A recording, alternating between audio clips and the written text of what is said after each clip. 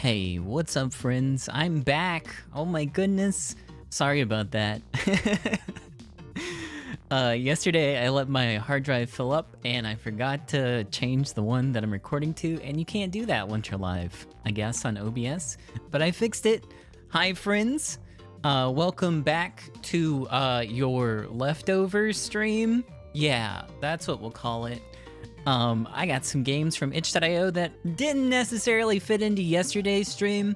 I think over the years, the game graveyard has turned into more like short form horror games, and these are too big for that, or just totally too different. So we're gonna play some of the games that I've been holding on to over the last year or so, and I hope they're good. One of them I've been meaning to check out for a really long time, and I just keep forgetting. But give me just a minute. Let me make sure everything's chill real quick, and then we'll get started. Hold on.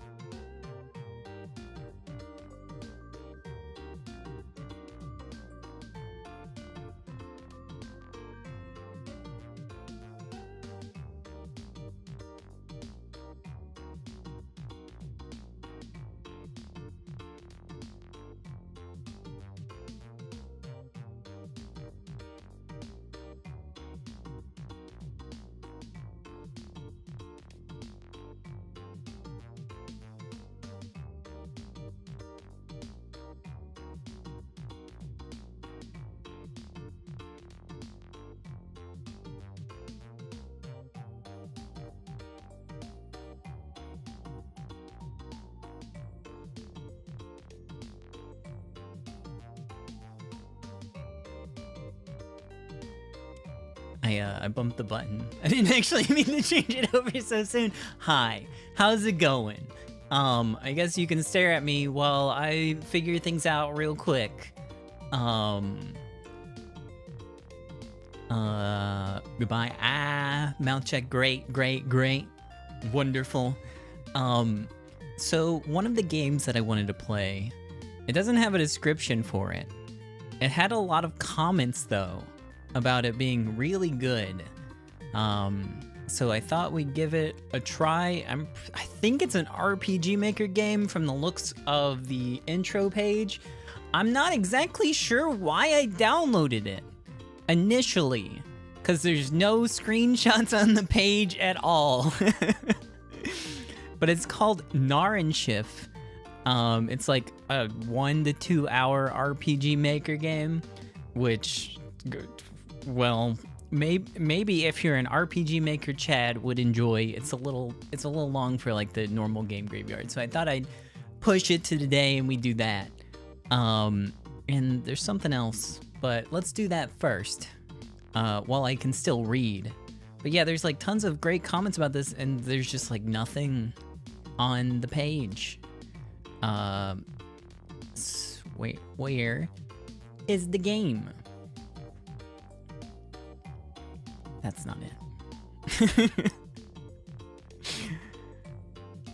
Game.exe. Anyways, hi friends.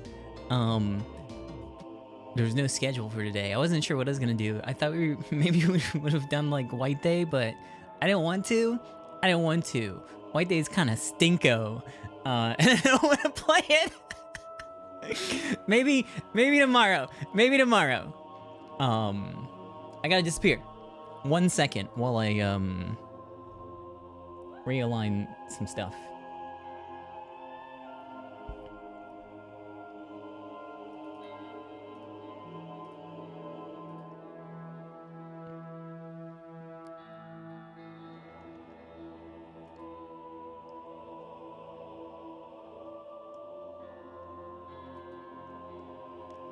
I think that'll do. But yeah, I can't really give you a description of what the game's about. I don't think there's like very little English text available on the page. It says the English version of this game is only downloadable, not play in browser. Game will be about 1.5 to 2 hours long. I will thank to the Odie on YouTube for his tutorial to make this game, and that's all it says. It's German for Ship of Fools. Cool. Let's go. I wish I could tell you more. All disease is only love transformed. I couldn't read who that was attributed to because it went by so quickly. Gone.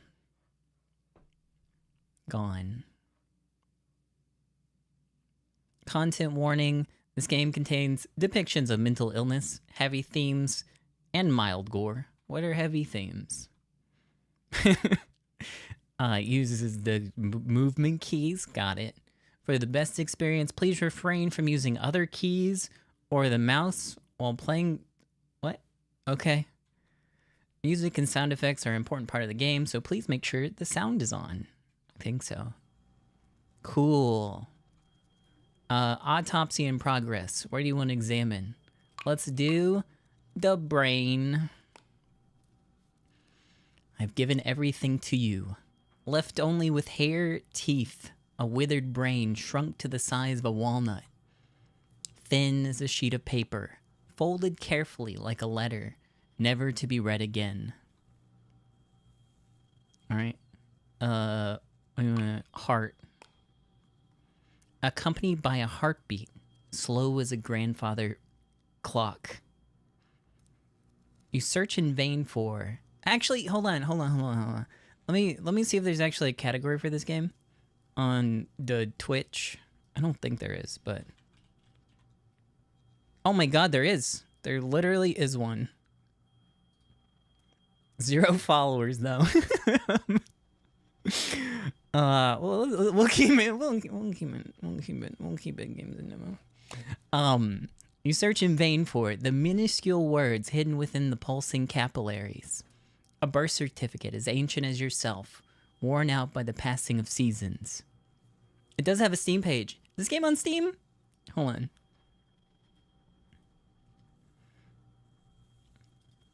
Just enjoy this overhead autopsy while I look. Oh yeah, it is. Wow. So this is like the first chapter of... I think it's supposed to be... I don't know if there's any information about what the rest of the game's gonna be. Kidneys. Flocks replaced by flocks. Dust displaced by dust.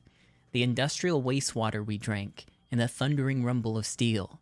They metamorphose across the vast expanse of time. This year, I begin yellowing before even the trees. Hey, what's up? Yeah, we got some body parts. Gonna check out that uterus. The tide ebbs, bearing the riverbed. The gate through which you came have closed without a sound. A long, long time after you decided to return here, you suddenly realized only then that they have led nowhere.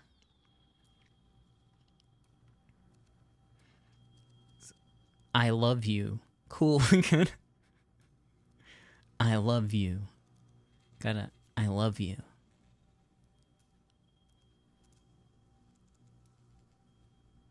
Alright, that's a nice start. We have a little goat baby, yeah. How long were you asleep for this time? You can't quite remember. Your head feels heavy and dull, as if the night has fallen in your mind too. It feels like the insides of this gargantuan building have never seen a sunrise, or merely that you fall asleep at daybreak and wake up at nightfall, as if beholden instead to some artificial polar night. For how long have you been shut within this room? 6 weeks? 8 months? 10 years? You have no recollection of anything from before today, as if there were some grand bottomless pit hewn in your memory. Who are you?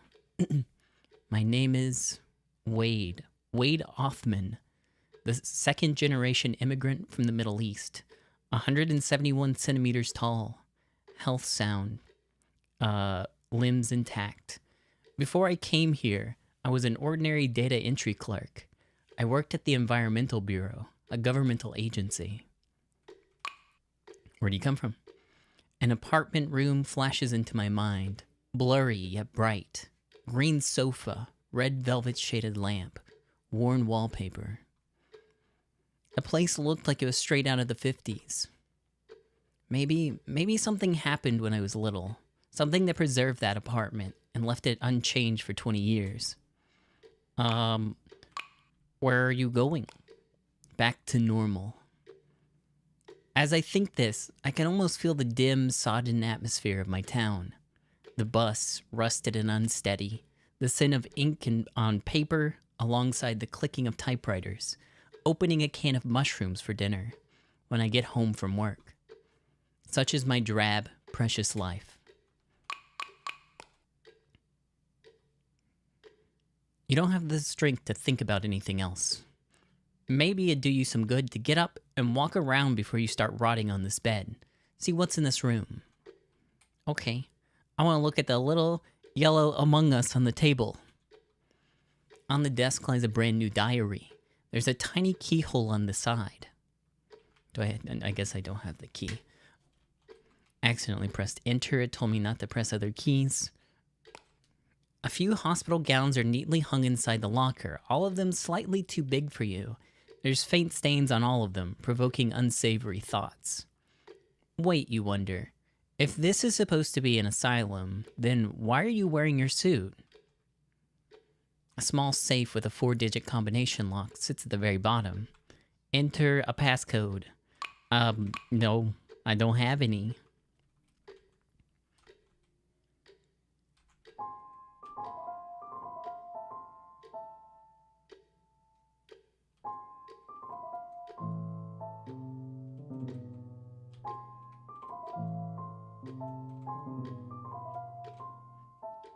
$6969. Good guess, good guess. Only the tick-tock of the clock persists, like an echo of someone's footsteps forever pacing back and forth over the same spot. The missing clock hands turn the hours into a riddle. Inside this dark, narrow room, time seems to have been imprisoned. Do I have an inventory? I don't have anything in it. I'll check the bathroom? This asylum was built before the war, and so still uses an old-fashioned type of squatting toilet that you now only find in buildings constructed during the last century. You don't want to investigate this too closely. Yeah, flush it. A tiny key falls from the water tank. Take the key? Yeah, sure, why not? The sink is full of cracks and stains and drains very slowly. It must be all the hair clogging up the pipes over the years, no one taking care to clean them out. Hot water is scarce in this building. It always takes a great amount of courage to shower when it's cold out. To use an item, stand in front of the object you want to interact with, press X to open the menu, and choose an item from the item category. Okay. Small key. Using the small key that fell out of the water tank, you open the diary. The diary page is blank. The diary is blank, but a page has been torn off. Flipping through it, you find nothing but a crinkled receipt pressed between the pages. It's from an Italian restaurant with a rather familiar name. Pasta Bolognese. 12 zb. 12. Orange juice. 3.5. And it's from December 22nd, 1986. You seem to recall the last thing that happened before you came into this building. You had one last lunch at a restaurant close to your workplace. Someone requested a happy birthday song for a little girl at the neighboring table. Then you suddenly remembered that it was your 33rd birthday as well. 33 years old. Perhaps you should go to the bathroom and look at yourself in the mirror. See how many more traces has left time on your body since that distant memory. Let's do that. That sounds fun.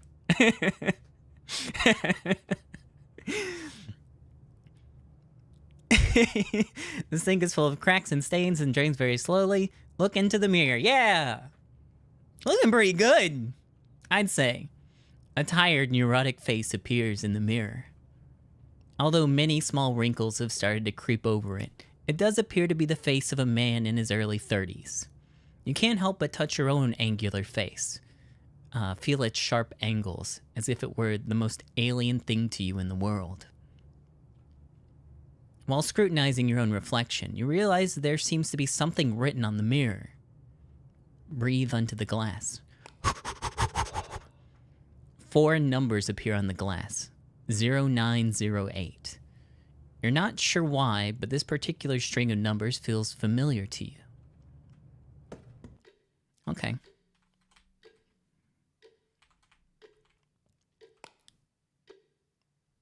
Oh, wait. Where was this used? Oh, the safe in. Yeah. 0908. The safe opens. Inside is a page torn from a diary, covered in handwriting, but crooked, but unmistakably your own. The door is already open. All those who can leave have left. What does it mean? Could it be that you can finally go home?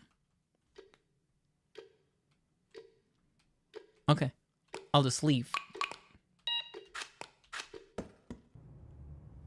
I'm out of the room. Is this really reality, or am I dreaming about freedom again, falling deeper into delusion? An onset of psychosis? You don't want to look back, too afraid of seeing your other self, close to death, lying on the bed. The door to room 302 does not open. You feel as though the person who lived there was very important to you. Hold on a second. I gotta move this fucking elf because it's behind the game, and like periodically it'll flicker through the game. It keeps jump scaring me. Okay. Oh.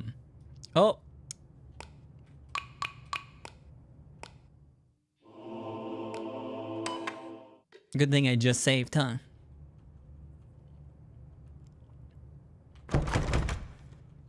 You feel as though the person who lived there was very important to you. You remember that. It was a young man, but his name and face escape you just now. Whoa, God, what kind of terrible thing happened here? Was someone attacked? Where is everybody? Your head reels as you take in the large pool of dried blood. I want the hammer. There's a bloody hammer on the ground. You think it's to blame for the scene before you. Yeah, pick it up. Got the bloody hammer. A safe is hidden under the bed. Maybe I can figure out the passcode if I learn more about the person who lived here. Okay. There's a little Among Us here. On the cupboard is a battered diary stained with grease. Read it. I haven't done anything wrong. Why do this to me? I haven't done anything wrong. Why do this to me? I haven't done anything wrong. Why do this to me? I haven't done anything wrong. Why do this to me? This sentence is scrawled on every inch of every page, filling the whole diary cover to cover. It doesn't look like I can equip it. I'm sure it's got great stats. Toilet is full of feces. Gross. I'll flush it. Goodbye. I don't want the poop killer to get me.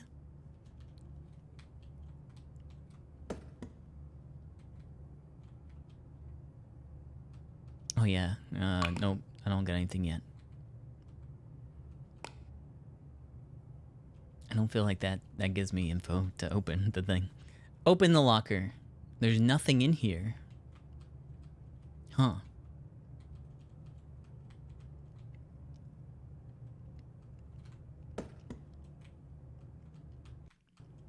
I can't look at their mirror either.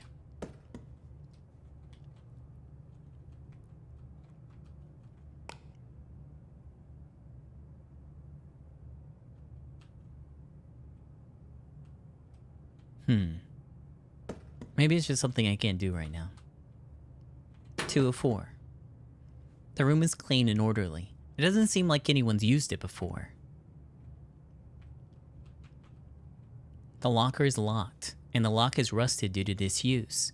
If there's something that could be used to lubricate it, perhaps the lock can be picked with something small. Alright, we gotta lube it up.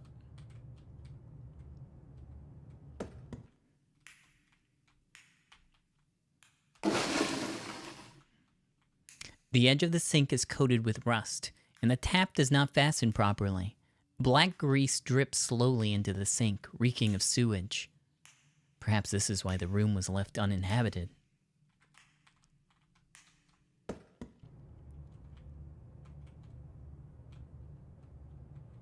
It's still pitch dark outside, without a single shimmer of light. You won't be able to see your own fingers if you reach out your hand. Hey, what's up?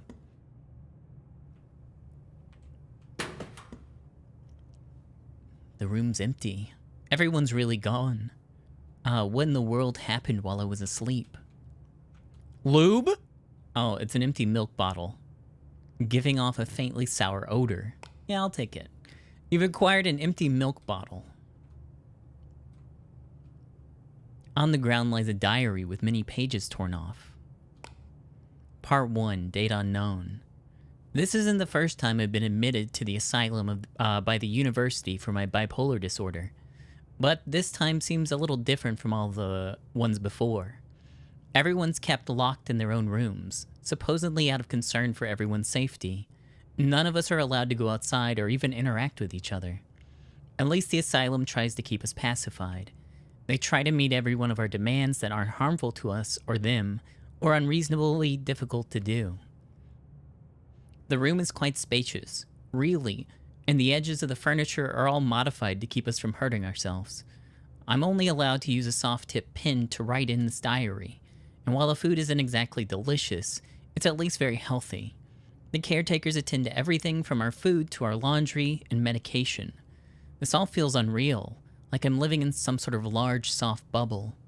Part 2, date unknown. I've only been here 3 weeks, but I've already finished every one of Dostoevsky's books that I could get my hands on. I've gotten used to living here. I take my medication on time and do as I'm told. It's rather nice for someone like me. I've also grown contented with staying in my room, spending entire days reading and writing on the desk. But it seems that the time for the bubble to burst is upon us. No one lives in the room next to me, so the screaming must have come from room 303. They just started happening last week and have carried on since. The screaming would last for half an hour usually. Then a caretaker would barge in, followed by the sounds of a sudden deathly silence. Part 3. Tonight, the patient in room 303 spent the whole night shouting. He screamed, "My name is Paul Young, born in Miette in 1957. What have I ever done to deserve this? Please help." 1957. I wish I had a notebook of some kind, but oh well. "I don't want to disappear because of nothing." He repeated it over and over the entire night. No one came for him. It was bone-chilling. Something serious must have happened last night because the whole hallway was in an uproar. Paul in room 303 did not make a single sound. Now my initial optimism's worn off. I realize that every single detail about this place is unsettling. If they're going to be coming for me, I'm not giving up without a fight. The diary ends here. 1957! Actually, we're in like the 20... Are we in... Maybe not. That might be a 3. I might be dumb. Is this 3?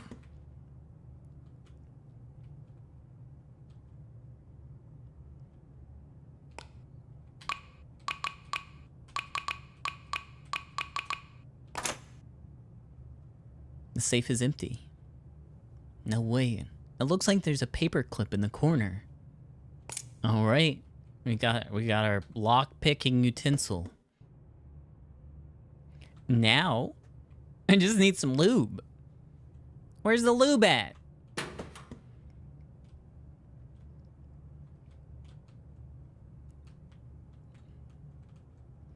The bathroom door is bordered with thick wooden planks. You cannot remove them with your bare hands. I can't tell if the planks are meant to keep people from going in or to keep something from getting out. Well, let's find out. The hammer doesn't work? No? Okay.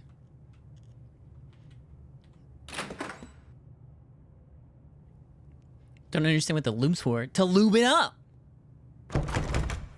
The door to the 3rd floor west wing is locked. I knew it wouldn't be this easy.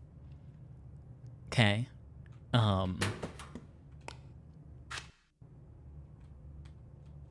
Should I have found the lube already?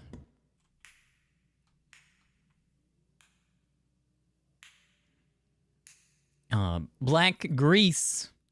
Perhaps this is why. Okay. Collect a bit of black grease using the empty milk bottle. Okay, got it. Let's lube it up. You lubricated the keyhole. Yeah. You open the locker. There's a crowbar in the locker. Wait, why is something so dangerous hidden away in a patient's room? You acquired the crowbar.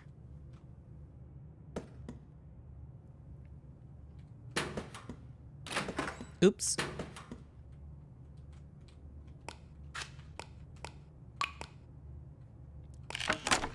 You use the crowbar to remove the wooden planks. A faint, indescribable stench of gore and decay wafts out from the bathroom. You can hardly tear your gaze away from the towering statue. Cool. The statue is gray-white in color, hard to the touch, with a texture like the inside of a clamshell. I have no idea how something like this could have ended up in the asylum. When you look more closely, you see that there's something stuck to the side of the statue. I should get closer to it.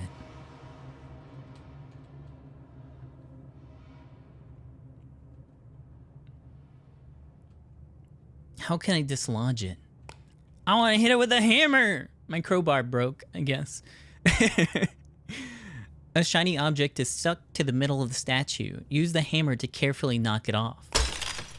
Ah! The surface of the statue cracks slightly, revealing a small opening. A stench wafts out, as if something inside is quietly rotting away. You've acquired the key to the 3rd floor west wing. The statue makes me feel anxious. I don't want to touch it any more than I have to. Kind of want to look in the hole.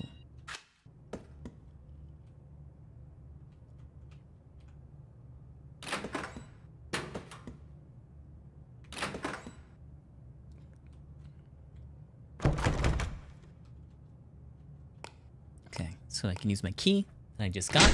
Oh my god, that was so loud. Sorry, gang. The door seems to be broken here.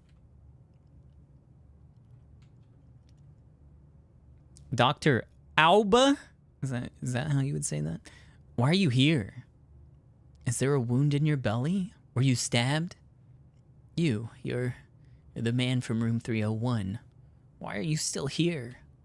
You should have left when you had the chance, if you wanted to live. What do you mean? Listen, I need you to calm down. Listen to me. Fuck, it hurts. Let me call an ambulance. Wait, listen to me. Something happened downstairs. A lot of people were infected. That thing is running up here as we speak. What thing? Listen, you can't use the telephone downstairs anymore. Go to the storage room on the roof. There's a wireless phone there. The key is in the 3rd floor office. First room on the upper left of the lobby. Tell them the plan has failed. Send people over as soon as possible to deal with it. What plan has failed? Oh, the man's gaze is empty. He does not answer. He briefly falls silent from the pain, but all of a sudden starts to whisper rapidly to himself. I shouldn't have trusted him. He's a lunatic, a narcissist, an arrogant egomaniac, a genius, and a total utter fool. He has to meet his end here, like all of us, like me. We all need to go down with this ship, sink quietly in the storm. His eyes are shut tight behind the glasses, and he does not say anything. He seems to have passed out from the pain. Maybe he's already dead. Oh, well, guess we're not getting any other answers. The portraits are really nice. It's surprising to see, like, original artwork in an RPG Maker game. It looks unique, I would say, for an RPG Maker game. For sure.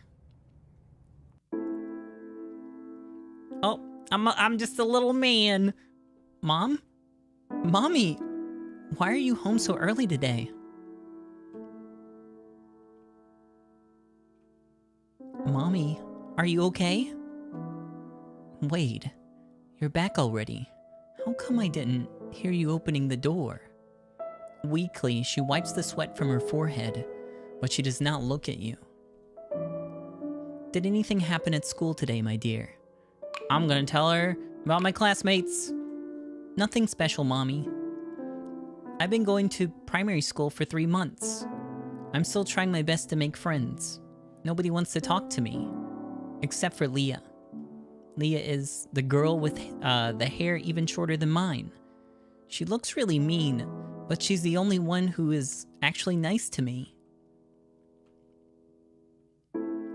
Mommy, are you listening to me? Sorry, I'm listening. So, school's been alright. I'm too tired, I'm sorry. I just asked for a few hours leave from the factory so I can get home and make some dinner for you. It's because Laura got ill. Do you remember her? The Polish lady with red hair. I have to work overtime tonight to fill in for her. So I won't get to see Mommy tonight? Mommy doesn't want to go either. Mommy's so tired, so in need of rest. Mommy? Sorry, let's not talk about this anymore. I have to finish making dinner. There's still yogurt in the fridge. Go have some. I'll always love you, Wade. I'm gonna get some yogurt. I hope it's Go-Gurts. There are a few bottles of yogurt in the corner of the fridge. Drink one? Sure. You drink the yogurt. The chilly sweetness temporarily eases your sadness towards the fact that Mommy won't be home tonight.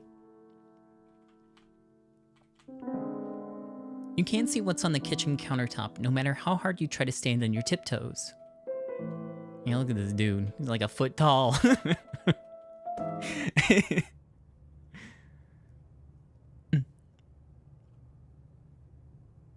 What was that? Some kind of vivid flashback? A dream? Or have I gone completely mad? The only way to know for sure is to re-enter that strange room.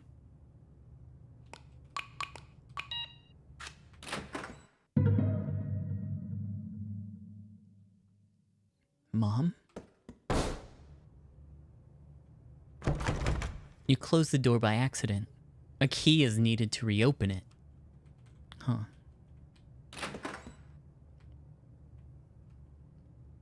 I thought I heard strange whispers, but the room's empty. Could there still be people around? A few yellow plastic folders lie on the desk, possibly patients' medical records. There are also some application forms for medicine and medical equipment. A tattered examination table. The leather edges are so worn that the filling is visible through the cracks. A computer. Yeah! I'm gonna read some emails! The wash basin in room 304. It's been almost 3 months since the wash basin in room 304 started leaking grease. The repairman who came last time didn't patch up the pipes properly. You better call up another repair company right now. I must see it fixed within 1 week. Henry Willer. Diazepam shortage. Recently, the hospital has been short on some common drugs. We're running especially low on diazepam right now, with the stock almost depleted. Relevant departments are advised to make purchases from a neighboring city ASAP. Should the purchase fail, another sedative will be used in place for the time being. Satoru Aoba. Encrypted, room 302. No authorization. Medication records. No authorization. to the Garden of Forking Paths. What's this? Looks like someone wrote a novel on the computer. The cradle stood in silence. Wait, the cradle stood still in the silence of the room. All was set in a gel-like substance except for the slowly growing, darkening shapes cast on the floor by the slanted rays of the setting sun. As if peering at a praying ant encased in a drop of amber, holding the same form and stance going back billions of years. The infant in the cradle was not asleep. It gazed at the empty ceiling with wide, vacant eyes, like a plastic toy crudely made and abandoned. It was a girl. Recalling her past, the girl would say that her childhood was made of blizzards, power lines, white, towering collective housing apartments, and the sound of gunshots somewhere far away. The roads were often littered with animal carcasses left behind by wolves, the curves of the rib cage opening up to the sky like a window. She rarely thinks of her parents because, they were cold to her. Her parents didn't care much for her because she was the only one of their many children. Growing up in a big family, she learned to read expressions from a young age, catching on to commands from her parents and older sisters, voluntarily taking all the chores. Her biggest dream was to leave this backward town, not backyard. 2 paths lay ahead of her. When she left home in her teens, she would enroll in high school or start a relationship. We're going to enroll in high school. Through hard work, she was able to enroll in a reputable high school, an all-girls school. There was a plethora of cumbersome rules at the school, but to her, everything seemed novel and liberating in comparison to her suffocating home life. After that, she would fall in love with a woman. She realized that she was a homosexual. In that era, homosexuality was still a highly controversial issue. After making love to a classmate at school multiple times clandestinely, her secret was discovered by the administration. The punishment was exceedingly harsh. They were both expelled and sent to a local correctional facility infamous for their use of electroshock therapy. It was the 9th of November. Huh.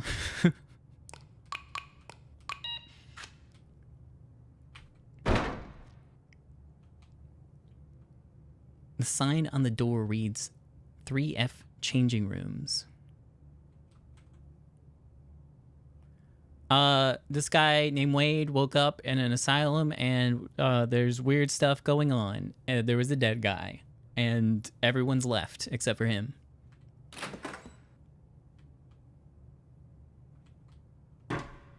Poopies! There's a shiny metal object at the bottom of the toilet bowl. Fish the object out? Yes, with reluctance. Heaving a sigh, you reach into the icy toilet water. I hope this is the last time in my life that I'll have to do something like this. You required a fish hook! Yo! We're going fishing!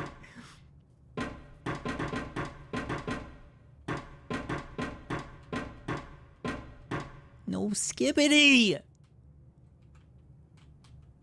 A stream of water drips down the urinal. The flush is probably broken. A small crowbar lies in it, possibly left behind by a repair crew. I'll take the small toilet crowbar, I guess. I don't know what happened to my other one. I guess they're single use. A clean basin with a bar of soap placed atop. Wash your hands? Sure. You wash your hands meticulously with the soap. It doesn't help much, but the anxiety from your mild germophobia is eased a bit after you cleaned your hands of the grime and filth that you just handled.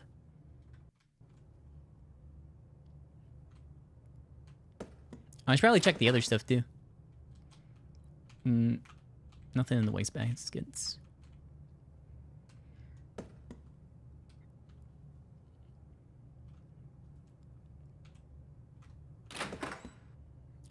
I keep forgetting to check the door names. In the claustrophobic room, there's only the buzz of ventilators and the odor of moldy fabric. This looks like the caretaker's dormitory. I thought the living condition is bad enough for patients, but the caretakers have it even worse. I wonder if any of this is protected under labor laws. On the desk lies a locked diary. There's a tiny keyhole on the side, similar to the one I have. Oh, I thought he meant a key. The bunk beds look battered from use, with paint peeling off in many places, exposing the iron frame within. The joints creak with the slightest of touch. The sheets and covers on the bed are folded with meticulous care. Practical books are placed on the desk, such as A Caretaker's Handbook, General Nursing, Theories and Practices of Evidence-Based Nursing, and a conspicuous booklet hidden in between, wrapped in a black cover. I thought it might be something important, but turns out it's just porn. That's probably for a puzzle. We should take it.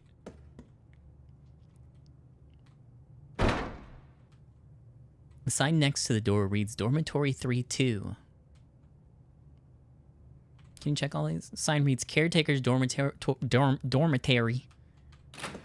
Dromedary 3-2. Oh, shirt. An undershirt left by a caretaker. Upon closer examination, a hidden pocket is sewn into its lining. Alright. Can we do anything about that? No? On the desk sits a red thermos flask with a traditional floral print. Feels familiar to me, as if every household is supposed to have a flask like this. Judging by the print, perhaps it was manufactured in China or the Soviet Union. On the desk sits a red... the same one.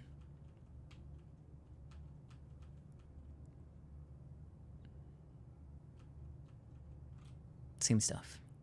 An ordinary trash can. Dig through it! There's a caretaker recruitment poster inside, crumpled into a ball. The Cincinnatus Mental Asylum is recruiting caretakers from the general public due to a shortage of staff. Males between 20 and 55 preferred. Middle school education. Those with military service history have priority. Must be strong, attentive, and able to endure hardships. Must be capable of working night shifts. The asylum hosts a canteen and a dormitory. Food, housing, and training provided. 50 hours of work per week is expected. Salary is 20 ZB per hour. Overtime rate to be discussed in person.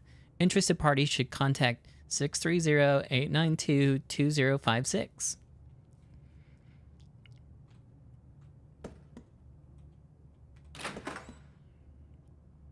The crude public bath opens to you. The tiles are yellowish, and the smell of piss and mold permeate the air. There aren't any stalls here. Aren't the people bothered having to expose themselves like that? Maybe it's just some sort of regional thing. A scrap of paper lies on the stool. It seems to be a page torn off a diary. Shit. I feel like the other caretakers are shutting me out. It's all that guy Adi's fault for talking nonsense, putting weird conspiracy theories into people's heads. And some people really believe in that crazy talk. Like Dong Hyun, the young guy from Korea. He's only 20-something, too young to be losing his mind with the middle-aged folks. I heard he got scared, or so scared that he can't sleep at night, and even hid a pair of scissors at the foot of his bed. What a bunch of clowns. If they have anything in them, they break the contract and never come back again. With how little we get paid, we should just work and slack off. We should just work and slack off whenever we can. Who in their right mind gives a fuck about busy work? Too much free time. That's what it is. I'm reporting them the next chance I get. Looks like it's hard to navigate workplace relationships, even as a caretaker. Hold on a second. Okay, sorry. Foot of the bed.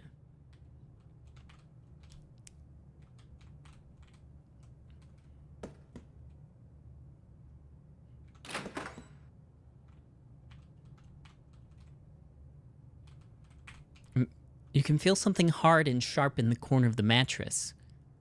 Boink. Got a pair of scissors. Okay, so I need to go back to this one. Destroy this undershirt. Finally got it open. There's an ID in the pocket which reads Adiz Kaya, born in 1944. A bust portrait of a curly-haired woman, seemingly to be pregnant. Neatly folded bills, 5,000 in total, perhaps freshly drawn from a bank, and a long piece of string. Obviously, I cannot take the ID, the photo, or the money, but the string might come in handy. Okay, I got some string. Yo, we're going fishing! You tie the hook to the string, it's now a hook with string.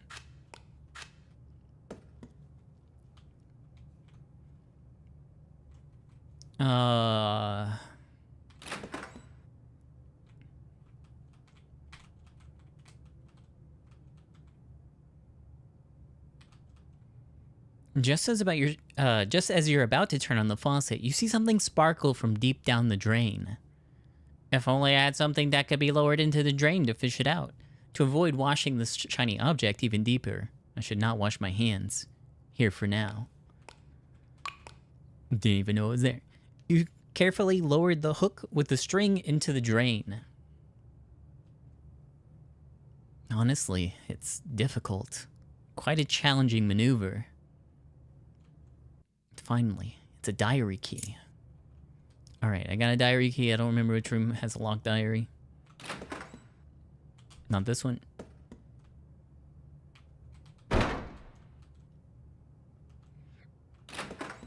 No adventure game would be complete without it. Now, if the string was only made out of hair. On the desk lies a locked diary.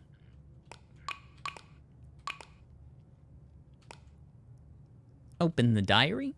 The entire diary is encrypted, written in text that I don't understand, as well as some strange formulas and symbols. But a note is attached to the final page, written in a scrawl. The handwriting is nearly illegible. The secret is hidden in the compartment between the examination room and the changing room. I covered up the entrance. Meet there at 8 o'clock today if you want to see it. Between the examination room and the changing room.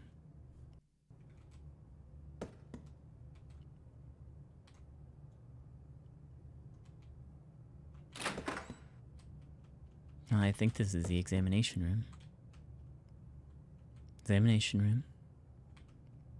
Changing room.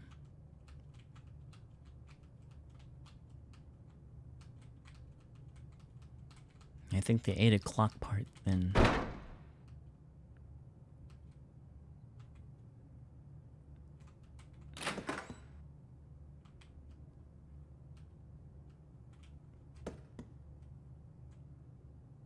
So I'm not sure what I can do about that. Hold on.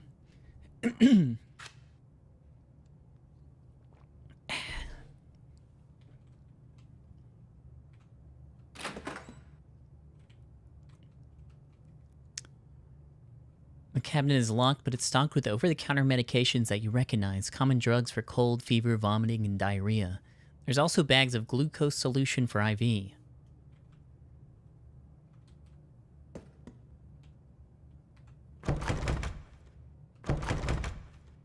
Do I have anything? I have a small crowbar. Oh, you want me to combine it?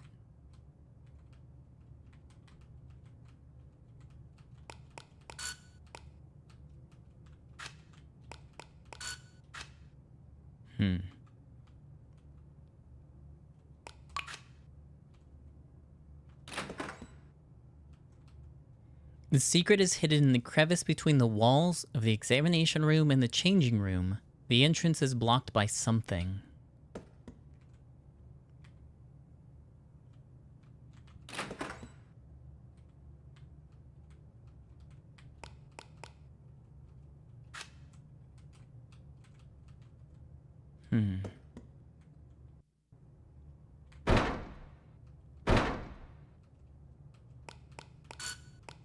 Okay, you don't use that either.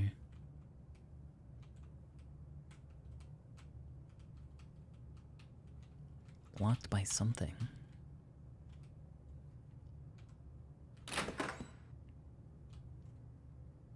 Hidden in the crevice between the walls of the examination room and the changing room.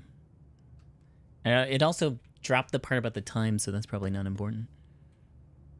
Can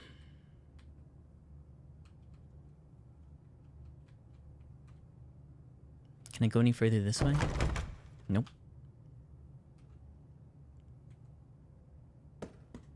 I can go this way, though.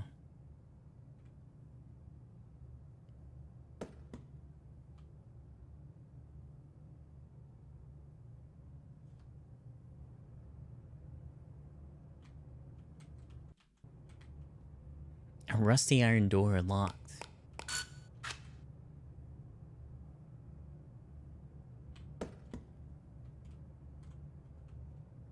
Stairwell is barred with iron fences. And locked from the other side.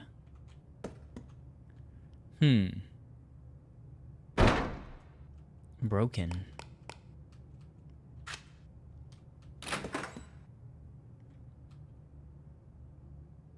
Hidden in the crevice between the walls.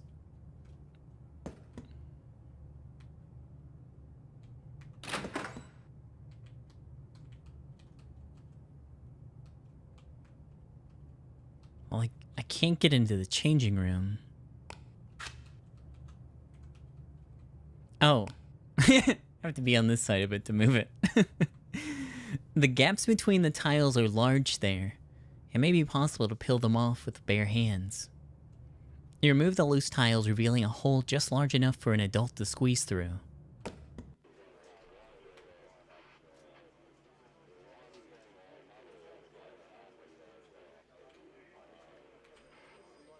There's a bony lab rat in the cage.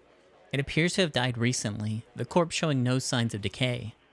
Upon closer inspection, there is an obvious stitch on its belly. Is this the secret mentioned in the journal? You open the cage to take a closer look at the rat. The stitching is sloppy, breaking off as soon as you touch the corpse. Carefully prying open the wound, you realize there's something strange about its insides. The other organs seem to be intact, but its liver, a great chunk of it seems to be missing, and the gap is stuffed with a soft, shiny substance, which fills the original shape. A radio. Seems to be the source of noise. I'm not turning off just yet. A notebook with scattered pages. Most of the pages are ripped out. The contents unclear. Only some pages remain in which the owner of the notebook discusses a novel. Typed on the computer. That pays homage to the Garden of Forking Paths. That was from earlier. Yeah. I come from immigrant parents and have had a passion for literature since my youth. My mother died early and my father abused me. To get away from him, I stumbled my way into society at 12 years of age, doing any work I could find. Somehow, I ended up with a gambling addiction and a hefty debt. That was why I came here, to work and pay my debt.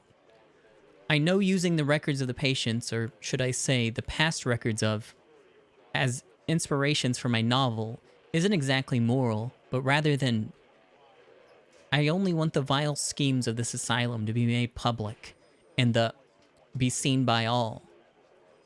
I place my findings on between the 3rd and 4th shower heads in the showers. The passcode is in the branch of my novel based on my life. It is well hidden out of precaution. A tool is needed to pry open the tile there. I don't know what I'm about to face. Only that I cannot turn back anymore. The note's in there.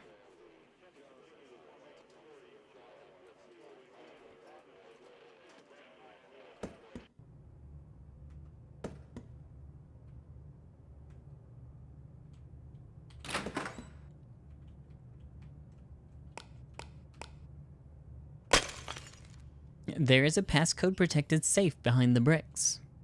The hint for the passcode should be the life story of Adizakaya in the diary from the hidden compartment. If I know his life story, I can find the passcode for the computer.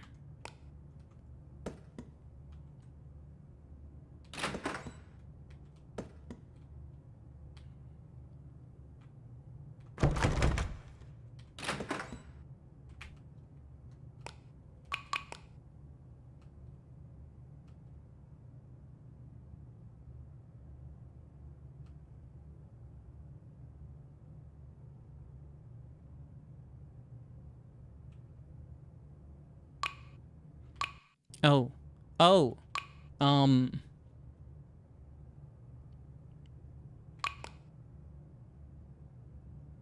Recalling his past, the boy would say that his childhood was made of factories.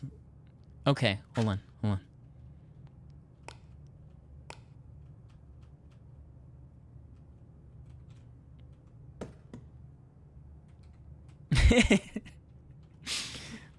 Sometimes you just get used to the bullshit.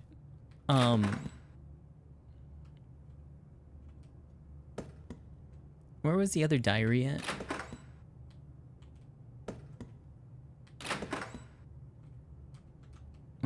Scrap of paper. Tell that guy D's fault for talking nonsense, putting weird conspiracy theories into people's heads. And some people really believe that talk.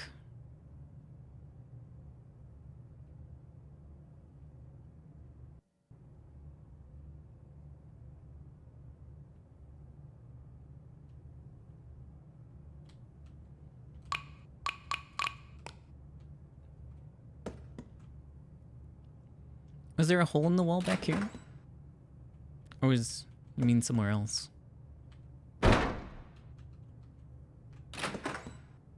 Hey, what's up? The secret is hidden in the crevice between the walls of the examination room. Got that. That's done. The one in the examination room.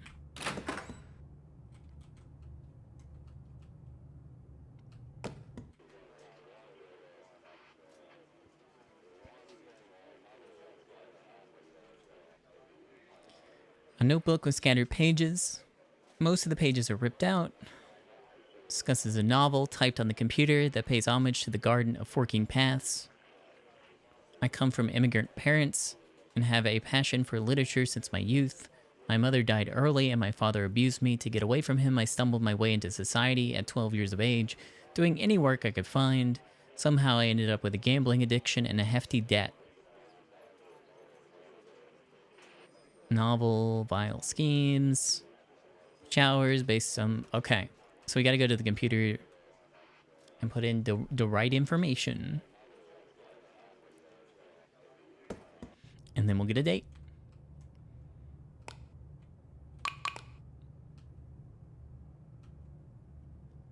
Let's see, the cradle stood still in the silence of the room. All was set in a gel-like substance except for the slow-growing, darkening shapes cast on the floor by the slanted rays of the setting sun. As if peering at a praying ant encased in a drop of amber, holding the same form and stance, going back billions of years. The infant in the cradle was not asleep. It gazed at the empty ceiling with wide, vacant eyes, like a plastic toy crudely made and abandoned. It was a boy. Recalling his past, the boy would say that his childhood was made of factories, roads, murky rivers, and the earth muddied by rain. Spiders hung from oak branches like extinguished festival lights. An endless, savorless dream. He rarely thinks of his parents because...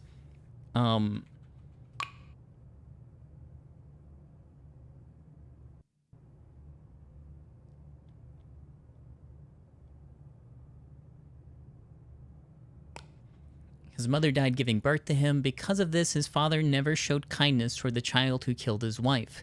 As far as he could remember, his father had no reservations in bestowing him with punches. He swallowed his anger, waiting for the day he reached the legal working age to leave this place forever. In order to escape from his father, two paths lay before him in his teenage years. Find work. He started looking for work without a second thought. He did all kinds of odd jobs, from loading cargo at the dock to woodwork and plumbing. Because of his diligence and his reserved demeanor, his reputation grew quickly. After that, he would start to gamble. After making some money, he wanted to live a quiet life. Everything changed after he was brought to a casino. He became addicted to the nerve-wracking excitement of the games.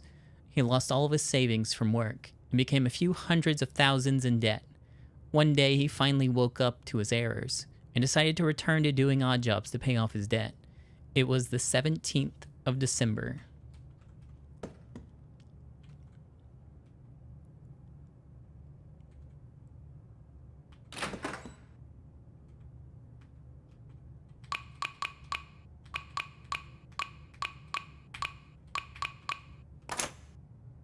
There's a filthy paper bag in the safe. The bag's empty. Looks like I'm one step too late. Wait, what is this? You fish out a key from the corner of the safe with the words 3F Office written on it. Perhaps this is the key to that strange room.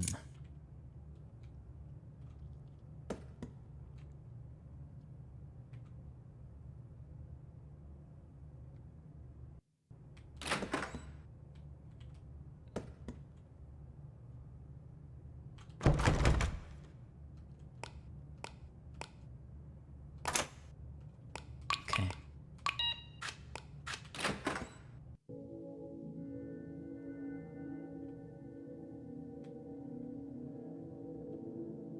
This is my apartment. My mother's apartment. But looking closely, it's a bit different from what I remember. Based on the way the furniture's arranged, this seems to be our home from 30 years ago.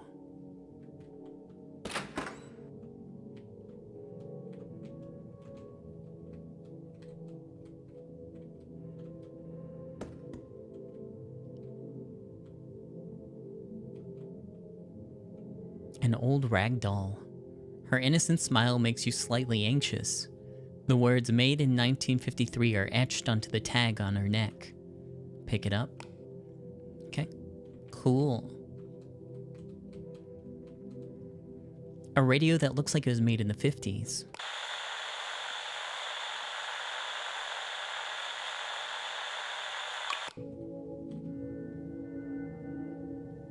Old childhood photos of my mother and her family line the cupboard. The faces are too blurry to be recognized.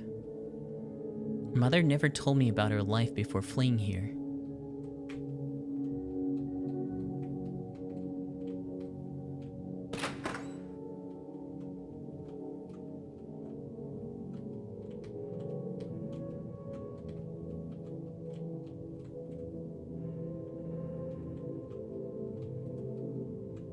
It's a very realistic looking bed.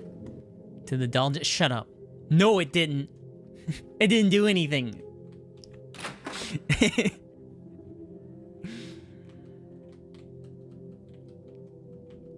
Well, is it? Okay, I got the doll. An old rag doll. The tag on the neck reads made in 1953.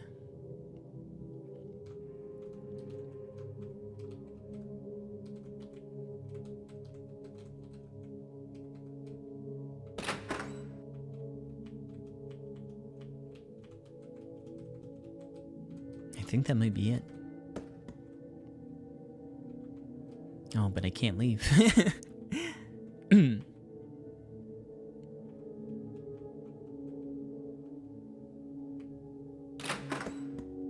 Scaling it. He's a tiny guy, all right? He's a little fella. Leave him alone.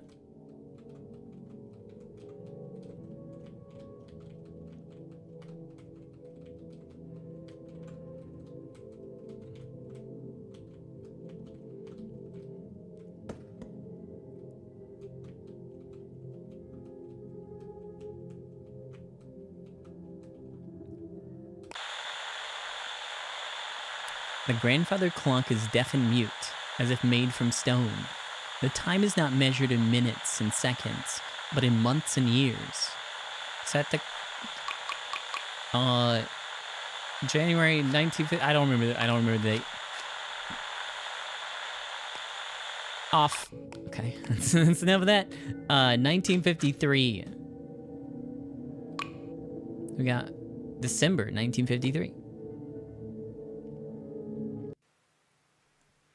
Baby, goo goo gaga. Whoa. Oh, you're still here. Maybe your mom won't be coming back. Sure, she came back yesterday and the day before. But who knows? She could always get into an accident today.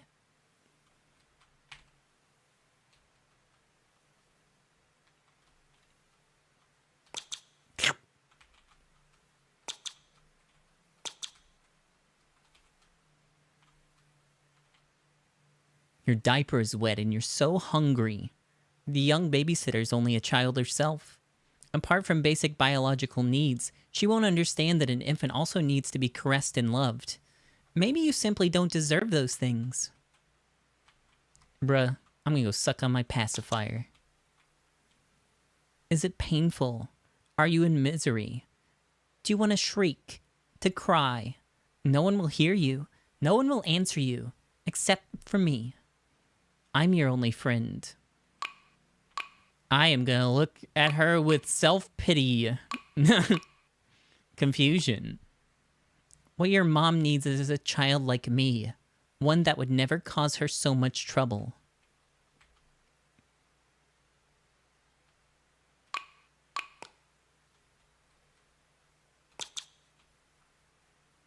Do you want to go back? Remember when you were floating in the fluids of your mother's womb, without a care in the world? Is this a life you pictured then? It doesn't matter. There's no way out now.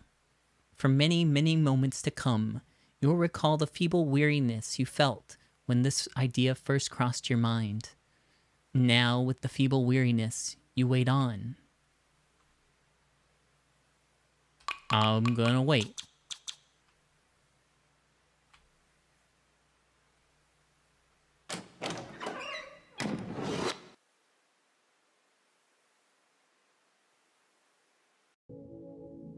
Wow, what a dick.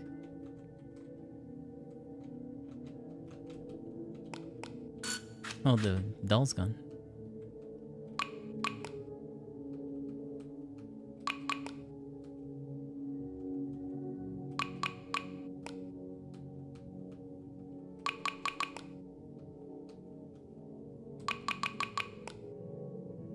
Okay.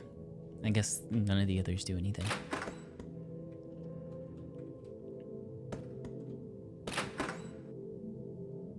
Oh, a pig!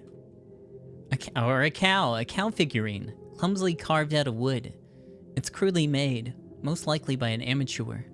Squiggly numbers are etched onto its belly. 1955, tin.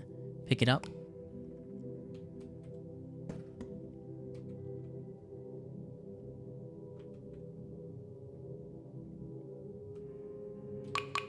October 1955. Oh, yo, what's up, cows? Shoe factory, molding factory, electronics factory. Maybe our children have names somewhere far away, with meadows, orange trees, with faces similar and distinct. Here we greet one another by the numbers behind our ears. 08761 21075 33987. Hello? Hello? Paper factory, wiring factory, furniture factory. Have you seen them? The sprawling houses of stone. They feed us and feed on us. Our milk and our blood flow through drainage pipes, to be swallowed by the river, as if the factories weep for us also. Hardware factory, printing factory, electric appliance factory. The factories decay faster than the people, but the slowest of all are the cattle, timeless and immortal, pregnant with everlasting meat and everlasting death. Just like that certain mother. Motor factory, toy factory, plastic factory. Holding in her hand death's gates. Holding in her hand death's gates. Okay, she too shall be infected with death. Soon she cannot tell the bones of cows from the bones of men. A prison of meat, a maze of time. Cow tools factory. Whoa. Garment factory, knitting factory, meat processing factory. Shadows spread from beneath your feet and overlap onto hers. She says that she loves you as she'd love a human child. Bidding you farewell, she gives you the name of her son. To you, this name means everything and nothing at all.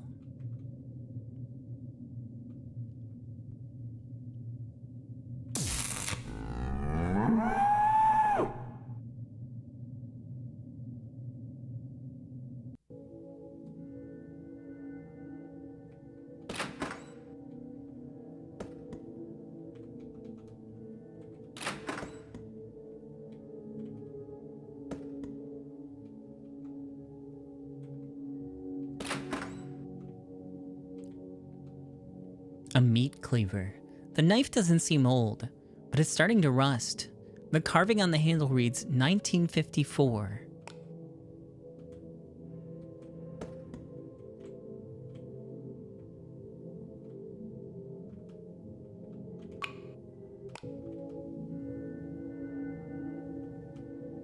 Did that make the music louder? Maybe not. Maybe it's just me. March 1954.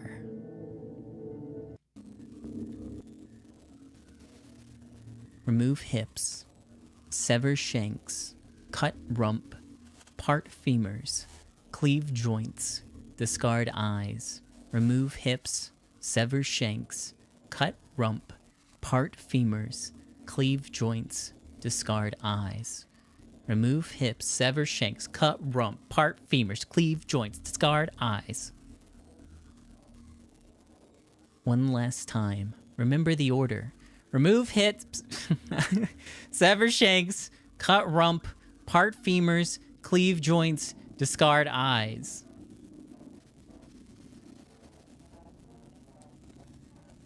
It begins. We're removing hips, and then we're cutting rumps. Nope. Remove hips, sever shanks, cut rump, part femurs, cleave joints, discard eyes. Okay, remove hips, sever shanks, cut rump, part femurs, cleave joints, discard eyes. Remove hips, sever shanks, cut rump, part femurs, cleave joints, discard eyes.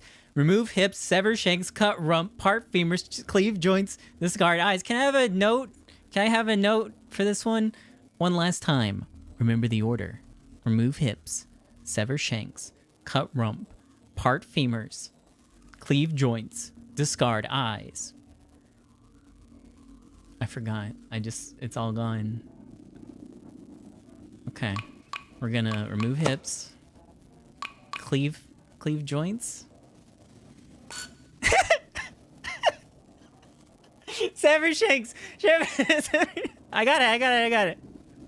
I got it this time.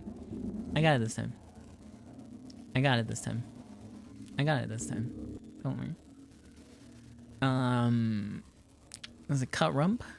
All right. Remove hips. Sever shanks.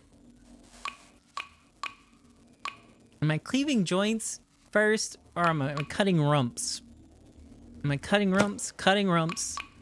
And then cleaving joints. No? Part femurs? Was that even on there?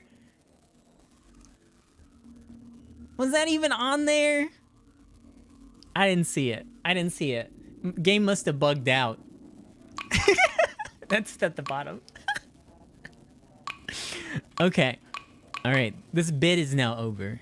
Remove hips. Sever shanks. Am I cutting rump? And then I'm parting femurs. And then cleaving joints. And I'm discarding eyes. Next one. Oh no! Come on, that was good enough. Remove hips. Sever shanks. Cut rumps. Part femurs. Cleave joints. Discard eyes. Next one. Remove hips. Sever shanks. Cut rump. Part femurs. Cleave joints. Discard eyes.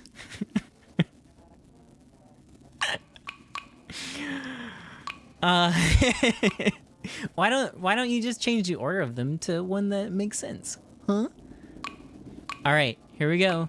Removing the hips, and then severing the shanks, and cutting the rump, and then parting the femur, and then cleaving the joints, and discarding the eyes. Don't fuck up. I didn't!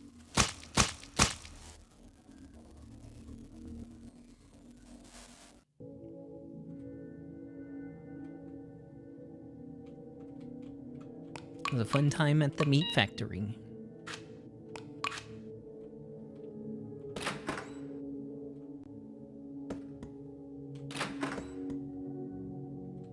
Some soap? A new bar of soap. Looks like it was bought not long ago, giving off a faint jasmine scent. The year 1956 is stamped on it.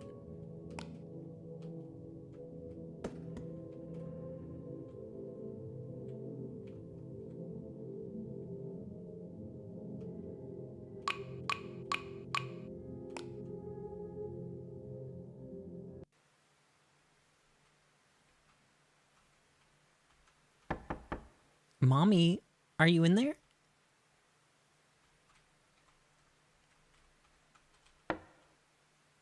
Mommy, I can hear the water running.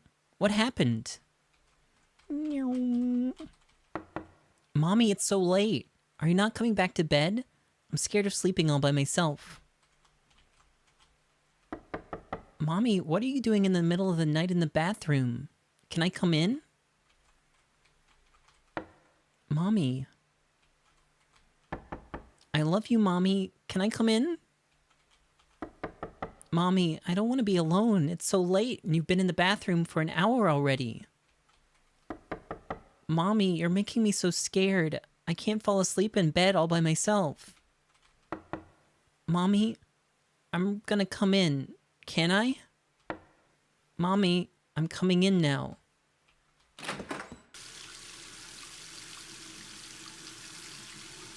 Mommy? The blood on my hands.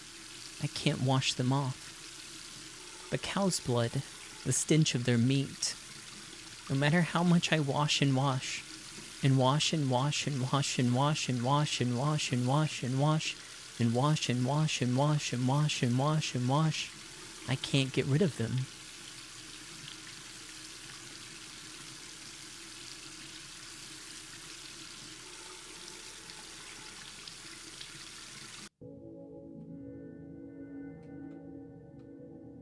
A medicine bottle.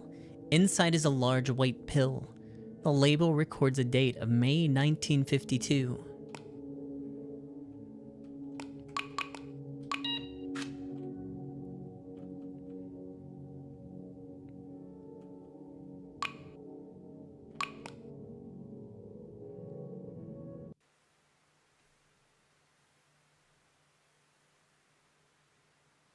Is there really nothing you can do, Doctor? I'm afraid it's too late at this stage. I'm only 22. I've seen much younger. But I'll be expelled by the School of Dance for this. I'm a foreigner. Do you know what kind of position that put me in? Then you should have kept your legs closed. I'll prescribe some pills for you, but they might not be effective, as the fetus is almost 3 months old. Is there no other way to abort it? It's against the law. And don't even think about trying anything stupid. It'll land you in jail. I understand. Thank you.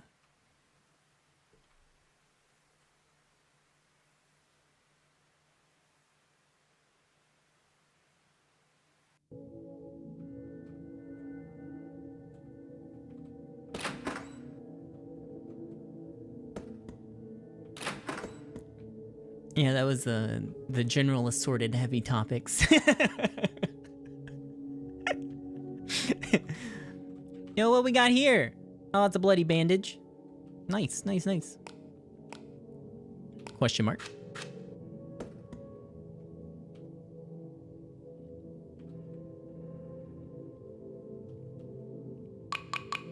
Question mark.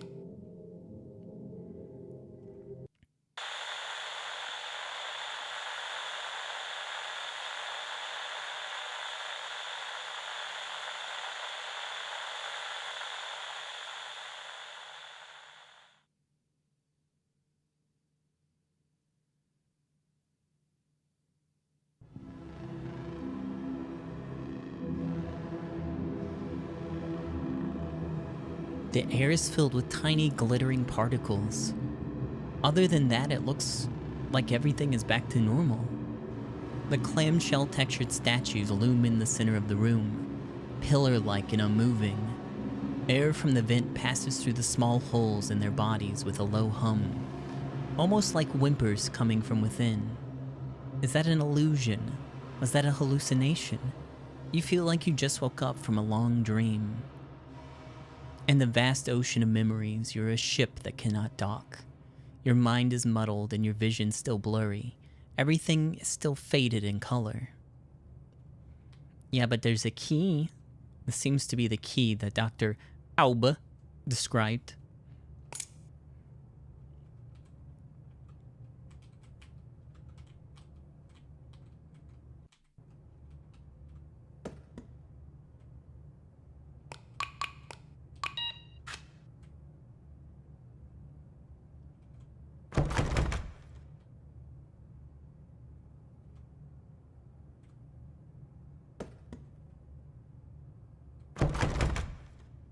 Unlock from the other side.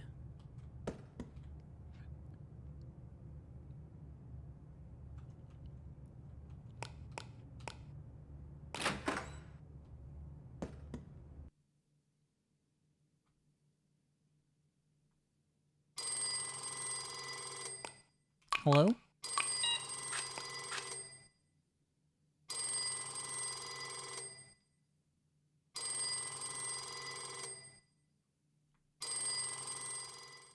Hello? Who is this? Sorry, what were you saying? I've got bad reception here. You mean her? Surgery. The lobotomy. Failed?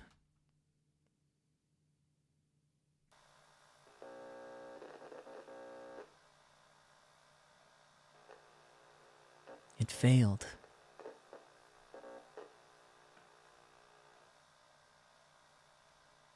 Copy that. If possible, please wait in a place where you can be easily spotted, such as the ground floor lobby. Please refrain from exiting the building. A rescue team is estimated to arrive at dawn. Over. Copy that. Over.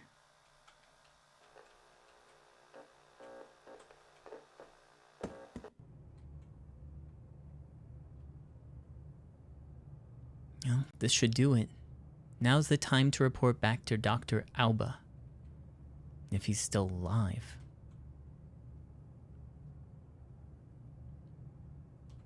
It's been a little bit.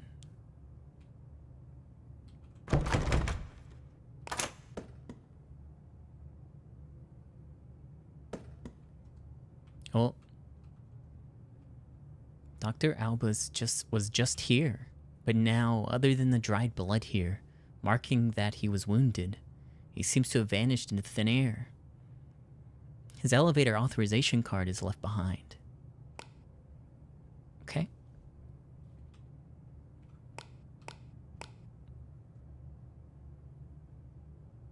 Did it do it? No. No response. In the dim light, the card reader on the side reminds you that you do not have authorization to use this large, cumbersome machine.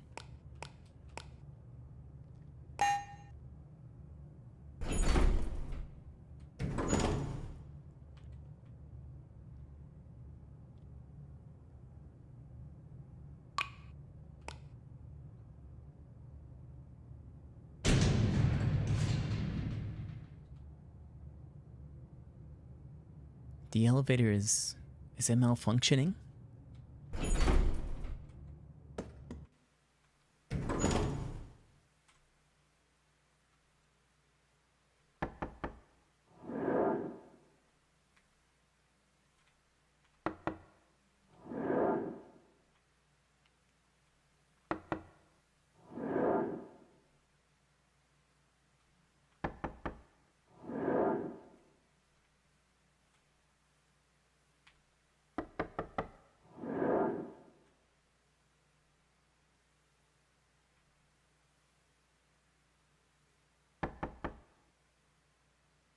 Mom?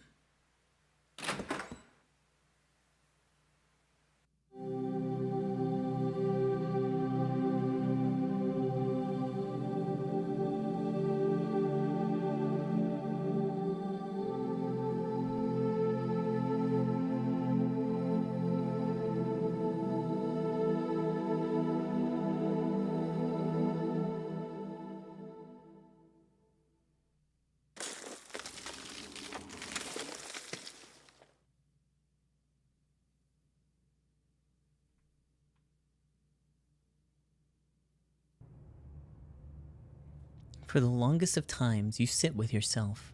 For the longest of times, in the pouring rain and the white night, only your shadow rises in your place.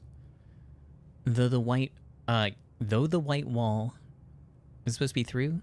Though the white wall, it walks into the mountains. Footprints cover footprints. Scars overlap scars. Someday, all the salt shall be returned to sea, and tears will never again be taken by the eye.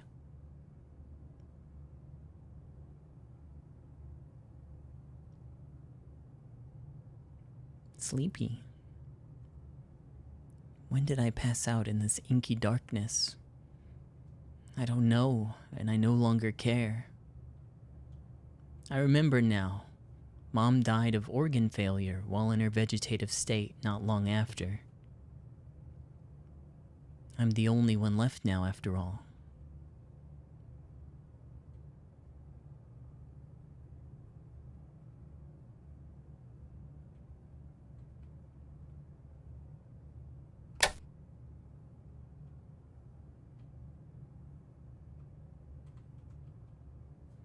There seems to be a shiny object on the floor. It's a severed finger, adorned with a wedding ring. Yo, score! Nice! A snack. I guess he doesn't want it. According to the layout of the building, both the east and west wing should be the patient's rooms.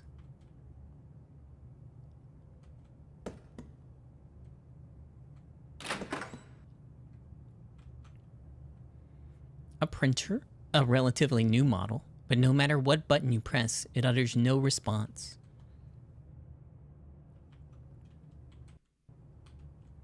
A computer. Yeah, let's go. Email time, baby. Plastinated models turning foul.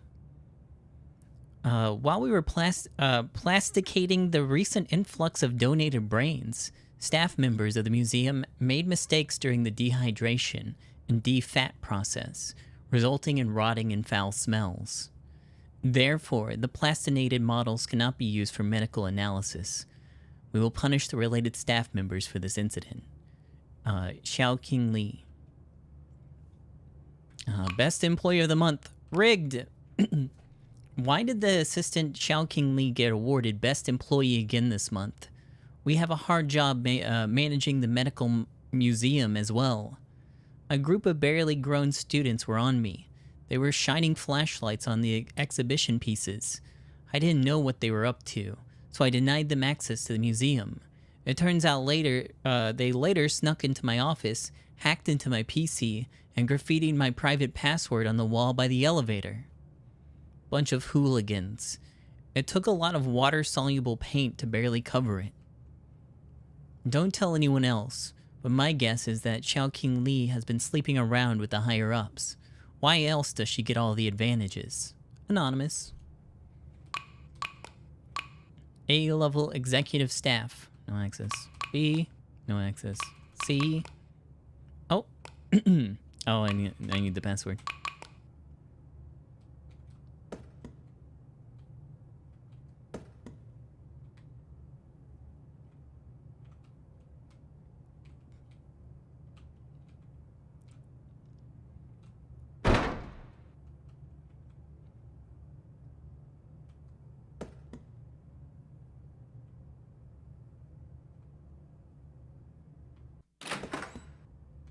Piss.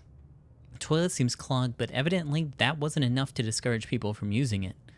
The bowl is filled to the brim with dark yellow urine, smelling strongly of ammonia. Wait.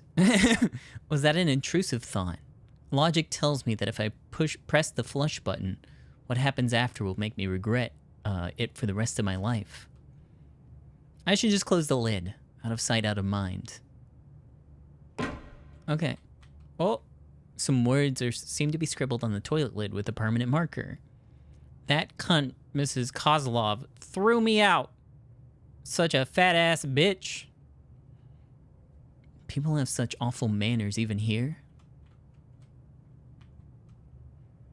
A clean basin with a bar of soap. Sure. It doesn't help much, but the anxiety from your mild germophobia has eased a bit after you cleaned your hands of grime. Oh, I didn't check the giant center door.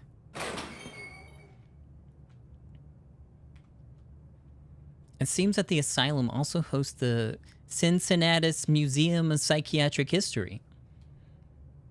The exhibition was housed in a museum in the city center during the 70s, open to the public, but the curator could not keep the downtown museum afloat, which is why everything was relocated to this asylum. Presently, the exhibition is only available to staff, medical students, and researchers. The plastinated brain of a depressive patient.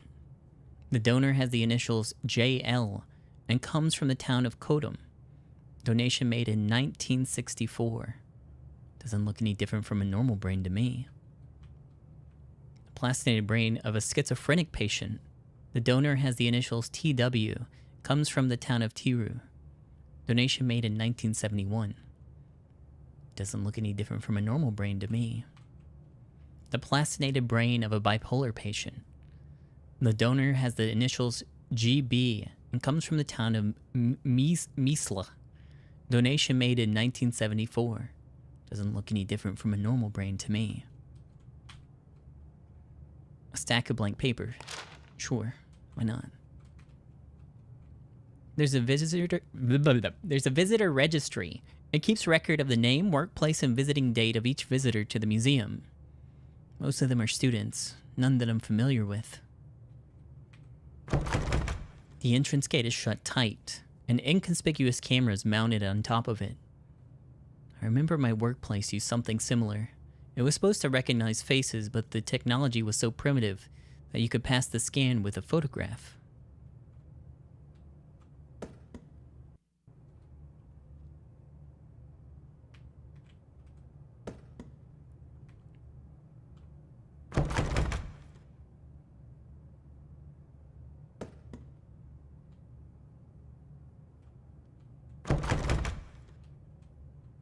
Peek in from the window, everything's dark, but this should be the staff canteen. I don't plan to explore it. There shouldn't be anything of importance.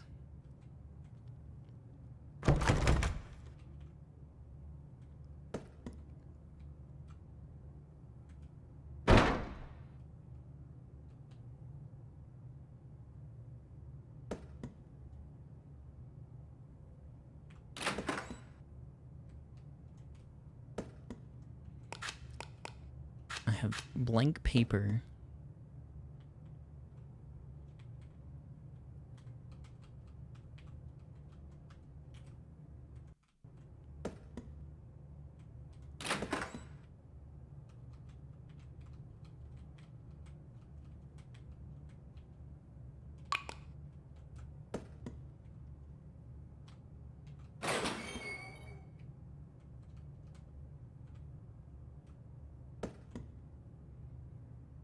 Can I wet the paper?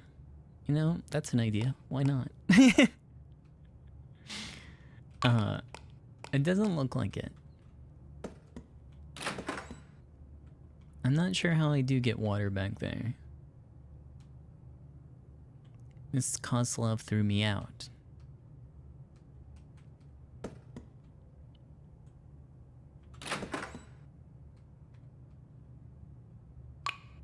Can I piss on the wall? Nadia Kozlov. Oh.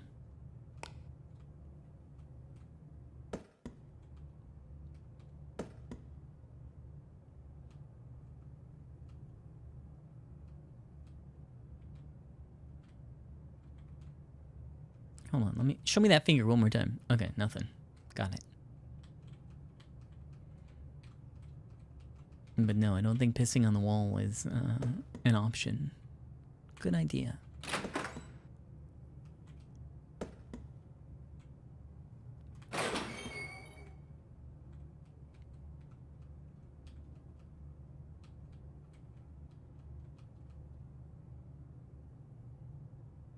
JL TW GB. Gay baby? Wow.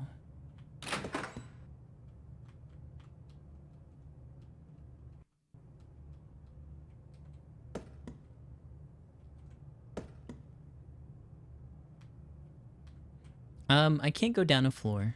The elevator has malfunctioned. Here on the first floor. I can come to the second floor. The way is barred to go back up. This way is locked. This way is locked. I currently only have a piece of paper. This way, also locked.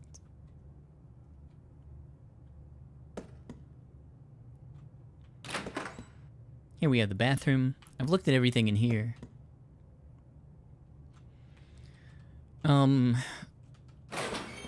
GBTWJL, I think.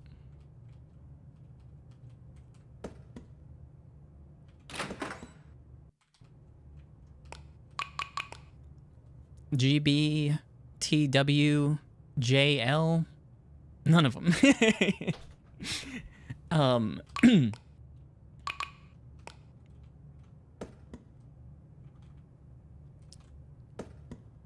So no luck there. I guess it also has nothing to do with his finger. I have no idea what to do with the blank paper. Maybe I can put it in the printer. No matter what button you press, it utters no response. Okay. It's not for the printer. Maybe it's for the printer later. Maybe we'll be able to print out their photo so we can get in the room.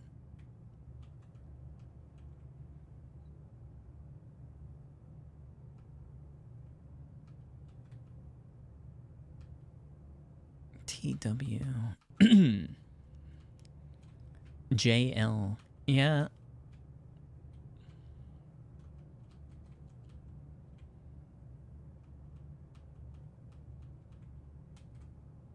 Oh, what about this one? There's a dry towel in the flower pot. Okay. We gotta go dip it in the piss, I think.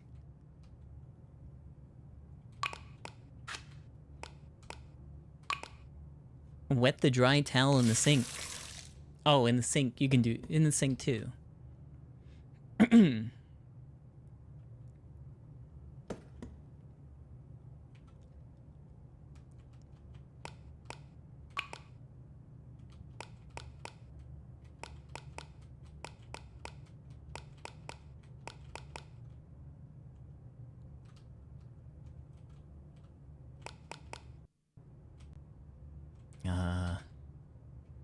I did say by the elevator, right?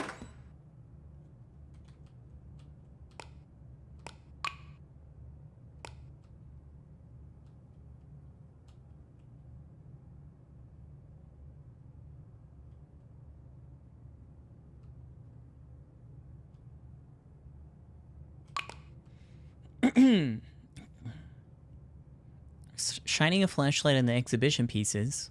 I didn't know what they were up to, so I denied them access to the museum. Snuck into my office, hacked into my PC, and graffitied my private password on the wall by the elevator. Oops.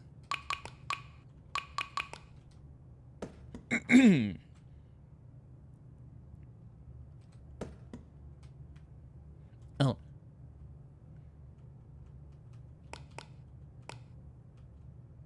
Wipe the water-soluble paint from the wall with the wet towel.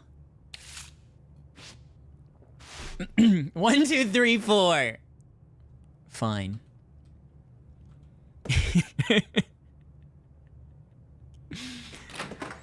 Oh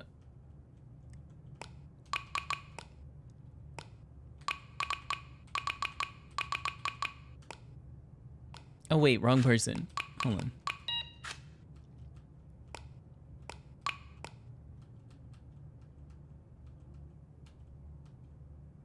It's from Anonymous.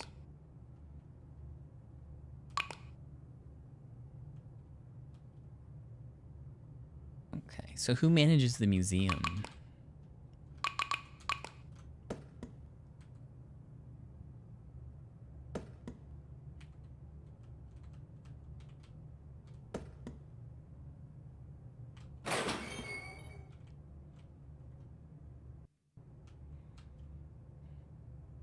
house in a museum.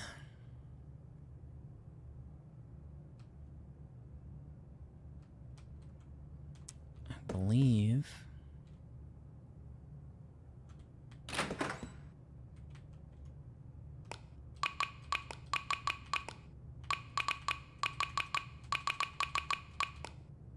Personnel records. Not really anything of use. Profile picture. Please initiate fingerprint identification. Fingerprint identification? I didn't expect security to be this tight. Where do I find Mrs. Kozlov's fingerprint?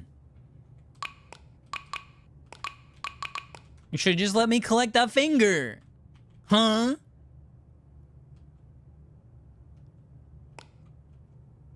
It feels cold and rigid.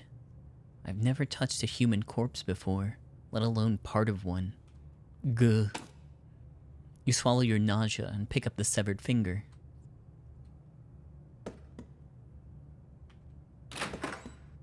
Alright, just jam it in the floppy drive.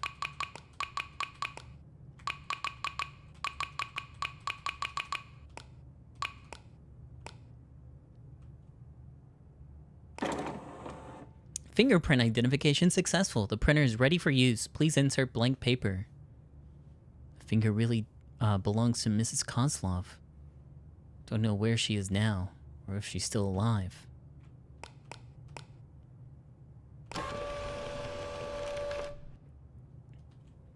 You've acquired a printed photo. Okay.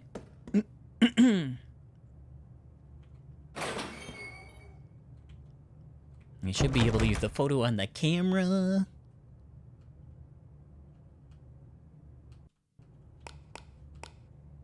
Theoretically, the door should open if I put this printed photo of Nadia Kozlov under the scanner. Okay, the door to the Museum of Psychiatric History is unlocked.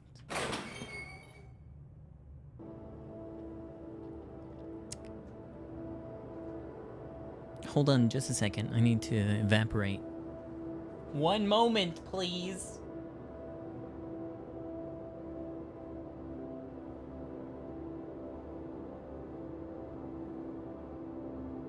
Okay, there we go. This doesn't seem to be the Museum of Psychiatric History. The hallucinations of me and my mother's past are reappearing. The odd thing is, even though I should want to recall everything about my mother, but for some reason, somewhere in my subconsciousness, I fear as though I'll know too much.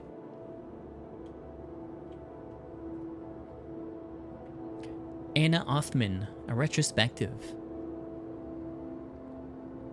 This exhibition documents the tumultuous life and death of a contemporary dance artist, Anna Othman. Anna Othman was born into a strict and wealthy family in West Asia. She fled from home at the age 16 to a small country in Eastern Europe, studying modern dance under the secret patronage of her uncle. Othman was forced to give up her studies in light of an accidental pregnancy after she was groomed by a professor. It was also then that the death of her uncle left her with no financial support. For the next 6 years, Othman worked in the local meat processing plant, until she was institutionalized in a psychiatric facility due to her mental illness. From there, her condition steadily deteriorated, and she spent the remainder of her life in a small ward. This retrospective exhibition displays a collection of 7 art pieces relevant to her tragic fate. Please remember to read the label next to each artwork for a detailed description.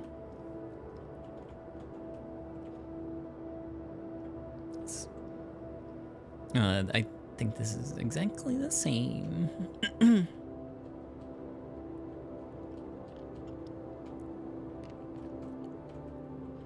Photograph number... well, let me read the thing first. The Ghost of My Past and I, 1932 to 1947. A collection of family photographs from the childhood and adolescence of Anna Othman. Artistic alterations are made as to ensure anonymity. The viewer is encouraged to interact with the photographs and interpret their meaning through tactile sensation.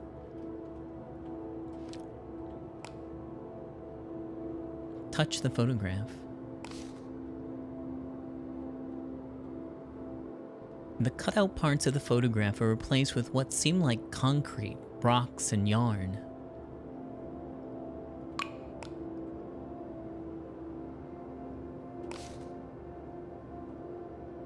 The cutout parts of the photograph are replaced with what seem like linen. Brr, shut the fuck up!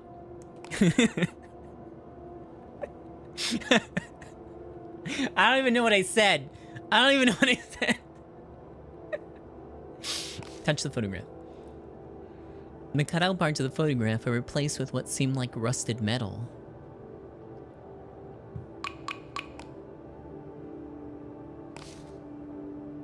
The cutout parts of the photograph are replaced with what seem like tree bark.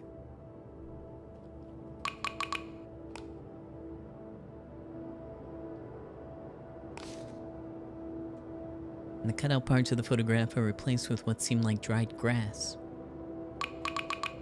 Alright, was that enough time for you to interpret? Well, too bad. We're moving on.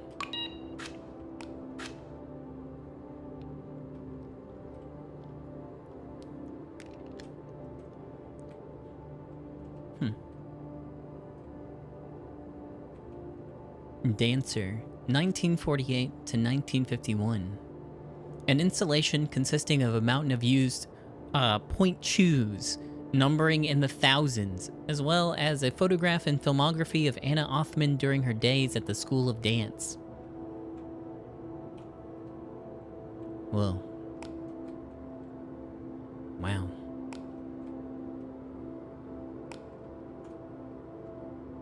Stop. Stop. Do not. There's a rotoscope videotape inside, labeled 1950 728. Play the videotape? Sure.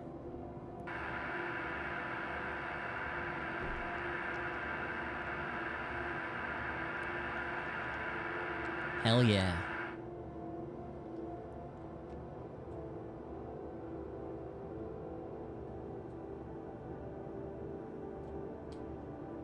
Mother, 1952. An interactive installation that consists of a hollow marble statue in the form of a pregnant mother and a microphone at one's chest level. Hey, what's up, David? Just going through some trauma, that's all. Baby! That's me!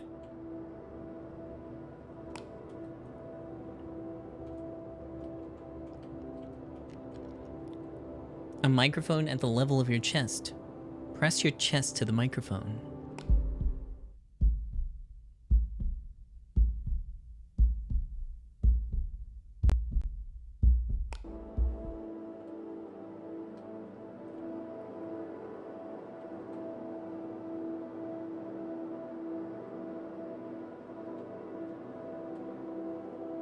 The Waning of Childhood, 1954.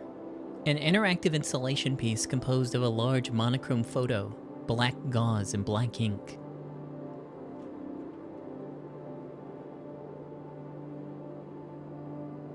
The viewer is encouraged to interact with the exhibition. Remove the black gauze over the photograph using your hands.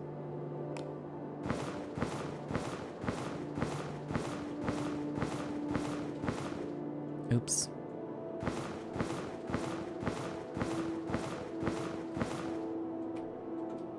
No, over.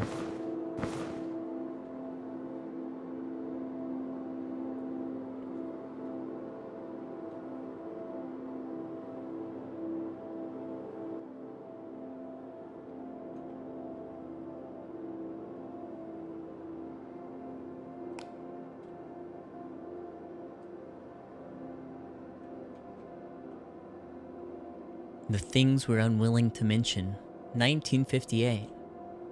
Question mark. It seems that something was removed from here, and here, and here.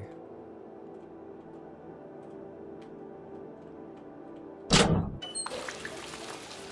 was so loud, it scared me.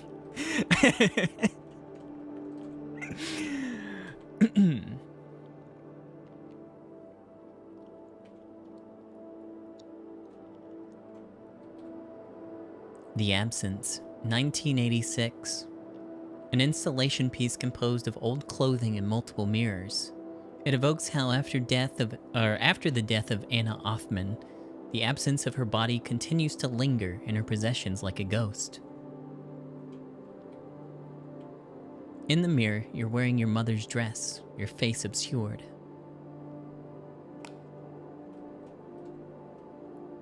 Your mother's old clothes are heaped on the floor. The hollow in the midst has the shape of a human.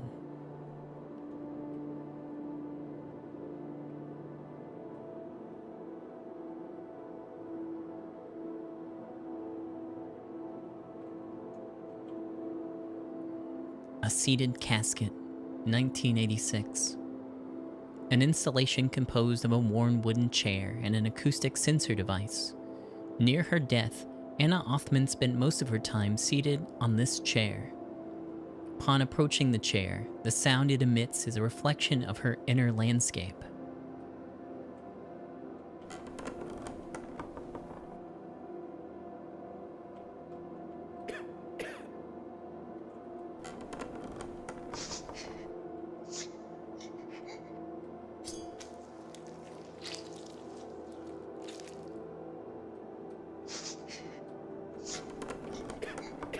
I like the coughs. Those are good.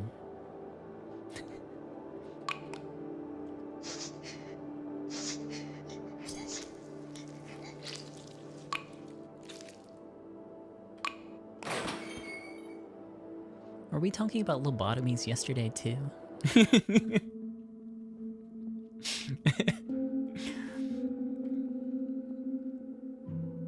Something feels familiar. The hallucinations seem to have ended. This should be the real Museum of Psychiatric History. I can't make sense of everything I just saw. I have a feeling that these hallucinations are trying to tell me something. Something I don't understand, and in some ways, I'm too afraid to understand. Welcome to the Cincinnatus Museum of Psychiatric History. This exhibition documents the progress of psychiatry from classical antiquity to modern times. Like all fields of medicine, psychiatry is domain constantly evolving from barbarianism to civilization. Weird sentence. A process that can be observed through the dozens of artifacts in this exhibition. Oh, cool boat. I sure hope it's not full of fools. Did you know, Wade, that in the medieval times, people like us weren't locked away behind walls? They were driven onto a ship, doomed to wander eternally, from city to city, from waters to waters. Those vessels were called the Narrenschiff, the ship of fools. Don't you find a life like that enticing?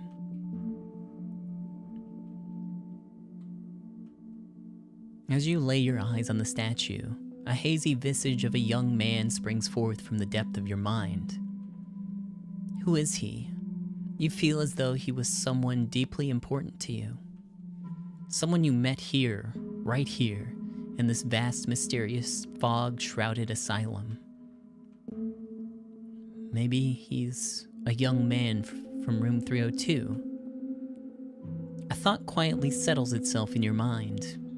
There are things that, should you fail to recall before you leave this place behind, will be irrevocably lost for the rest of your life.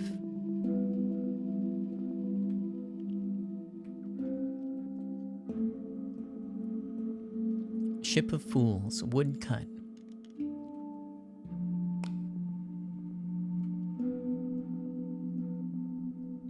Ship of Fools.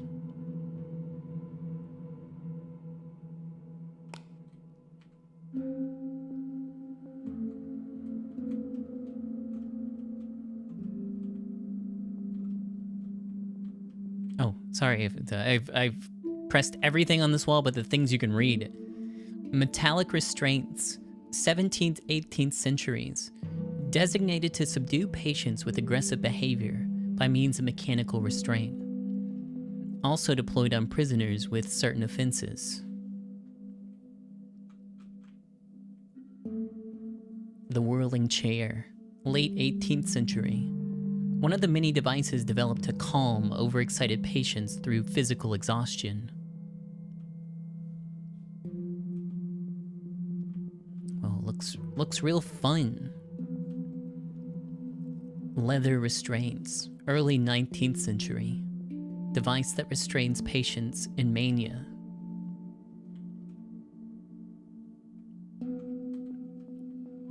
Moral treatment, early 18th century. A Quaker family proposed and established the first asylum in Yorkshire, England. The Tuke family was convinced that peace can be bestowed on a troubled psyche through what was named moral treatment. Proximity to nature, regularity of routine, and an environment of tranquility and kindness. The York retreat was built to house 30 patients. It boasted extraordinary results since its opening in 1796. Many patients in early stages of illness were discharged after significant improvement and even complete recovery.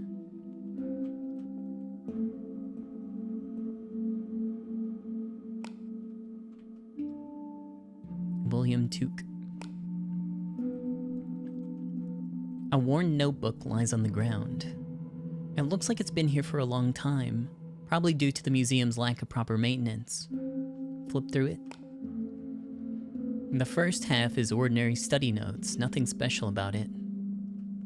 The last few pages were evidently used to pass notes to a desk mate. Sloppy handwriting. Ever heard of the rumors about the Cincinnati Psychiatric Museum? No, what rumors? The museum didn't shut down because of funding problems. The stuff here that used to be on display in the city center like a decade ago all came from a private collection. Apparently it belonged to this one old weird lady. What's so special about her? She was really tall and always wore expensive pinstripe suits. She was a recluse too, never attended any big events or anything. I heard she used to be a combat medic back in World War II. Used to preserve dead soldiers' bodies before they got shipped around. Seems she liked the job so much that she kept a bunch of preserved animals in her house, even after she retired. What a psycho. So she just abandons the house and the museum one day, vanished into thin air. When people came in to clear out her house, they didn't just find animal corpses. Turns out she also keeps loose human body parts in her basement. Holy shit, then what? They autopsied the bodies and saw that they all been tied up and abused and stuff. She kept a bunch of severed limbs on display, but all their valuable organs were missing. And all the valuable organs were gone. Wait, what? Yep. The police thought they were sold in the black market or something. The really disturbing thing is that all the teeth had been removed from the bodies, and no one can find them. It's fucking terrifying. There's more. People later found out that certain collections here display strange markings under UV light. Also, there's just the fact that everything here smells like rot. There are people that say that it's just because the animal specimens here were processed poorly, but others think that it's because the psycho kept all those missing teeth right here, in the exhibition. With a story like that, I'm not surprised the museum isn't open to the public anymore. How much of the story do you reckon's true? Who knows? I got my hand on a UV flashlight. I say let's figure it out ourselves. And the note's in there. I remember that there were a lot of news covering psychopaths back then. It's hardly surprising that people started coming up with urban legends like these.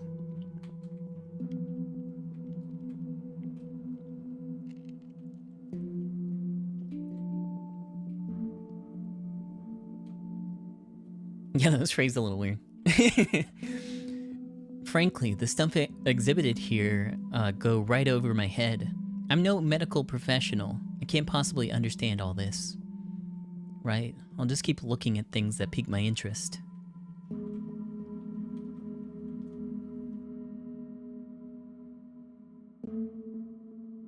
The Narrenturm, Fool's Tower, constructed under Emperor Joseph II of the Holy Roman Empire. situated alongside the Vienna General Hospital, the oldest modern general hospital in Europe.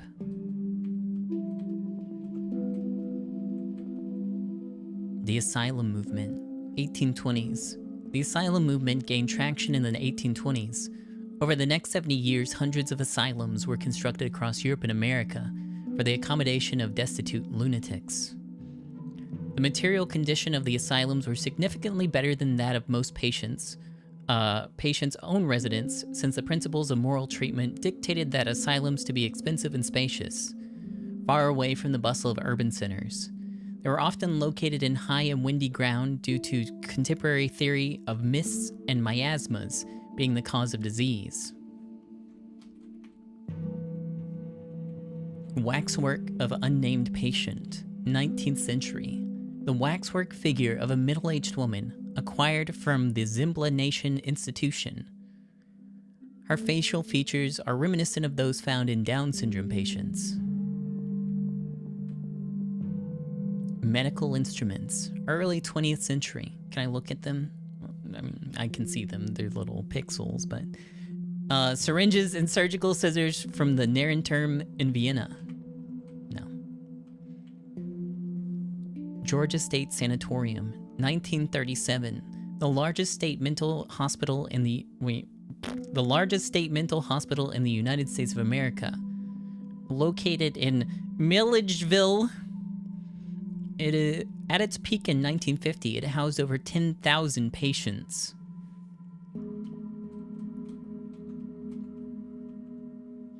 Items of entertainment.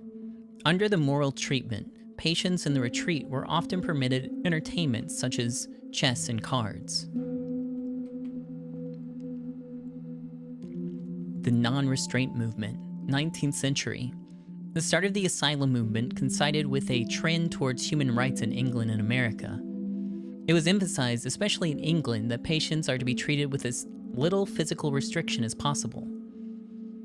The physician superintendent at Hanwell Asylum, John Connolly, became a leading proponent of managing patients without straitjackets or chains. He was insistent that the value of a calm and well-trained staff and preferred isolation as a method to tranquilize patients. The birth of psychiatry, mid to late 19th century. The collection of states that came to make up modern Germany were rivals of each other and characterized by local centers of government with prestigious universities and institutions. There were several culturally and linguistically linked, but independent centers of innovation: Munich, Berlin, Vienna, Zurich. From these came the great founding fathers of modern psychiatry: Grissinger, Morrell, Alzheimer, Kraepelin, Freud, and Jung.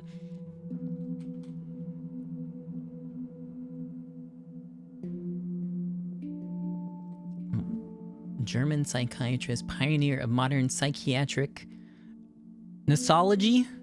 What? Extremely influential in its evolution. Kraepelin studied under Wilhelm Wundt and was the first to separate schizophrenia from bipolar disorder. This separation remains relevant to this day. H.J. Ice Encyclopedia of Psychology identifies him as the founder of modern scientific psychiatry, psychopharmacology, and psychiatric genetics. Eugen Bleuler first coined the term schizophrenia in 1911. He saw schizophrenia as primarily a dysfunction of mood and reason, and a tendency to withdraw from intimate relationships. He viewed the hallucinations and delusions as the attempt of a schizophrenic patient to make sense of these dysfunctional experiences. Austrian neurologist, psychoanalyst, and influential thinker, the founder of psychoanalysis. Works include The Interpretation of Dreams, 3 essays on the theory of sexuality, Totem and Taboo. He is known for concepts such as the unconscious, the id, ego, and superego. And the Oedipus complex, and is hailed as the father of psychoanalysis. Yep, did say that before too. Electroconvulsive therapy, 1938. Electroconvulsive therapy, often shortened to ECT, is a psychiatric treatment in which a seizure is electrically induced in order to stimulate the brain. It is performed as treatment for major depressive disorder, bipolar disorder, and catatonia, usually when medication and talk therapy prove ineffective. ECT can be administered bilaterally or unilaterally, while the bilateral method is further categorized as bitemporal and bifrontal. In bitemporal placement, the current is directed toward both temporal lobes, with the electrodes placed on both temples. In unilateral placement, the electrode is most commonly placed only on the right temple.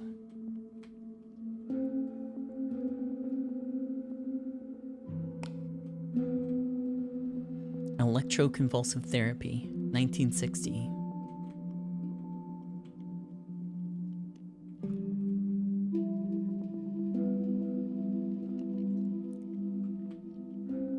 Lobotomy, 1930s.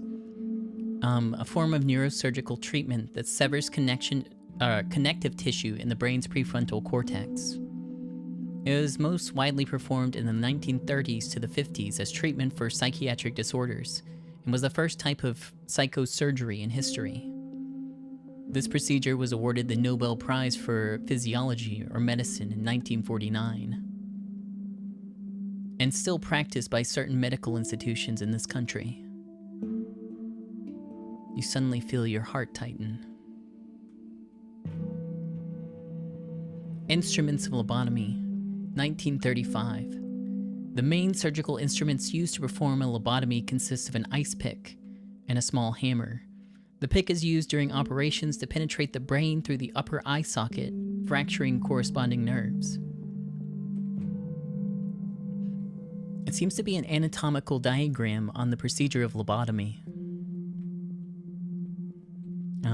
The psychopharmacology revolution, mid to 20th century. The development of mid-20th century, I don't know why I read it like that, mid-20th century.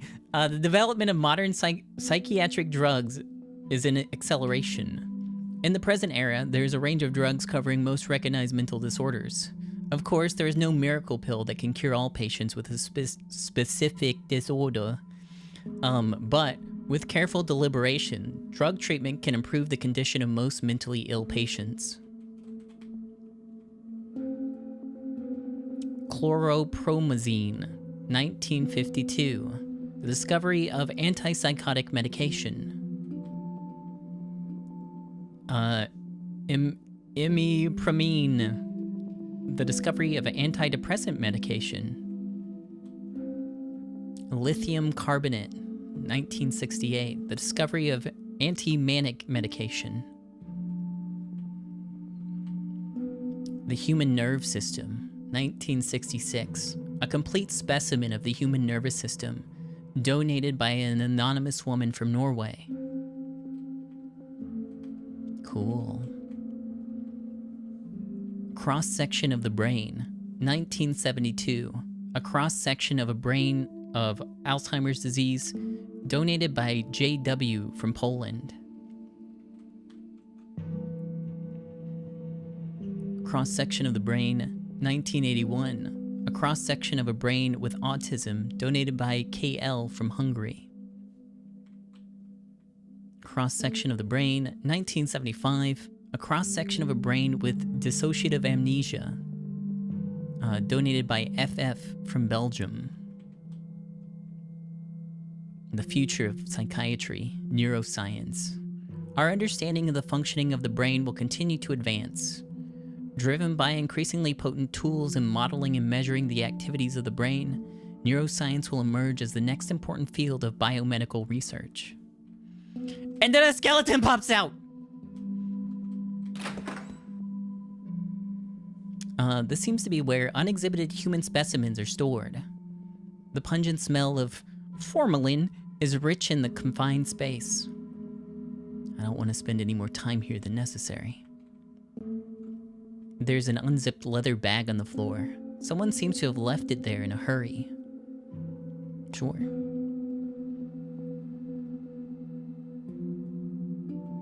There are some pens, notebooks, and elementary medical textbooks. It must have belonged to a student. Wait, what's this? You found a UV flashlight. Sure. I'll steal it. Ooh, ah! Wrinkly, faded human bits and medical instruments litter the table. You feel a shiver crawl up your spine and refuse to look too closely.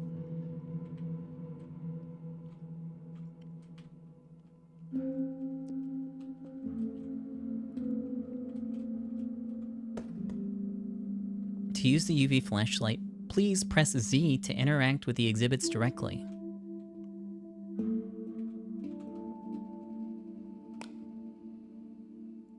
Something seems to be hidden here.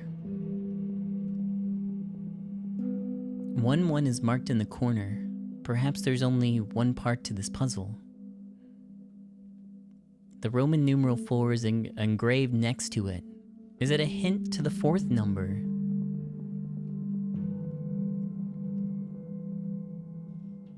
The writing on it reads, Mirror Neuron.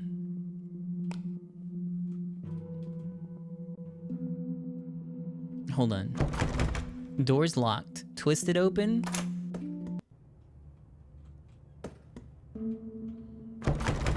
Seems to be locked. On closer inspection, however, you see the signs of corrosion from chemical substances. With the appropriate tool, the lock should give way.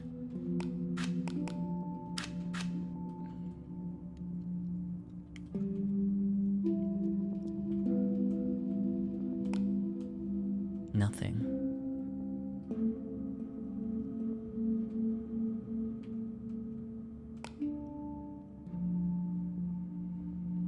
Something seems to be hidden here. 3-3 is marked in the corner. Perhaps there are 3 parts to this puzzle. Okay, hold on. Let's just go all the way back.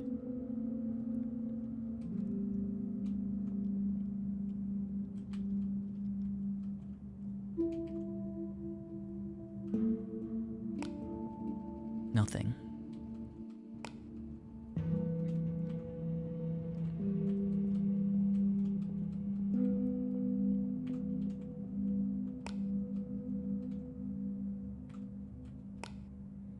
Okay, something seems to be hidden here. 2-3 is marked in the corner. Perhaps there are 3 parts to this puzzle. Okay. So it's just a grid?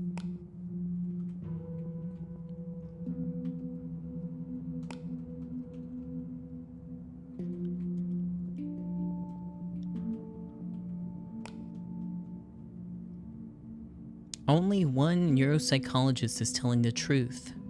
The Roman numeral 2 is engraved next to it. Is this a hint to the 2nd number?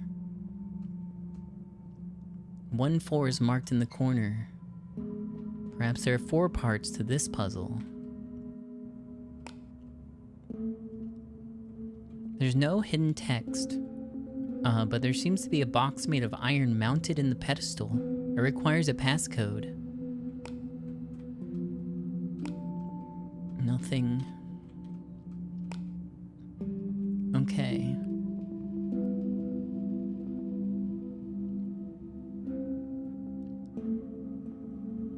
Something seems to be hidden here.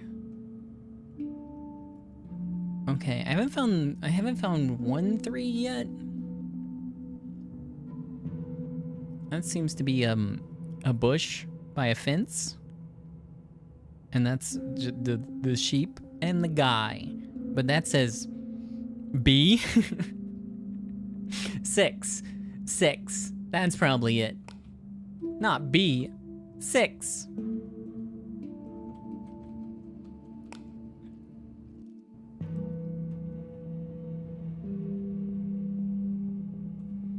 Okay.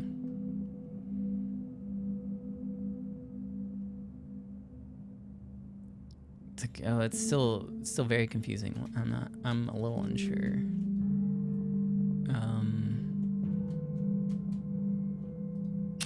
I'm gonna save this for me.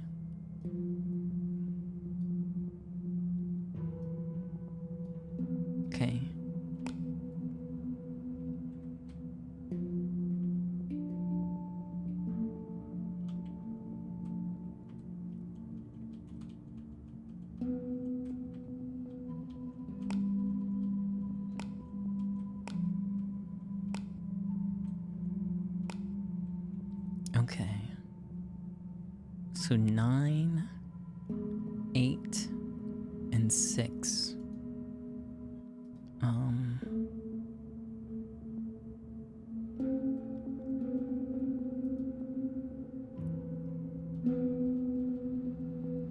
So 9 is at 2G.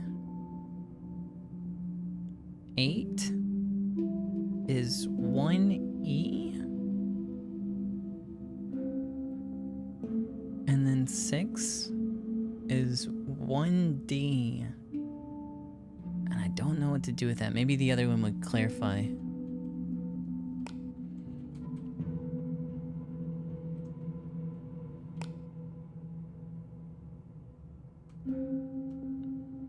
Two 4 is marked in the corner, so this is the other ones.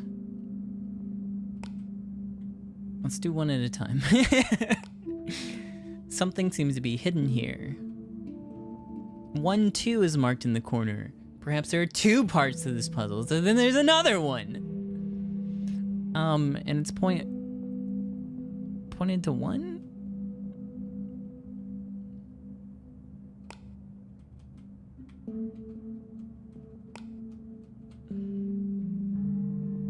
There seem to be some markings here. The parameter of this device is adjustable. Okay.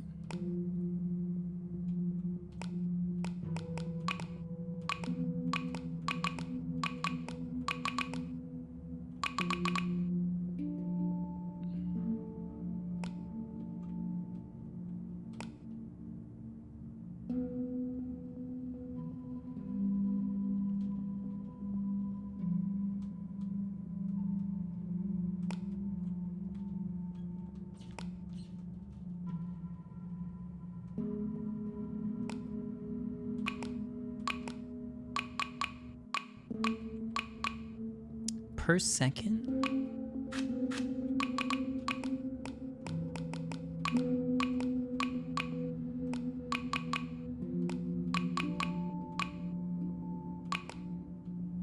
I don't know if that's right.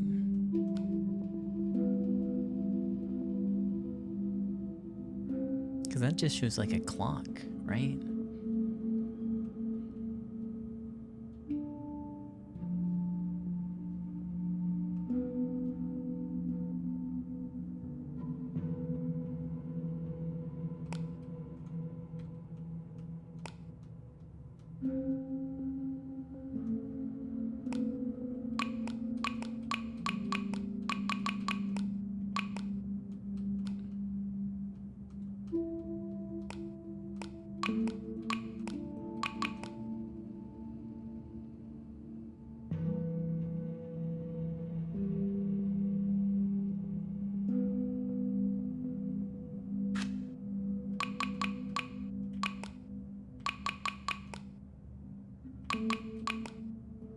Huh.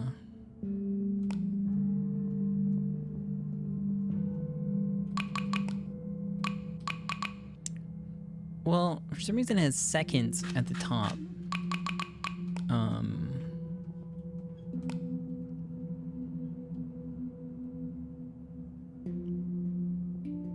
So I was thinking that maybe this would be 5 instead of just 1 if it was seconds.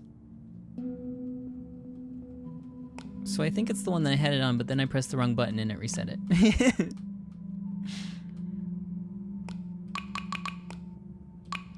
Was it 3? So I think it's 3. But there's no feedback right now. Maybe it's something you have to solve all at once.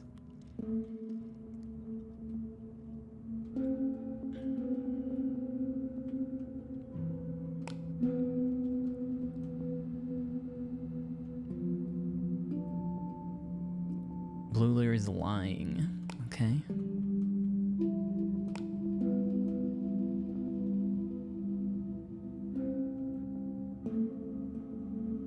Freud is lying.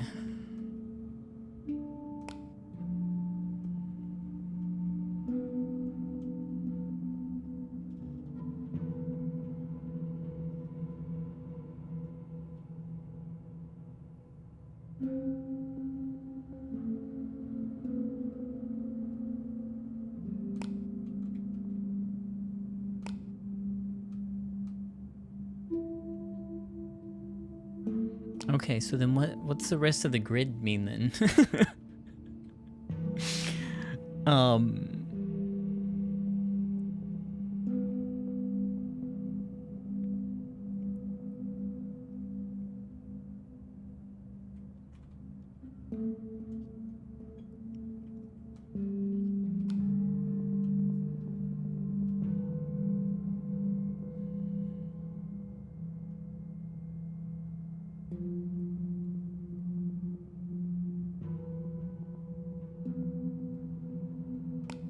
So which one do I need? Hold on.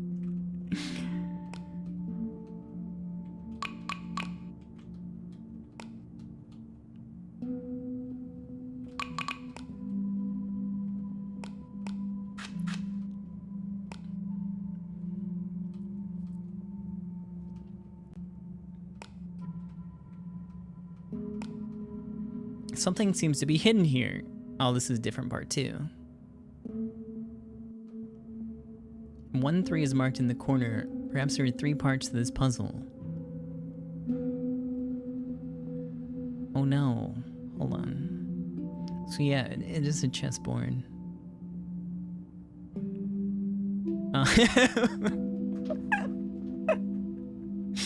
Uh-oh. This maybe got too complicated for me.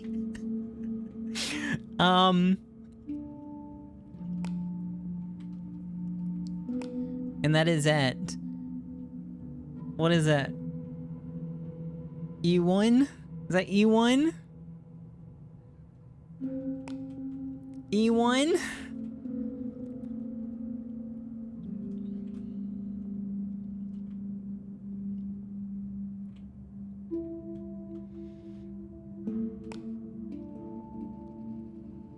So 9, 8, 6.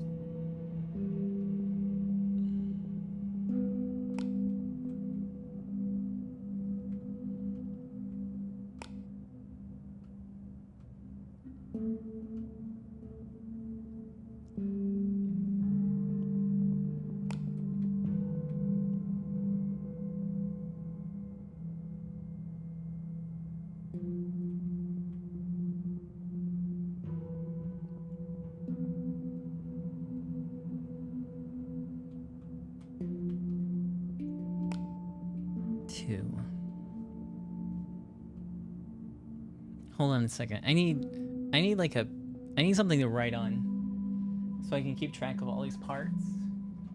I mean, I guess I can just pull up a paint thingy. Hold on.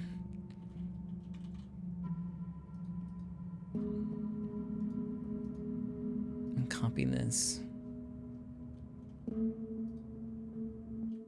Okay.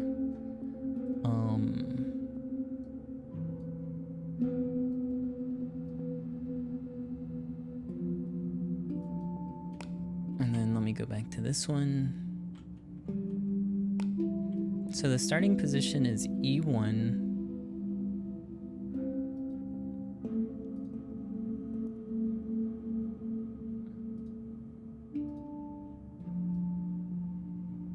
It's not very good. E1, and then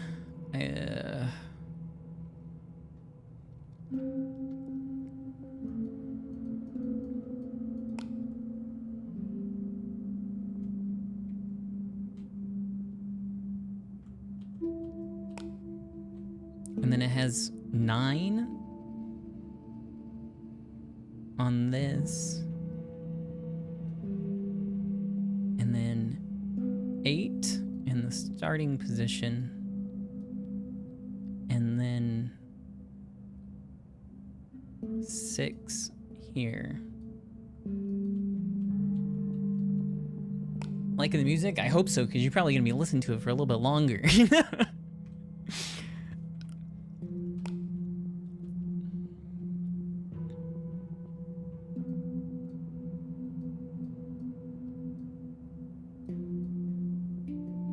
Okay, so this one is Bleuler is lying, and then this one is Freud is lying.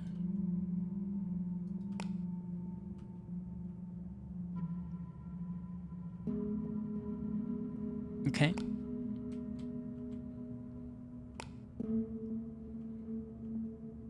And then this one is...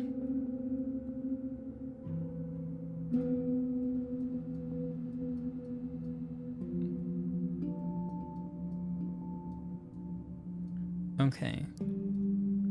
So, if both are lying...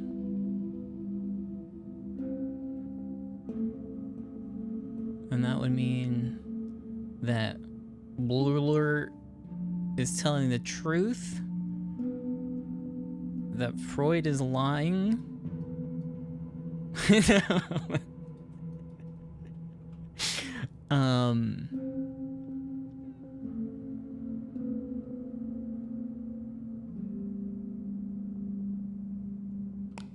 Wait. No, that's not how that works.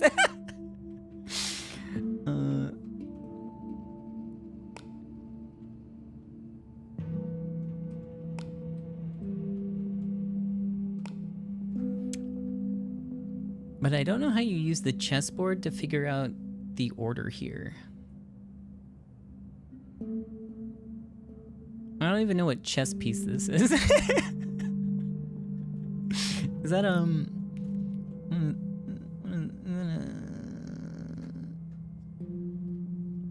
which one's the blue one normally? That's Robert. Oh, thank you.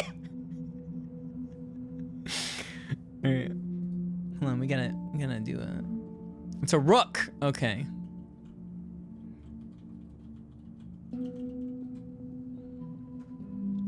All right, so if that's a rook, then maybe... And it needs to go to... I guess D1... and G2?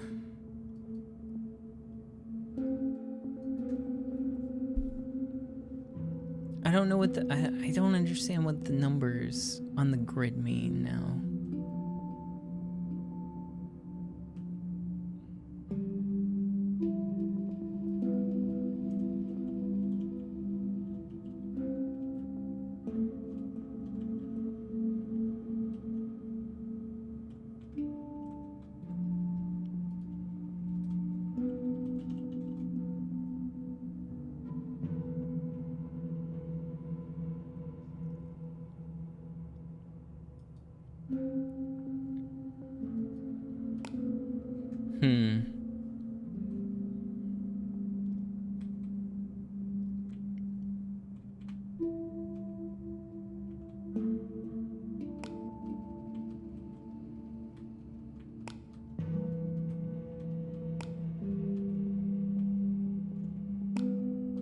And this one was 1 of 1.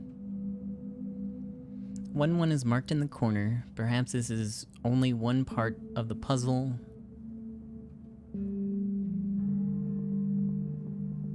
The Roman numeral 4 is engraved next to it. Is this a hint to the 4th number? The writing on it reads, Mirror Neuron.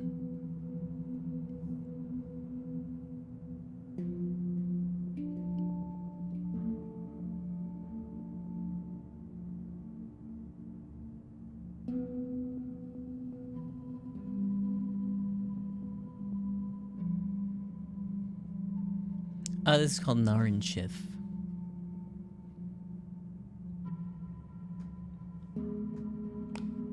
So wait, hold on.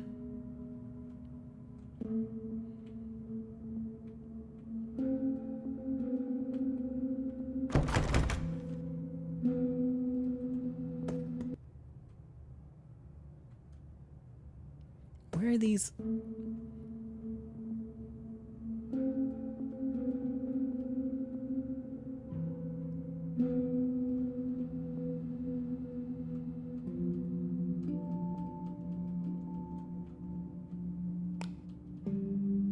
A sentence appeared in the device. Only one neuropsychologist is telling the truth. The Roman numeral 2 is engraved next to it. Is this a hint to the 2nd number? 1 of 4.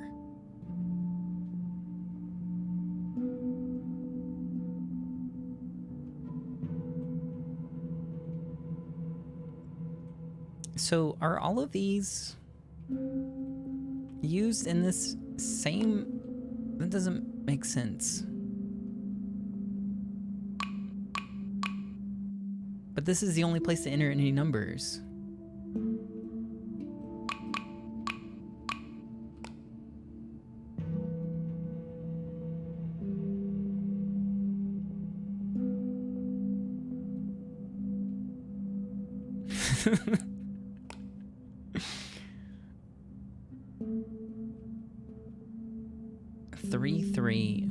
Three parts to this puzzle.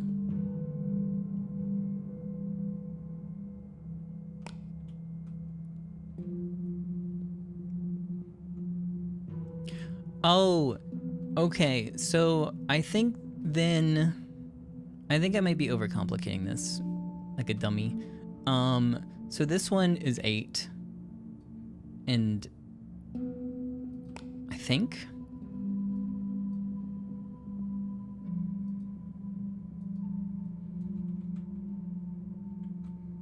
then what is...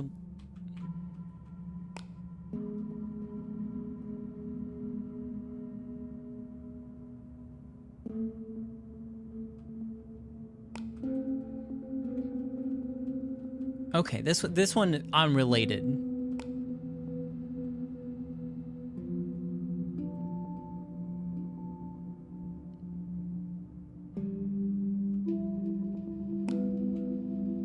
Okay, so I think this one is 3.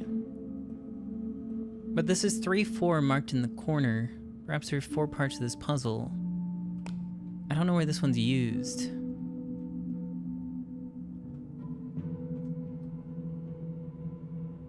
But I have this one.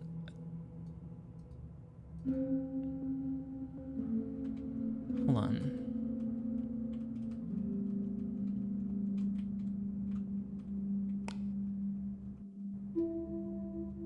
Okay, Roman numeral 2. So I have 3, 8. Was this one over here 1?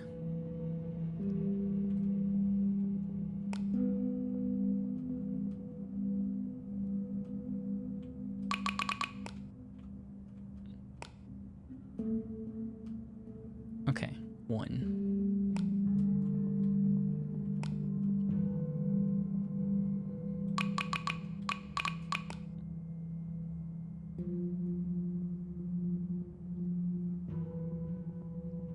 This one is also really confusing.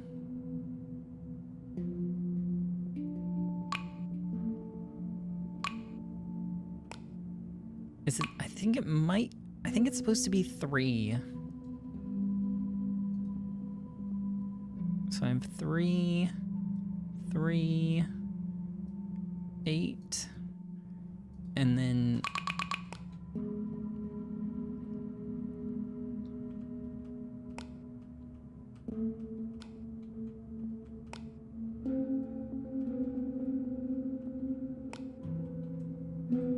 What was the 4th one?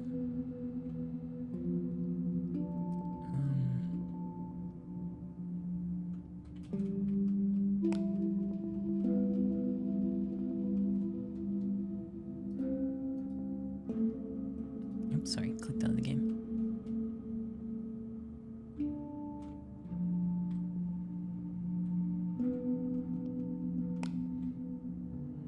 Okay, yeah.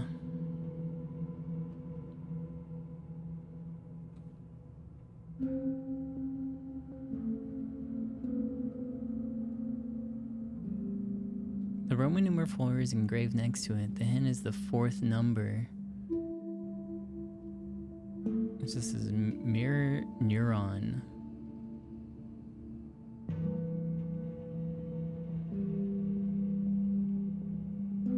One, 7, 6,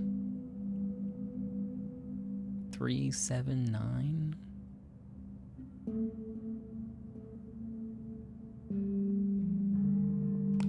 And there's only, this is it. This is the only part of this puzzle.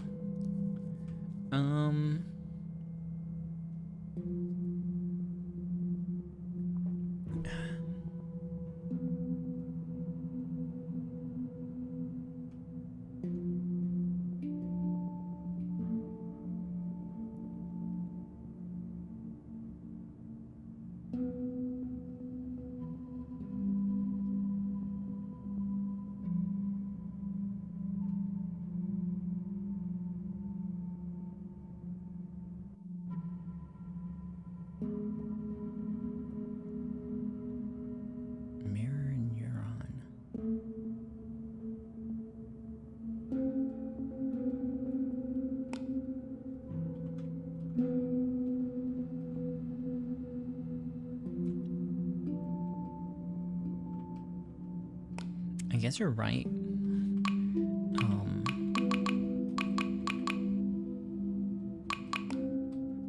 What does it say in the plaque of this one?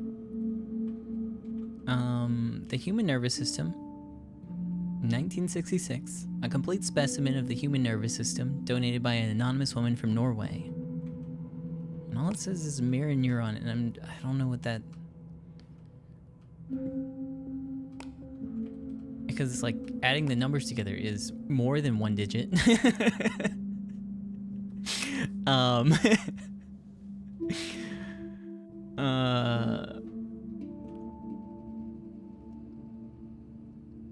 And this is the only part of the puzzle, so I don't think anything else is used besides this.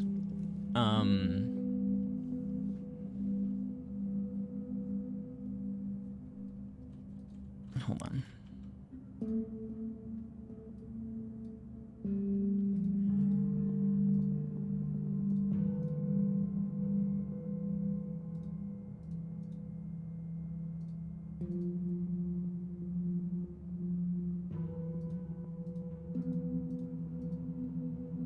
I think it's 5. I think it's just 5. Let's go find out. What does the math? It adds up to 555.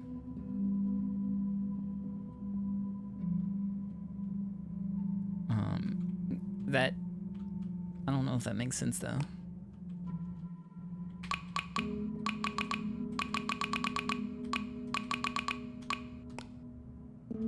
Doesn't make sense.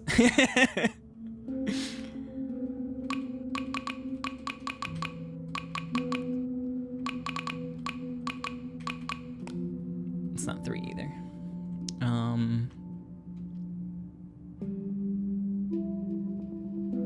So that there's so many parts of this that could be wrong.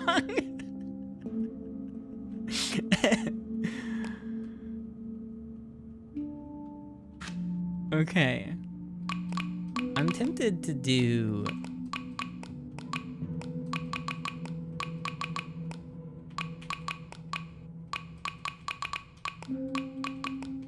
four?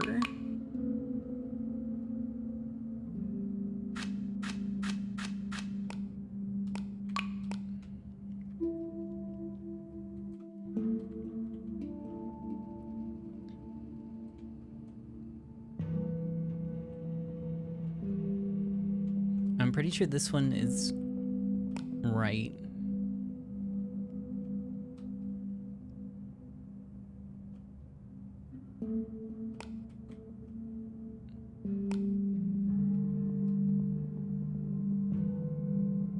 Because the and here makes that correct.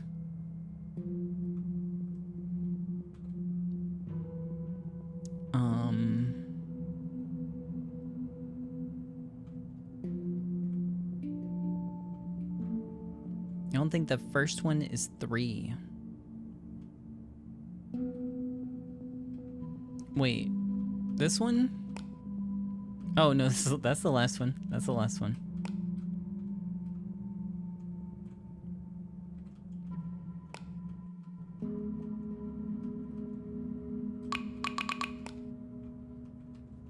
Okay, so this just shows a watch pointing to 1.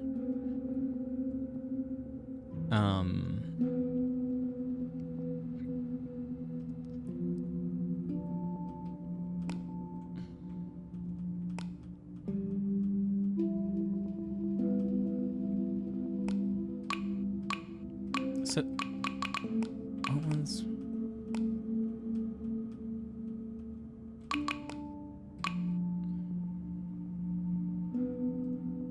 It's 3. So 3 is the one that I had that one set to. I'm gonna try 4 real quick.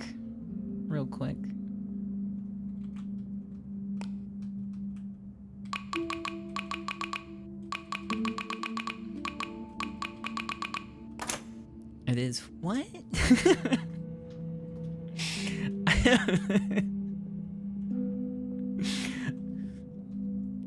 Swallowing your unease, you carefully remove its contents. false alarm, you only find a lockpick and a pouch of marijuana.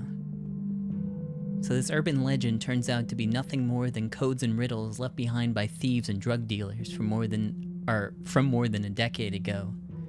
The lockpick might come in handy though. I should keep it. Looking at the marijuana, you can't help but recall your own teenage years. What was the last time you smoked this stuff?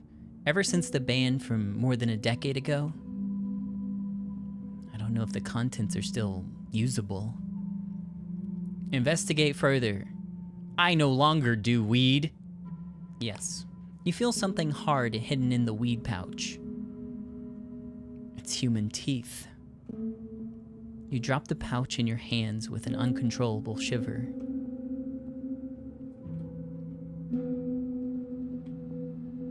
The teeth keep it fresh.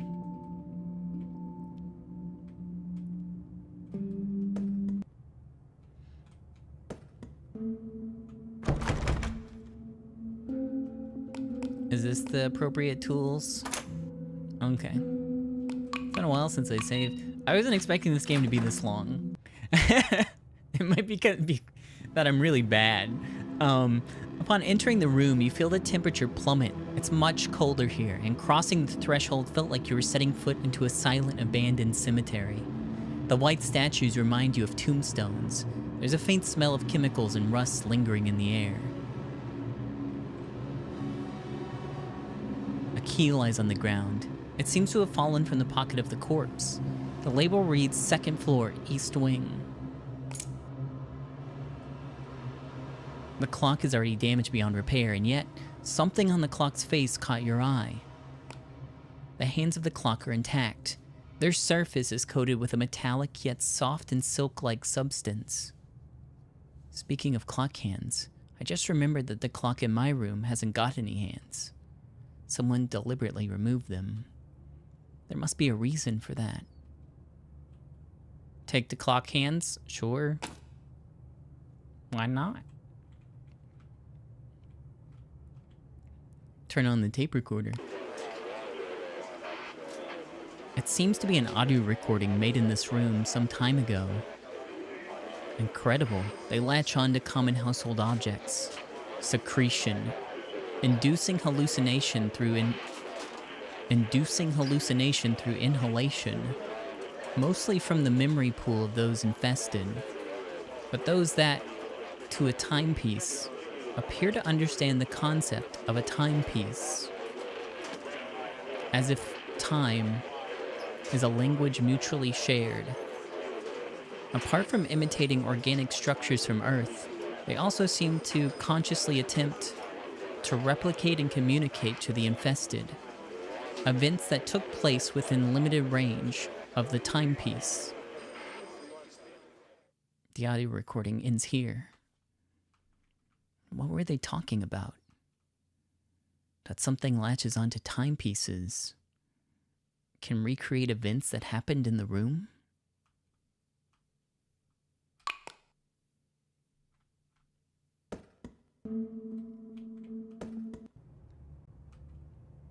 There's so much that I need to understand. The vivid recurring hallucinations, the calcified corpses, the things that Dr. Alba said before he disappeared, the lab rat between the walls and the vile schemes the caretaker's journal claimed this institution was perpetrating, not to mention that mysterious young man from room 302. Other than my amnesia, I seem to be doing just fine. How did I end up here in the first place? The rescue team is arriving at dawn, so I've got a few hours to kill. If what the recorder said is true, then all I have to do is go back to that room and install the clock hands. That could give me the answers I'm searching for.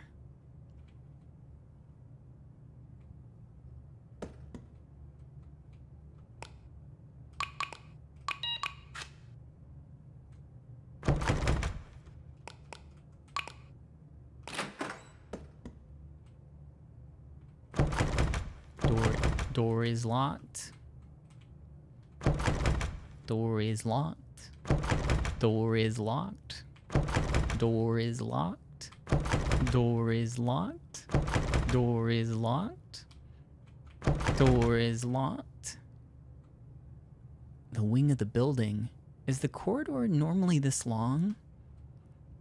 The door is locked. I'm gonna skip that one. I'm gonna skip that one. Door is locked.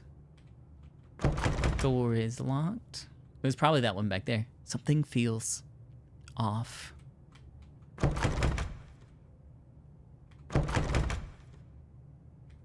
You gotta go back. Do you remember how many doors ago it was? I'll just have to check them all again because I've already forgotten.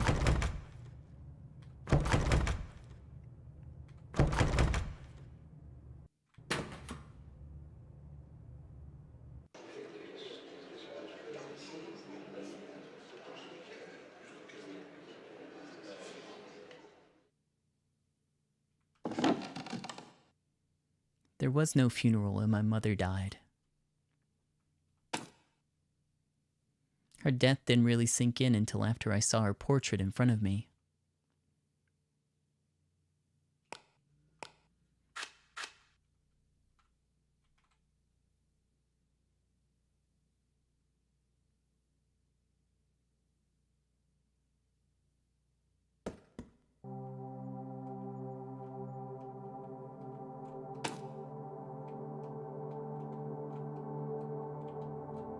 Oh, need this.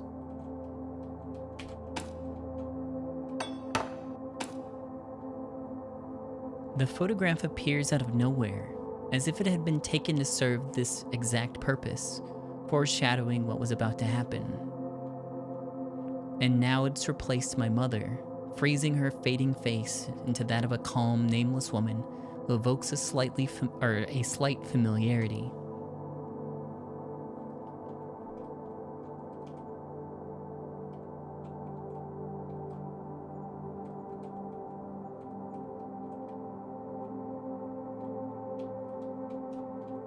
Just a little guy.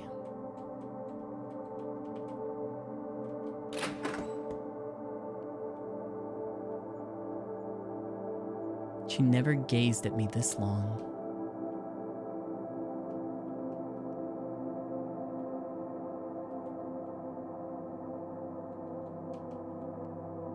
Down?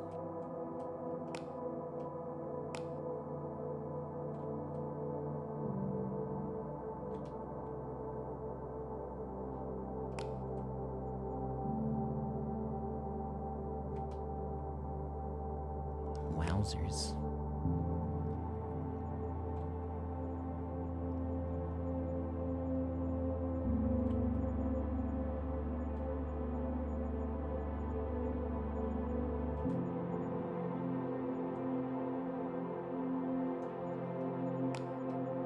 I like the horse. I'm gonna go in horse.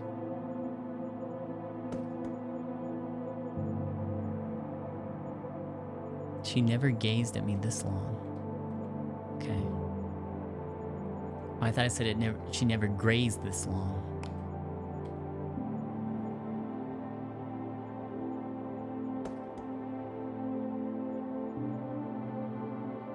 I've only seen such a gaze in ancient statues, looking through my flesh, aiming at things I cannot see.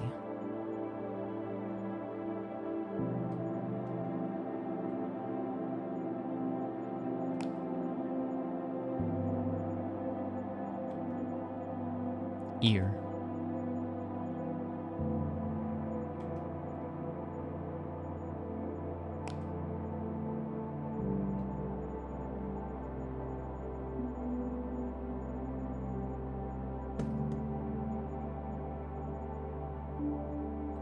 It was then I realized that she now belonged forever to the museums and tombs, to the kingdom of the deceased.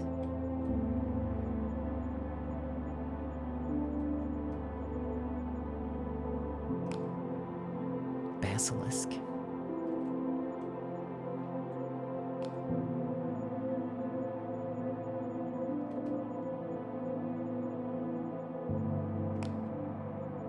This one I'm not sure about.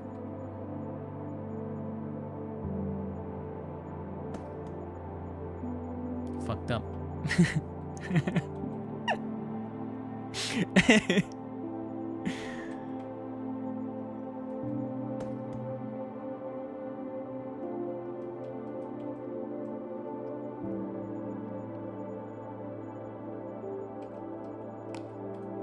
The ancient Awuga eyes. Alright.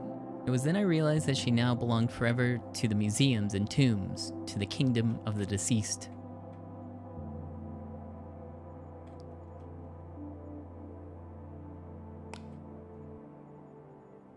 And what was the last one? Damn. Okay, well.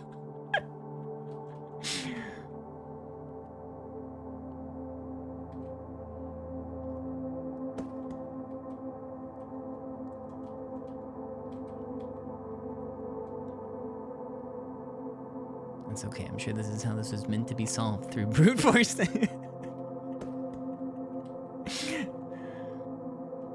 Alright. Oh, certainly, it's this one. I'm sorry, I don't know what that one is. For the first time since her death, the whispers in my head stopped. Got a pencil? Oh, no, I don't.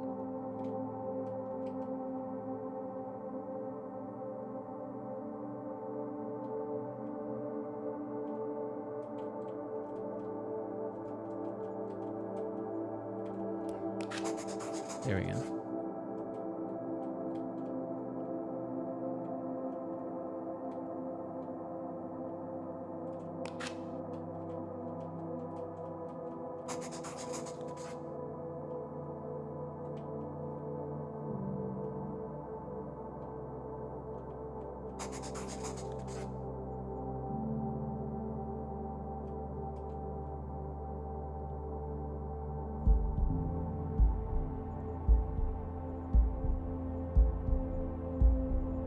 At night, all images were silent. In the darkness, I could hear no words but the heavy heartbeats of the dead.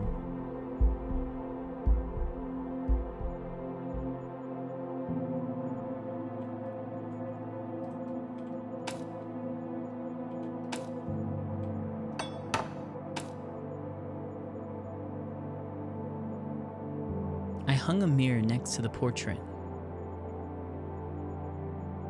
When I could no longer gaze at my mother, I would gaze at myself instead.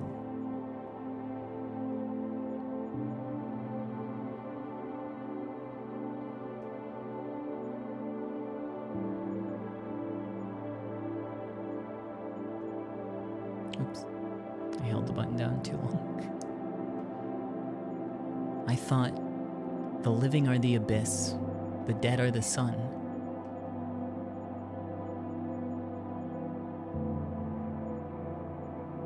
The former dangerously draws all eyes to it. The latter makes it difficult to look long.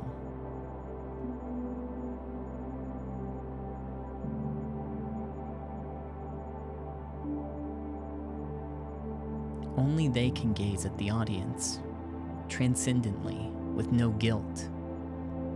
But all I can do is just simply look away.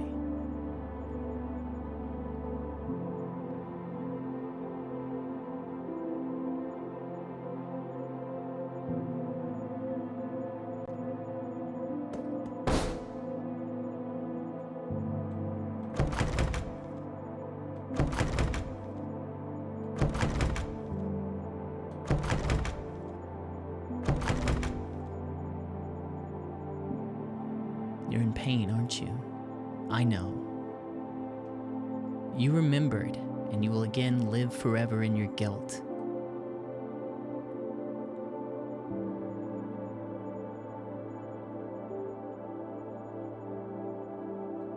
If you hadn't signed the form and consented to the operation, your mother might still be alive in this world.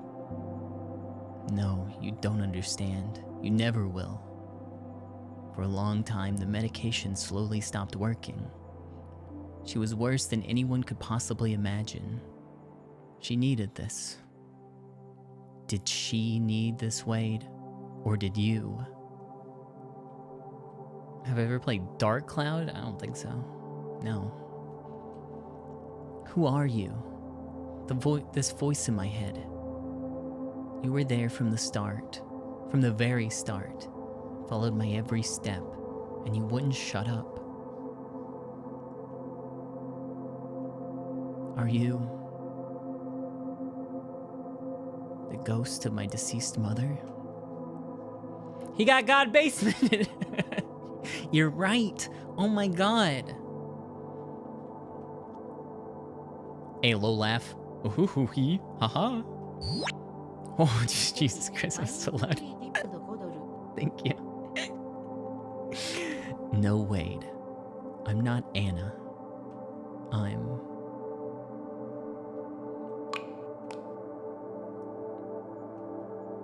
You'll be needing me, Wade. I'll never leave your side until the very end.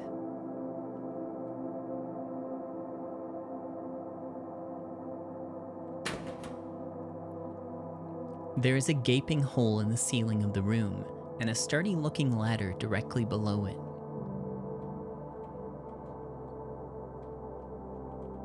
This gaping hole was meant for me.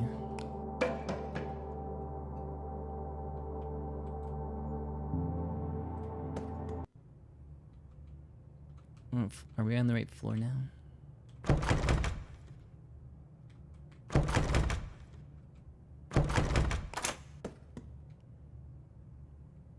It's been so long since I've been up here.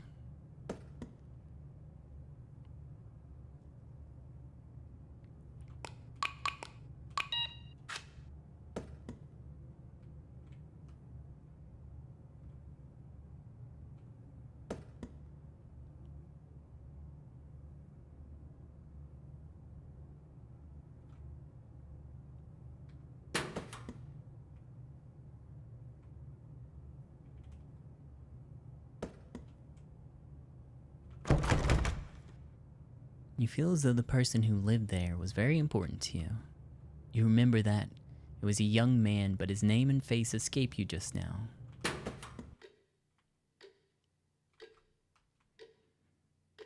Only the tick-tock of the clock persists, like the echo of someone's footsteps, forever pacing back and forth over the same spot. The missing clock hands turn the hours into a riddle. Inside this dark, narrow room, time seems to have been imprisoned. Here you go. That looked like the Stardew Valley grip of it. Shut up. The clock hands are rewinding rapidly. I did kind of. The sideways one, yeah. Just a little bit. Dang. I think this is really good.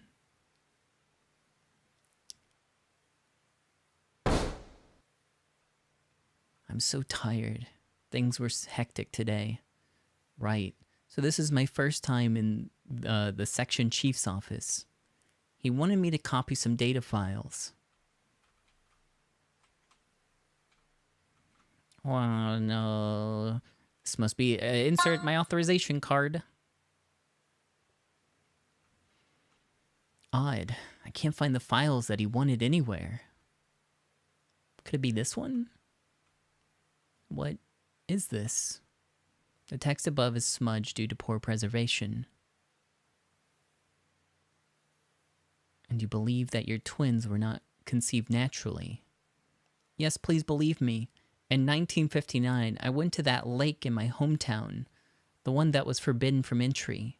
I was 3 weeks pregnant then, but I was so young. I didn't know any better. I thought the folklores and legends were just old wives' tales. Don't you agree? Accursed lovers turn into stone in each other's embrace. Jesus Christ returning from the grave with eternal life. Bird beasts of Slavic myths bring tempests to the waters. I didn't believe in any of it. Isn't science the one and only answer in this world? They could send people to space now, out into the space. But when I walk into the lake, that was when I knew that there were still things in our world that science can't possibly explain. Can you describe in detail what happened? I just wanted to take a bath. I felt hot. The woods were pitch black. But for some reason, for all the times I walked in that grove, for all those critters and animals I've grown familiar with, there was only dead silence within 20 meters from the lake. There wasn't even the rustle of leaves from the wind. I didn't think too much of it. I took off my socks and shoes and stepped into the water, but it felt nothing like water. It was something sort of dense, some dense and silky substance. And in a flash, the dark surface of the lake became like mercury. It was like a mirror reflecting the entire night sky, as if you aren't stepping into the lake, but into the sky itself. And then, the most horrifying thing, a glimmering light suddenly sprung from the lake, just a few meters away. Its figure flickered. You have to believe my eyes. As she approached me, I saw the Virgin Mary holding a candle, but before that she was shifting, almost like there were some I don't know of, but I think they might all be some kind of deities. She spoke first in Polish or something like that. I couldn't understand. And then she started speaking a language that I know, but there was something off about her tone, almost like a foreigner. No, like someone imitating speech who's utterly ignorant of the concept of language. What did you say? Your Virgin Mary? Or what did she say? Sorry, I might have read that wrong. She said that she needs me to bear her children, but her manner of speech was strange, and her expression was rigid, and even the texture of her skin was unlike human flesh. Sometimes she almost seemed like a machine, a puppet.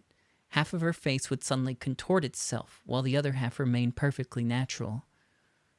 Most importantly, I felt as if her perspective was wrong.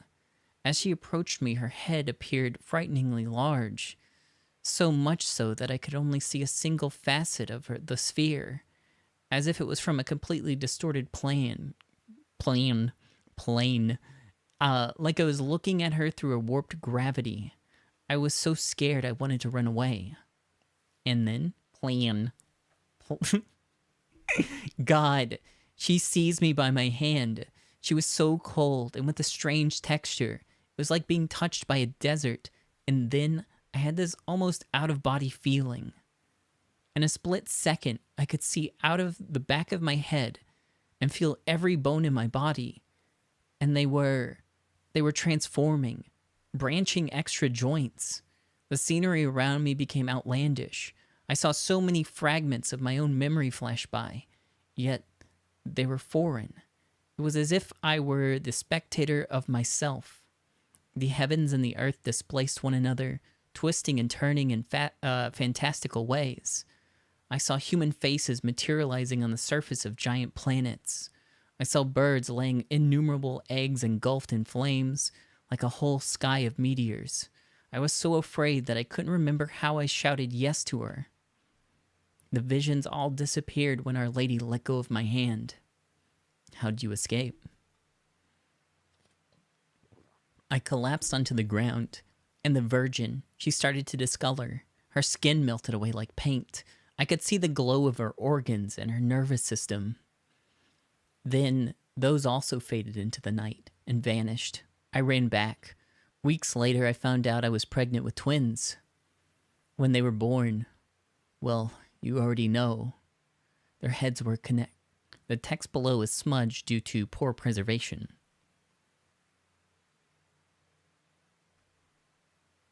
What is this? Freaky. Was this some kind of science fiction? Wait, the authorization card. This isn't my authorization card? Now that I think about it, I found this card in the elevator this morning. Someone must have dropped it. I picked it up thinking it was mine, and used it without checking. My own card is still in my pocket. Oh no. I saw things I shouldn't have. What was that, though? Guess somebody started passing company time by writing sci-fi. Good. I found what I needed to copy. Better get out before anybody sees me.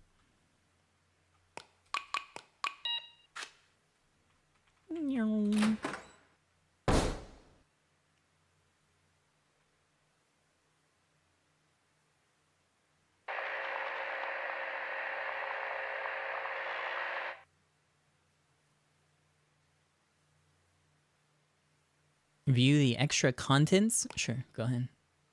What do you got? Yo, sick. Hello, pleased to meet you. I'm the main character for Narenshiff Wade. This is my first time being a protagonist, playing a very memorable part of my life. I'd be lying if I said I'm not nervous, but I hope you enjoyed the game. Although it's a full 2 hours of gameplay, a little over. You might be confused by the plot so far, but I promise all the foreshadowing will be reclaimed in the future. Some new characters will also appear in later chapters, some whom are very dear to me. I look forward to meeting you again soon. Hello, I'm Edgar, the creator of this game. I made everything except music and sound effects. This game was made after I self-taught RPG maker MZ for only a week, and started on this big project after a practice piece. The total development time took about 6 months. Although a lot of people advised me not to attempt a long-term project as a beginner, but because of some things that happened, I feel that there's so many unexpected things that could happen in life. So I want to make a start on the things that I want to do when I can still create. If you have dreams of your own, put them into action as soon as you can. But for now, this game is purely funded by me working the commissions and the support from my partner. And because the story will involve LGBT content, it's probably impossible to find publishers in China. So if you like this game and can make a donation, there's their link, kofi.com/edgar0119. I would be very grateful for the support. If you can't donate, adding my game to the Steam wishlist is also very helpful. Just search for Narenshiff on Steam. And I've had some very nice people who want to help me translate the game into other languages, but the localization is a lot of work, and I'll probably only start working on that when the game is completely finished. So I'm going to leave my contacts here. You can find me at those places. Don't hesitate to DM or anything. I'll be so happy to know your opinion on this game. In the end, I would like to thank the people who provided me valuable technical support. Dim, thank you for playing. Hope we meet again in the future. So I believe this was a Chinese game that ended up getting translated. The whole page for Narenshiff is in Chinese. I don't know when it actually got translated. I actually don't know how old this game is. Hello, I'm Musui, the music and sound effects producer for the game. I'm a good friend of Edgar. Weibo, personal website. Hope you can learn more about me through my work.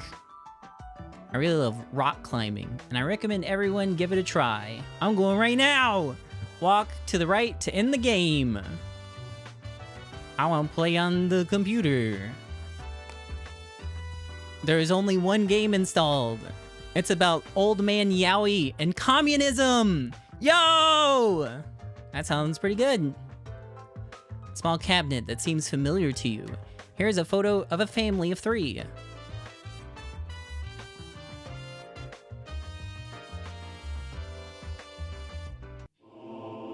But yeah, I think this is really good.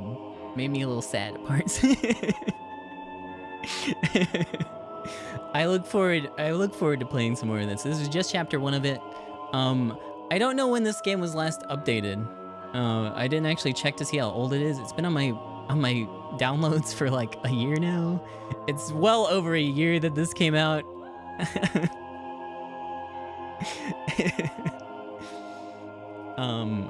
But that's it. Give me a moment. I'm gonna take a quick break. I'll be back. I guess we got time for one other game. I'll be back in just a minute. Hold on.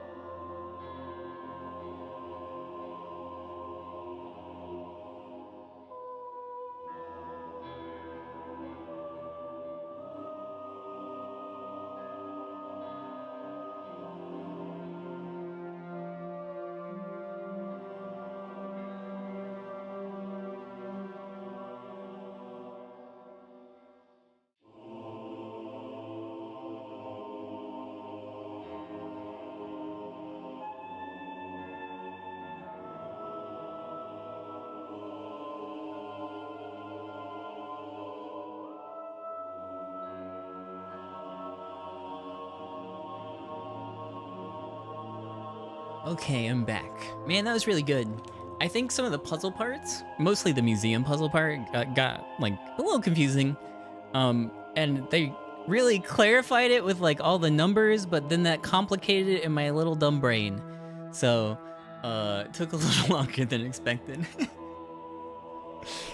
The next video game though, what is it? Is going to be drastically different, I think.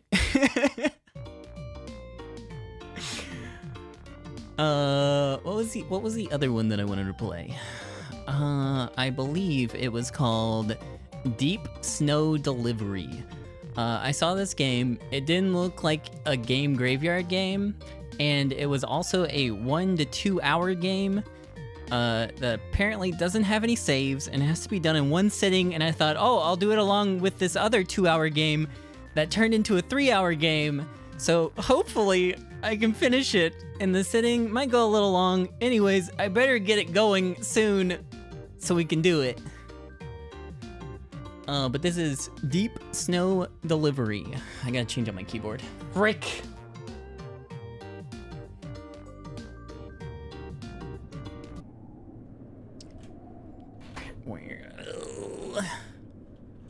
Oh, ow. Oof, ouch.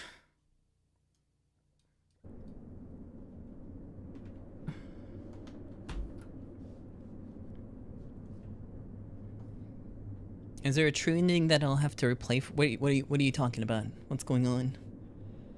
Are you talking about Five Nights at Freddy's? Are you talking about this game? Hold on. Let me tell you what Deep Snow Delivery is about before we get started, even though I opened the game like a dump ass. Humanity is on the brink of extinction due to a self-inflicted ice age. Navigate the frozen waste in an ancient World War II tank fitted with a storage bucket and claw arm. Collect and sell junk, make deliveries between underground settlements, navigate mountainous terrain, and buy upgrades to make your job easier. Thousands like you have tried and failed to undo humanity's mistakes. Will your story be different? And there's no saving. So we're gonna do it all in one go, baby. But I thought this looked really cool, but it wasn't really a horror game, so I felt weird about shoving it into a game graveyard. But I think it looks neat. You can't see it though, because I don't have it on the screen. There it is. It's currently wireframe, I suppose. Hold on. There we go. Start. Hi. Welcome, you made it just in time for a new game. Game number 2. Alright, tutorial. Press the spacebar to toggle the claw mode. Use the scroll wheel to extend and retract your claw arm. Left click to grab and drop items. Try picking up some smaller junk items in the world and storing them in your back trunk. You'll sell them later. Okay.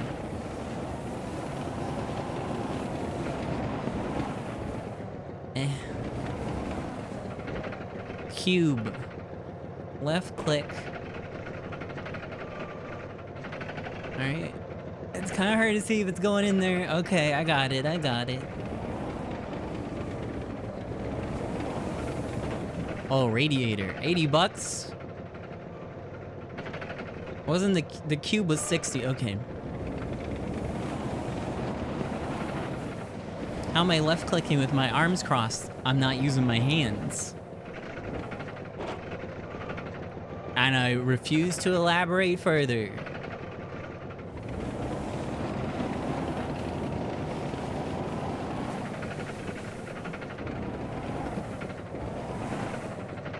The snail looks really cool.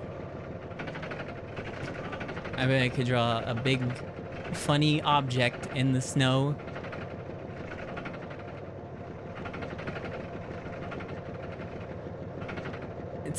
It's a dog.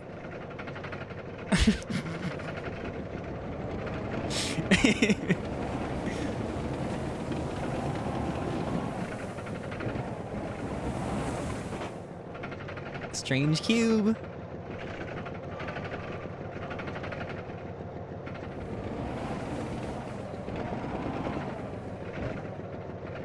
Oh, it's...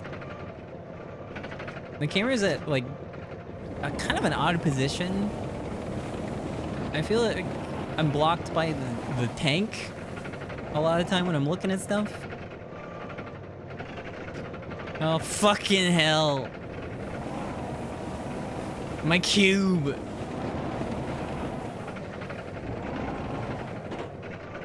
Maybe it gets easier when I get a bigger dumpy.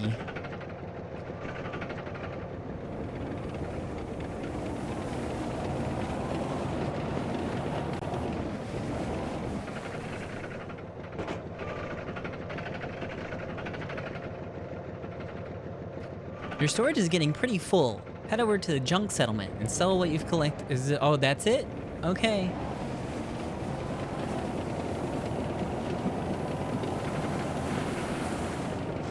Unload the items you want to sell into the elevator, then grab the terminal to enter the settlement. You gotta go in the hole.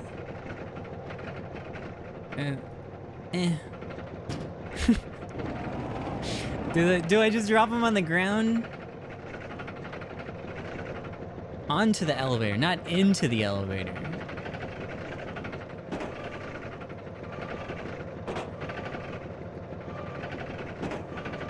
I'm not very good at reading. Okay. In I go.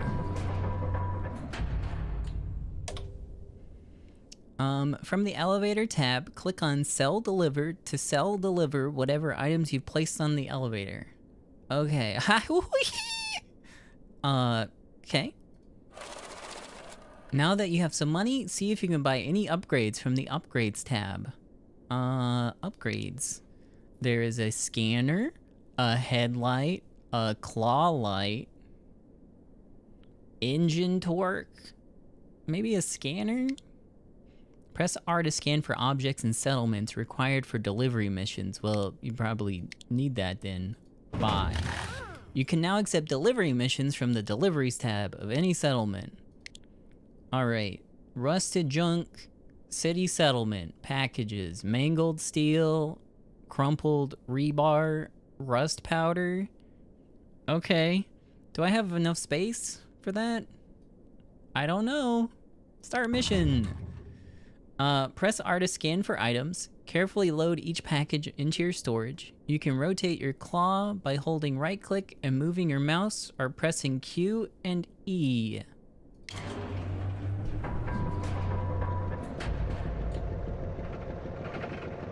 Okay.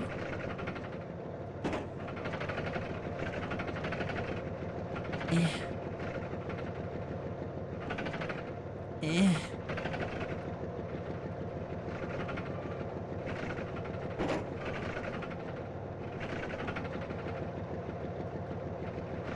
mean, that looks pretty good. I don't know how, like, precise it's gotta be. I mean, as long as it gets there, right?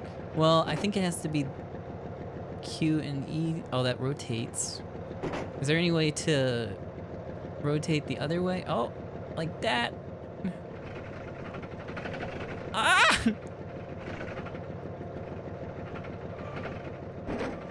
Oh, frick. This is huge.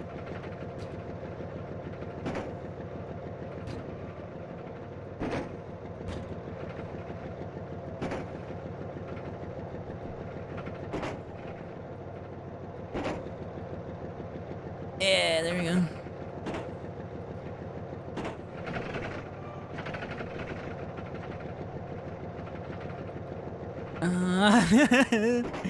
I mean, as long as it doesn't wobble around, right? Good shit.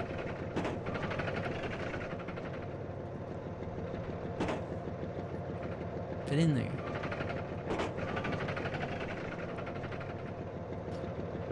Press R to scan for items. Drive carefully. Man, this one's being a pain in the ass.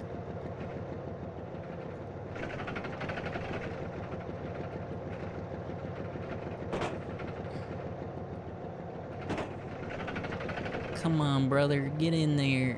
Ah! I just pulled a different one out.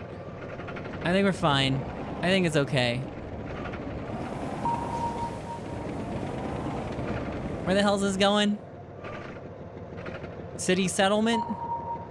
I don't know. Does it say where my thing is?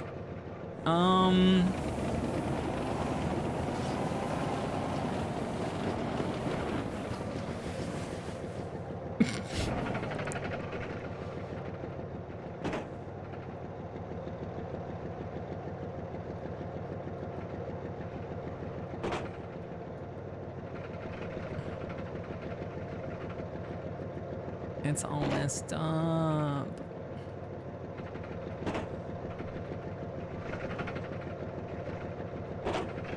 And it's pretty easy to fix too. But I can't, cause I'm a dummy. No.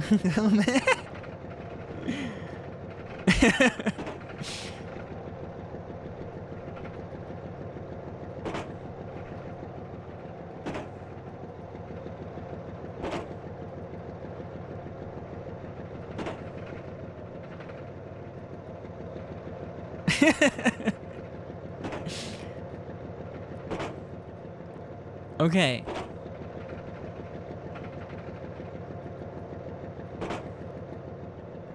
I gotta get this one, like, closer. Oh no, I've just made it all fucked up. Okay.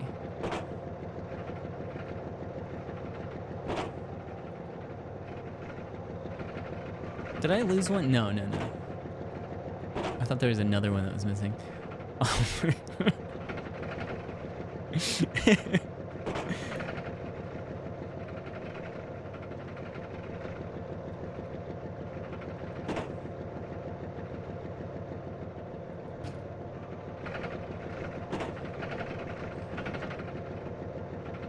Should I have done the ones on the wall first? Probably not, but here we are. Okay, it's perfect. I don't know where I'm going though. I accepted the mission, but I don't know which settlement this is supposed to go to.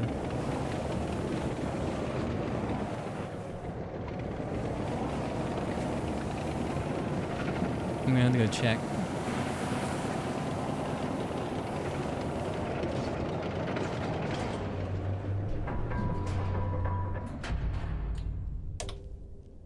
Right? Oh, it doesn't have it anymore.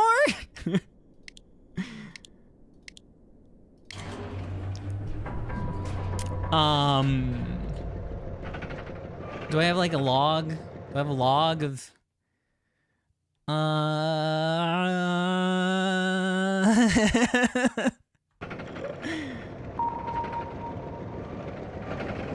It's probably the city settlement.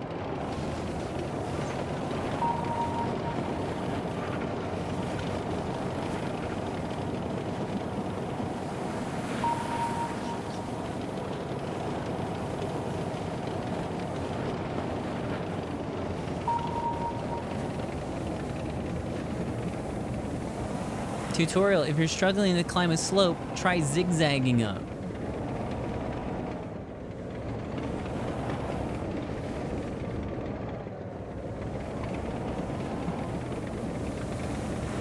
It probably doesn't help to be dragging my fat trunk through the snow.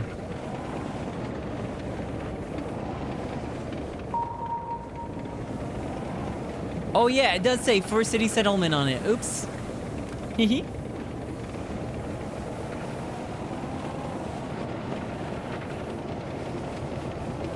My fat what? Sorry, my big girthy hose is dragging behind me.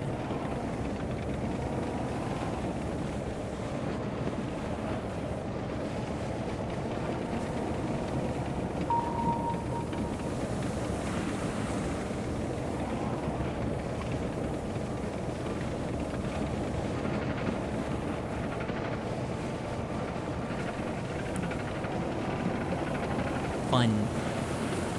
Okay, let's go. We got some momentum now. Yo, that I-beam though? That's going with me. 400? The hell?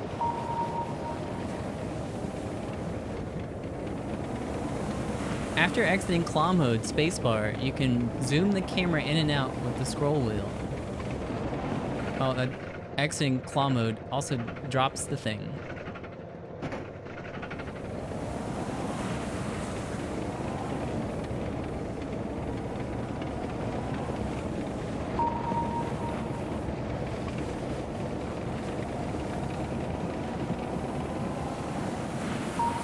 Okay, it's kind of downhill now.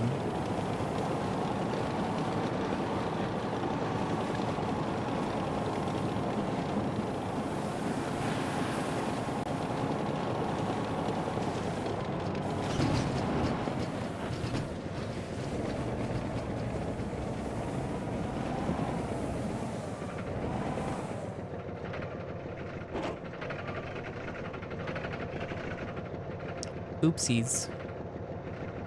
A little fucky wucky.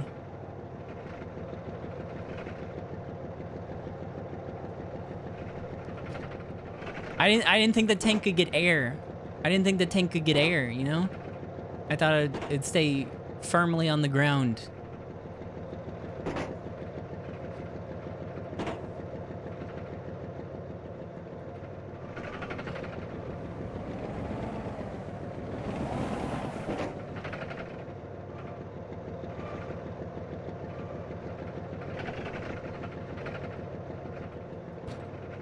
Is it supposed to be crumbled? Has it been crumbled? Are they all... Were they crumbled before? maybe they were. Maybe they were.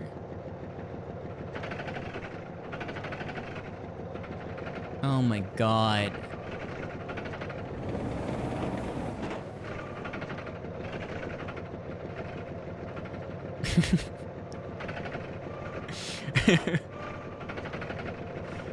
I don't care anymore. I don't care anymore.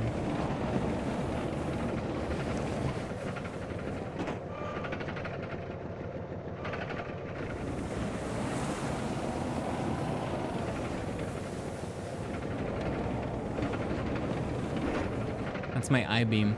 Where's the rest of them?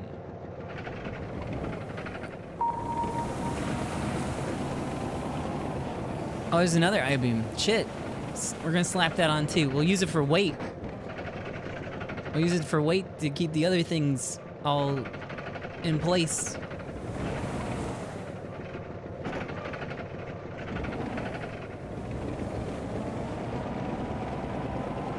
Fuck.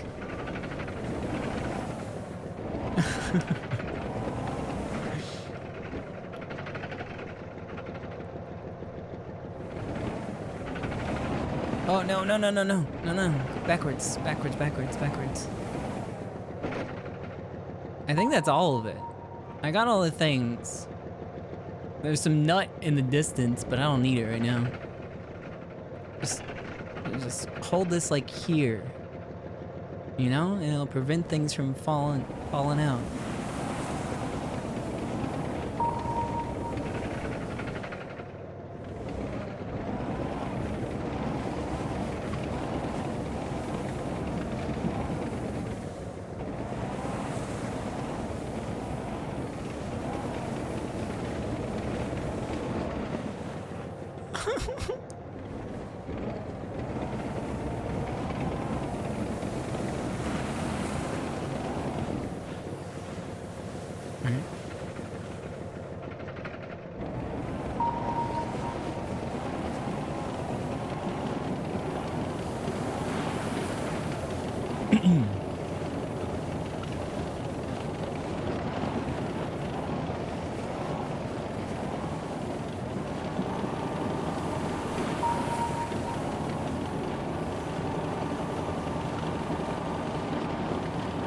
Oh, we're going so fast. Oh!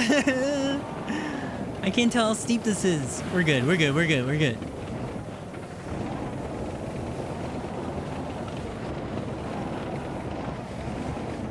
Unload packages on the elevator. Sell, deliver.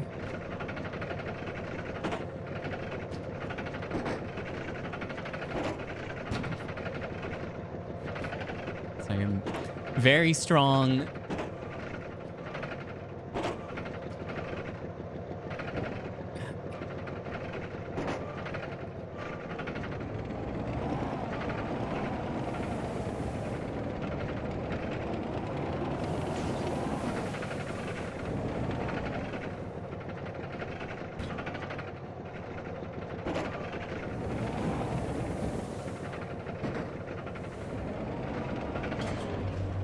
Sell, deliver. Okay. Sell, deliver. We good? Upgrades. I can't afford that. Let's get some engine storage walls. Oh my god, yeah. Storage walls 2. Then torque. And, got any deliveries? Like, oh, upgrades? Is there? No. Welding equipment. Gear settlement. I rarely do that. I guess. It's kind of hard to tell, like, how many blocks that is. Yeah. Oh, terrain scanner can't do it. Never mind. Give me this one. Steel parts. This is cool. I like this. I like picking up box and dropping box. Very fun.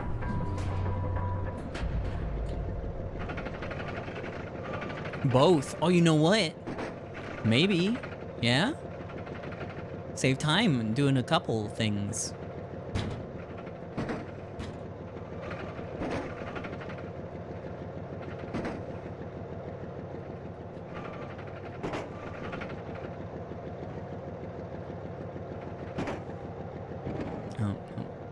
Sorry.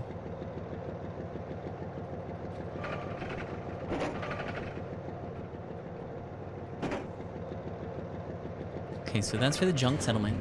Where's the other one?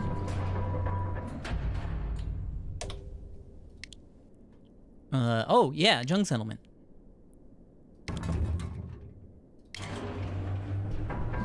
It's like a claw game, yeah! Oh, these are all so small and cringe. I'm gonna have to load them all one at a time.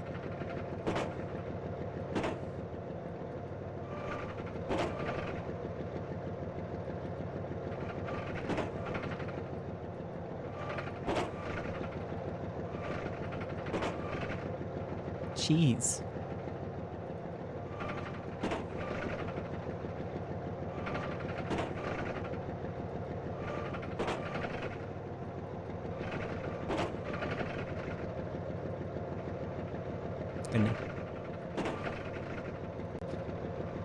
Alright, good. To the junk settlement. Wherever that is. Gear settlement, oil settlement, Babel, junk settlement. Find me an I-beam on the way there.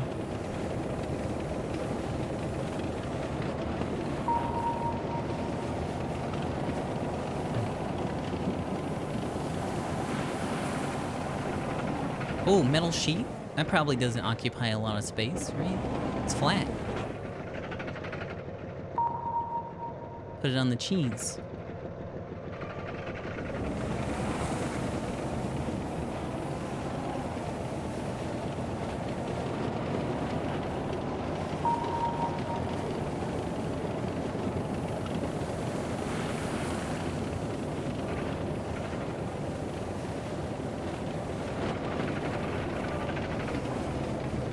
Take another metal sheet, sure.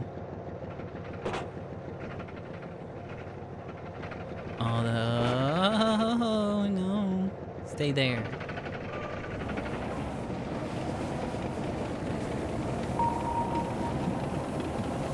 Where's the beams at?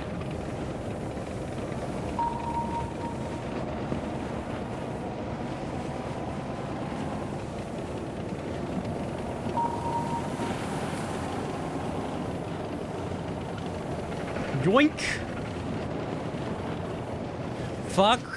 It's not worth it. It's not worth it.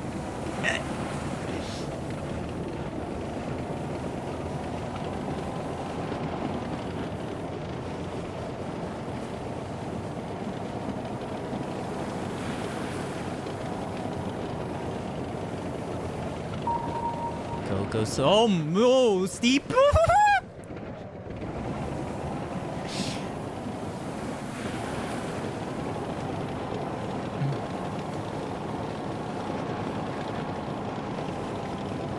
A dump button. They should just let you do like a flip with your arm.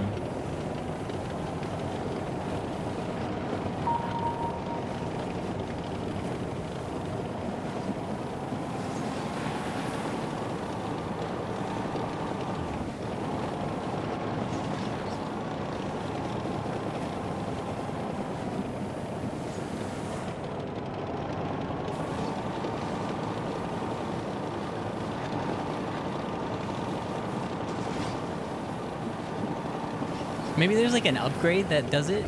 I don't know.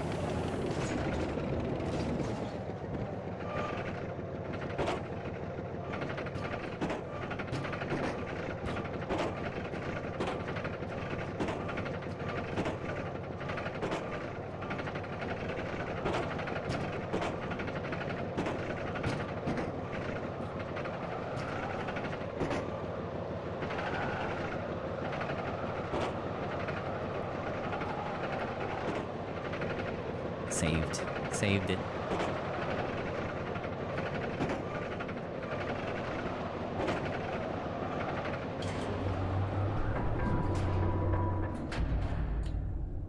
It is 2 deliveries. Wait, what? Requested by the set. Oh! How do I see? Oh, high demand stuff. Gears. Oil barrels. Oh, damn. Okay, hold on.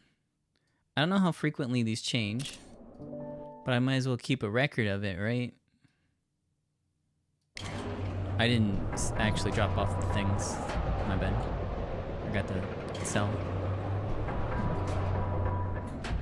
No, both of these were for the junk settlement. Oh yeah, big money. Let's go. They don't have the upgrade here for some reason. Barbecue, city settlement, car parts, city settlement.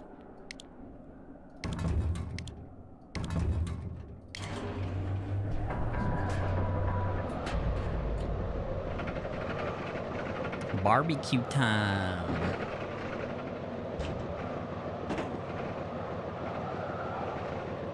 Let me get the big ones in first.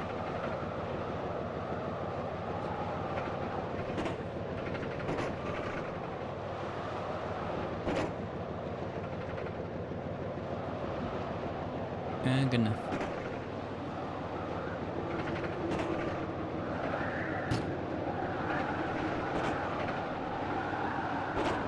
These little ones suck so much putting in.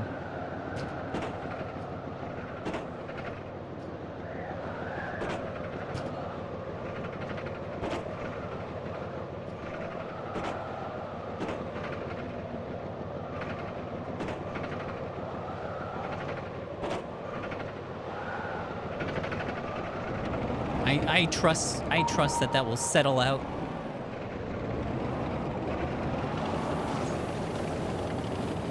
I have no idea what sells well at the city settlement.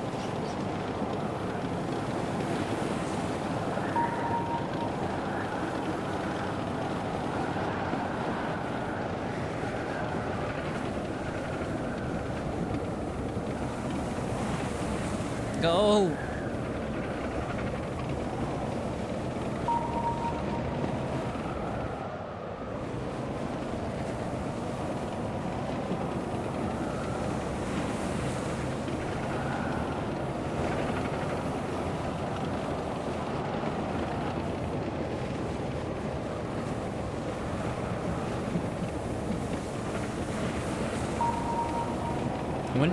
I probably don't have enough torque to get up to the tower.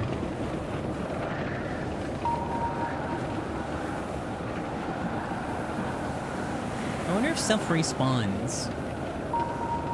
Because I haven't actually seen any other I-beams.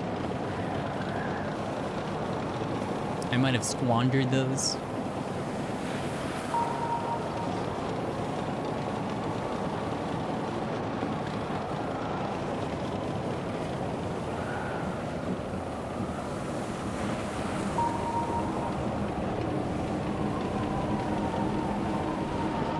I think I can fit a nut in this load.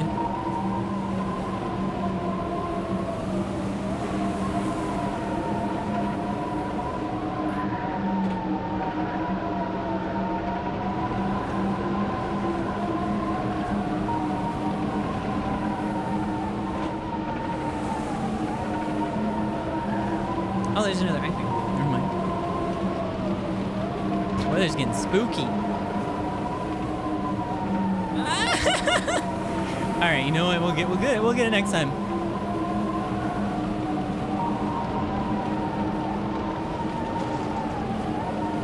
Nut.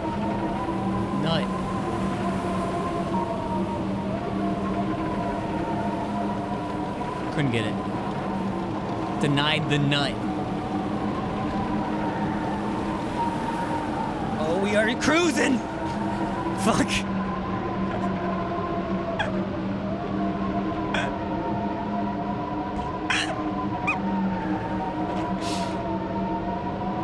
We are cruising.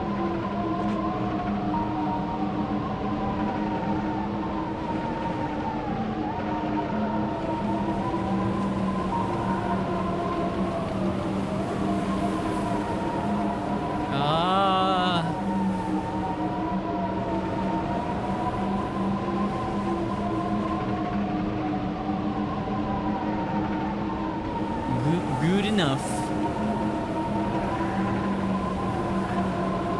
It's a little chilly.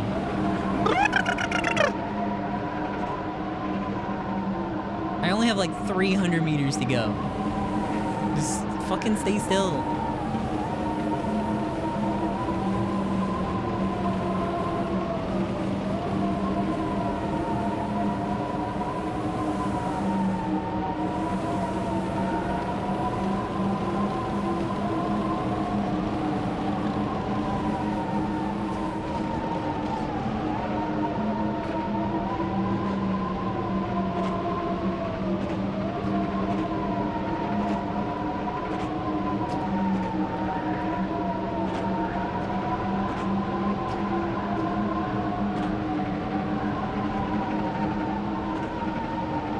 Okay. Woo! Alright, so this was for the scrap town, and actually I think, no, these aren't the same things in demand. So for city settlement, we got this stuff. I'm just trying to keep a record of everything so I know what to pick up if I'm going there. I-beam only 200. Low demand, fuck you. What the hell? Items on Wait, a delivery for junk settlement? What? I'm not even going to junk settlement.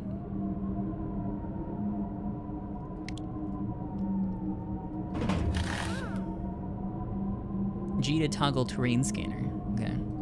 Let's get some headlights because it kind of sucks out there. Engine torque. Sure.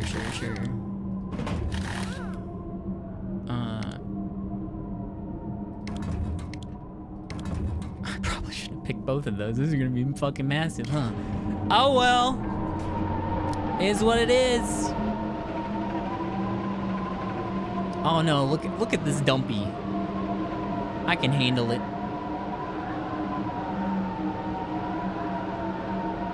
Just gotta pack it tight. Maybe too tight.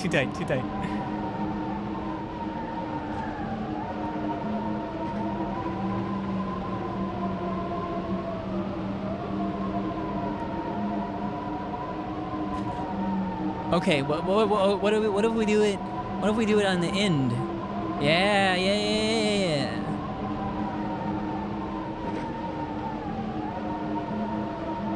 Come on.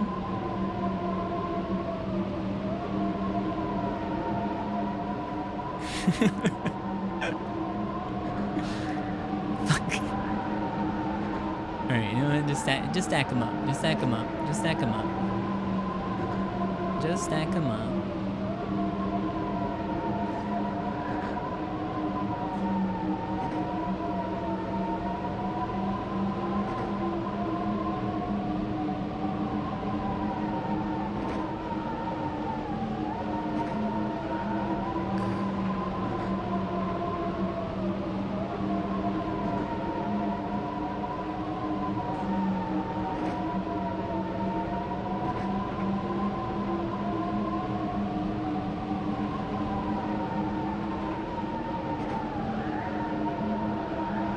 Look at that, nice and cozy. So much space there.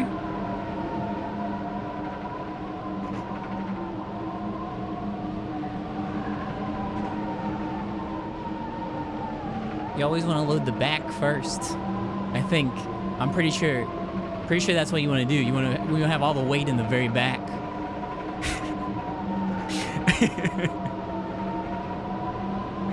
Alright, this is for the junk settlement. I guess he's just gonna come along for the ride.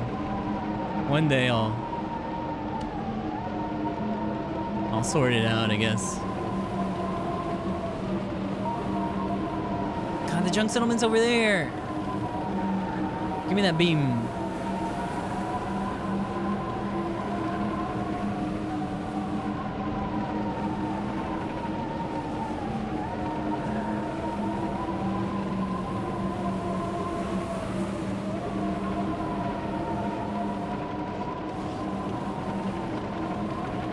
Sorry, I'm trying to push the snow out of the way. Am I going the right way? Yeah. Lines. Good.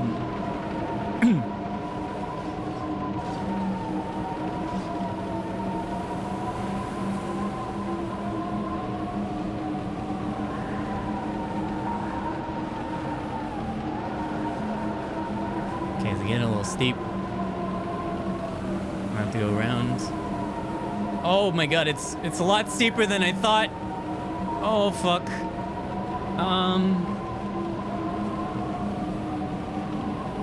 Oh my god.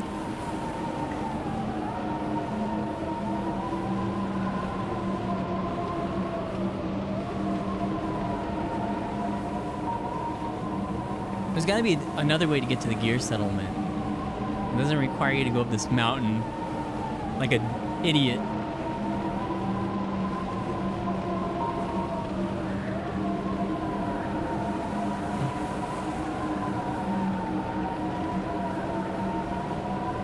But think about how easy it's gonna be to go down the hill.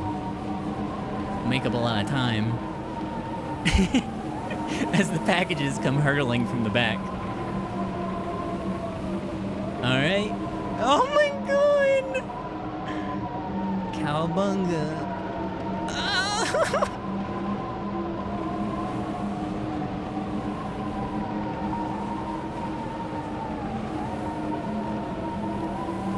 Oh, pipe.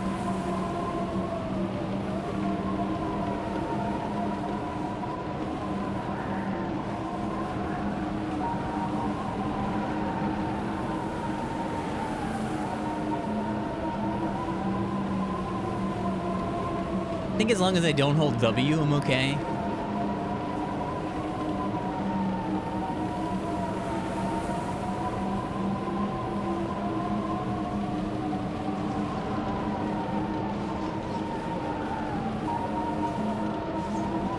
Oh, yo, gear? Oh, man. Hold on. Fuck. You.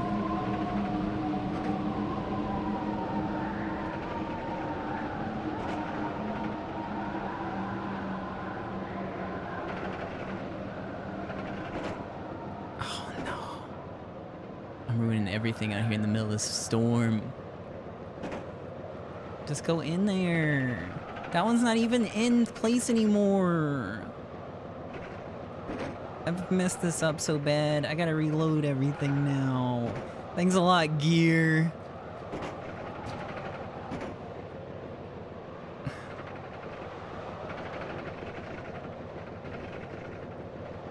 Oh, that's not the thing.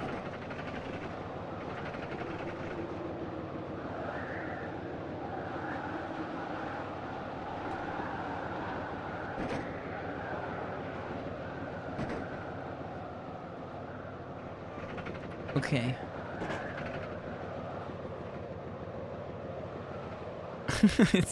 There's no way. I think both of these are too big. Maybe I can use the weight of the I-beam to hold it down. I don't think that's the thing. Hey, it's kind of sitting there.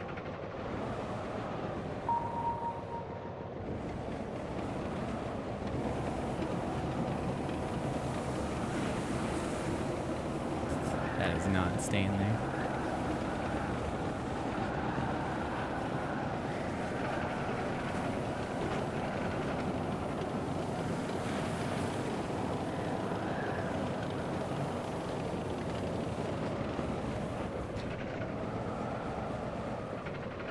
It was good for like one whole second. Okay, got it in the beam hole.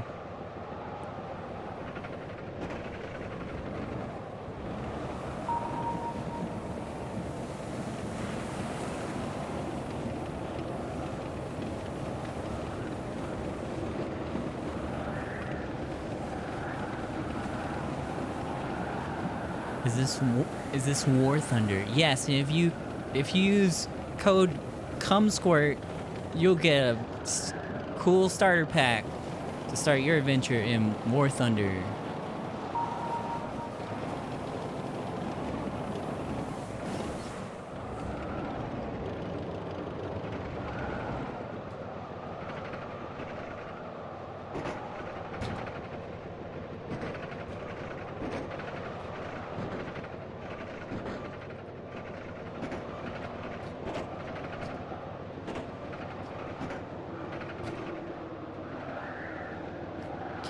Can't grab this.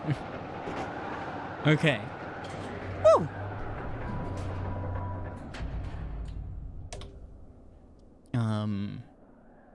Gear? Requested. Okay. Oh, they want 2. Okay. Those oil barrels, though. Okay, sell, deliver. Let me check my upgrades. Storage walls, definitely. Spike treads. Oh, no! Oh, that would have been it, huh? That would have been the play. I spent so much time, like, spinning in place. Ah! Fuck. Still have this for the junk settlement.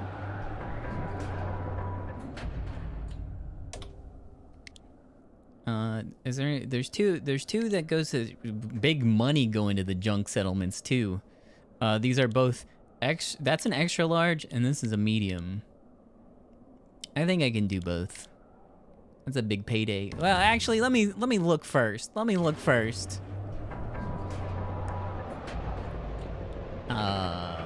Oh, that's nothing, bro.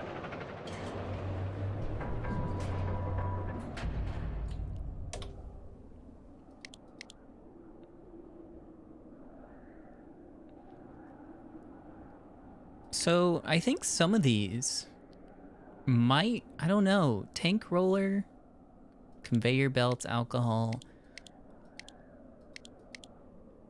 Some of the places have different upgrades. This is the first time I've seen tread spikes. I don't know if it's maybe after you complete certain deliveries that you're able to get some of the items. I've never seen it like specified, or at least I haven't paid attention. That's it. I haven't paid attention. I just like picking up the boxes and putting them in the trunk and then dropping them off.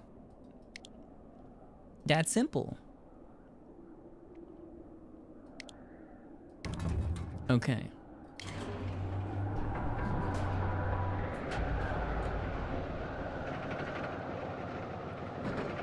It is.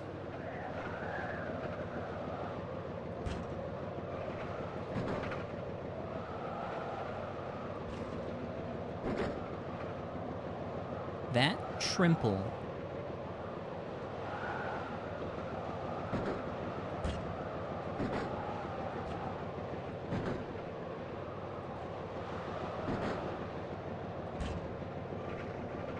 Okay, there isn't room for a 2x2 there. For some reason, I thought there was. Every one of these is a 6x6.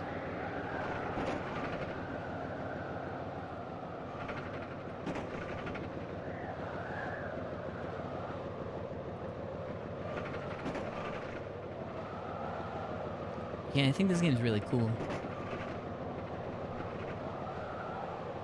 Maybe it's just because I like tedious shit.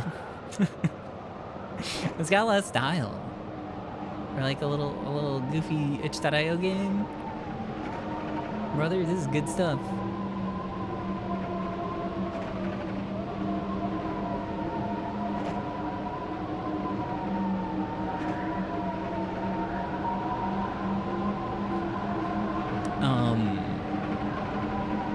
So junk settlement, radiators, gears for 2,000. If I can find some gears on the way back, it'd probably be worth going out of the way for them. Oil barrels, also expensive. Metal sheets. I mean, if there's room, throw them in. Fuck. Oh my god.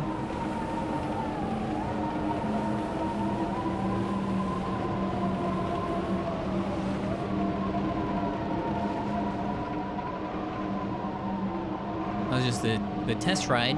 Make sure it doesn't shift around. It did.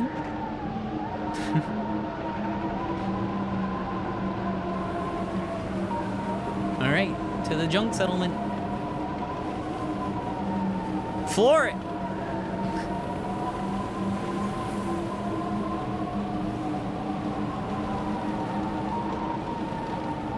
Is this a strain like? Yeah. Certainly is.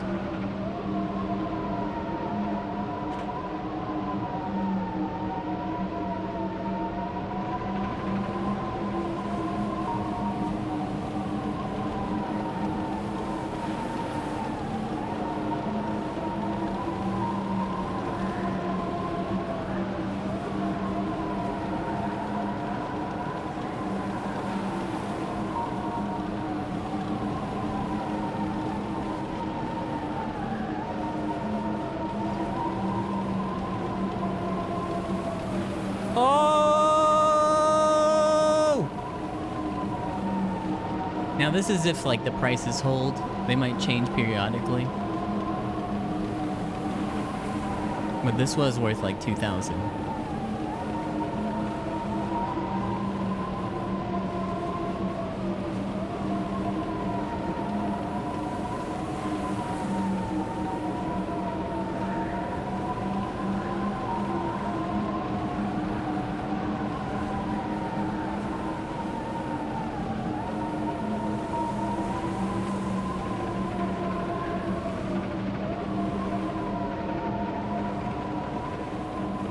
See if I can fit the gear in there, but I don't think so. Since it's such an awkward shape. Oh no! Oh no, I didn't realize it was this steep.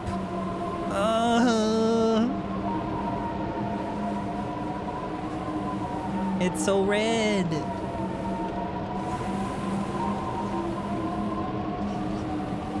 Nut. Nut. Nut.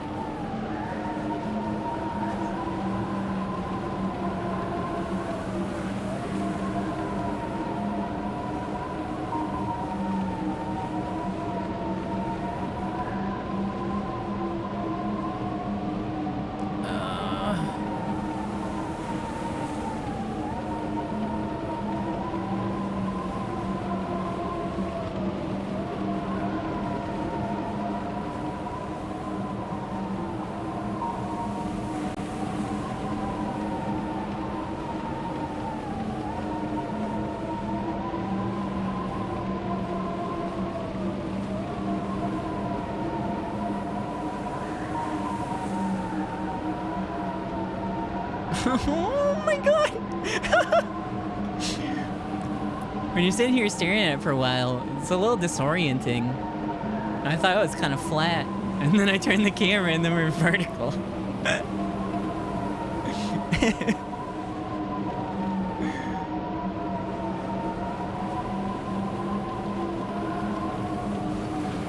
Oh, buddy.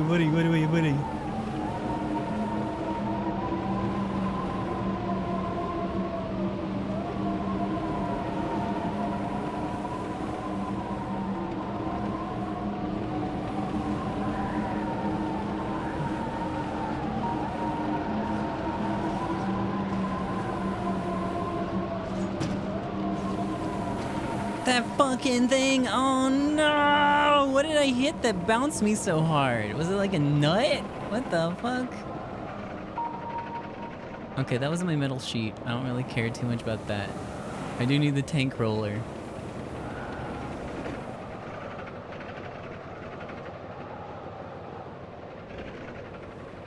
Actually, I do want the metal sheet, because it should be worth like 300. Ain't doing this for free.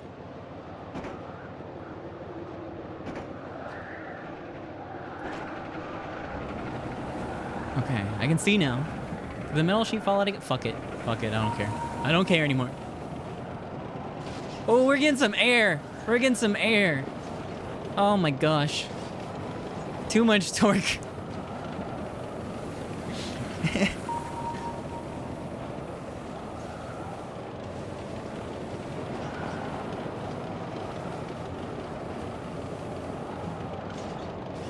You know, has anyone played the new Dredge DLC? I saw that it came out recently. I haven't heard anyone talk about it. Is it substantial? Is it worth going back to for that?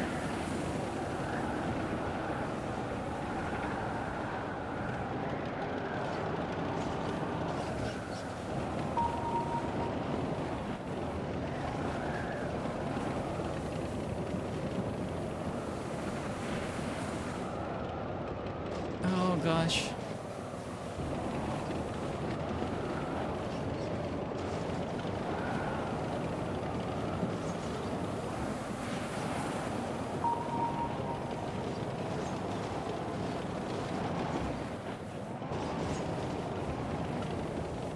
This shit is bumpy.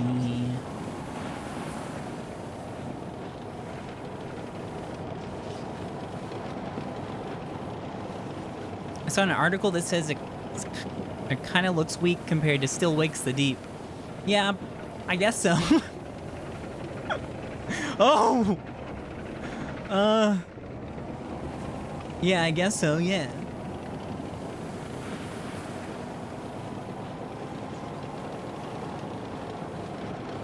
I can jump in.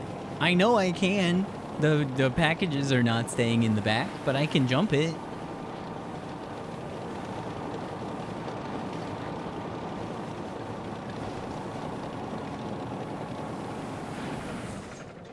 Okay, oh my gosh.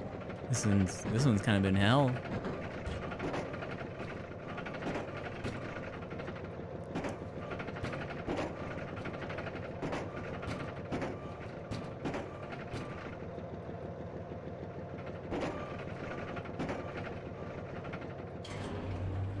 Big money though.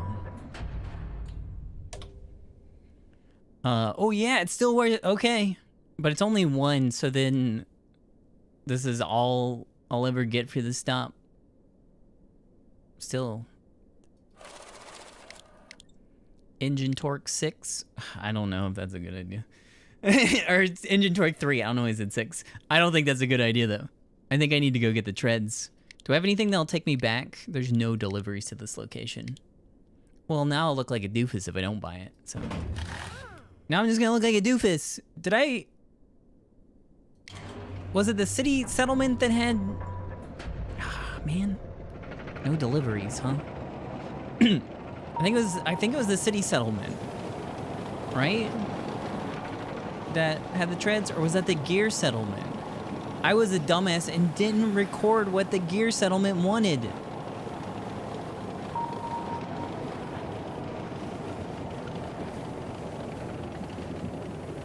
City settlement did? Okay. If it was city settlement, then pipes, nuts. Nuts are 800. 800 for nuts?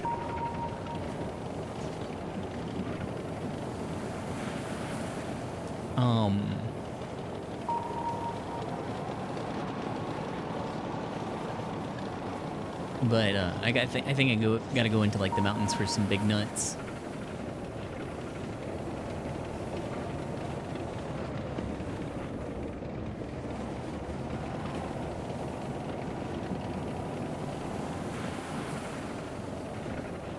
I'm sorry, nuts were 480. They weren't 800. Nut. That's still a lot. That's still a lot for one nut.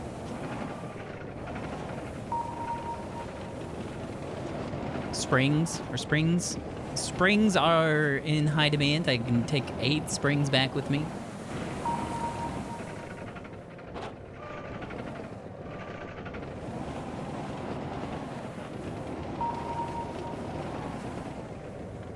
Metal sheets too.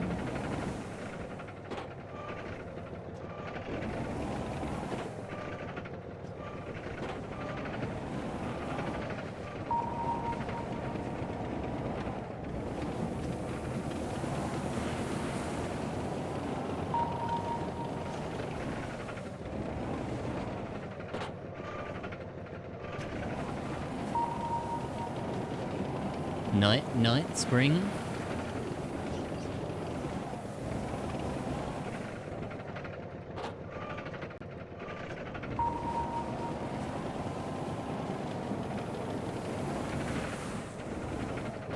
Okay, I think that's all the nuts I can handle.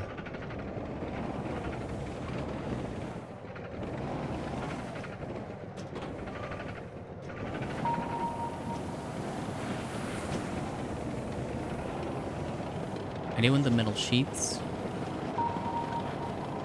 but I'll grab this nut just in case they all fly out.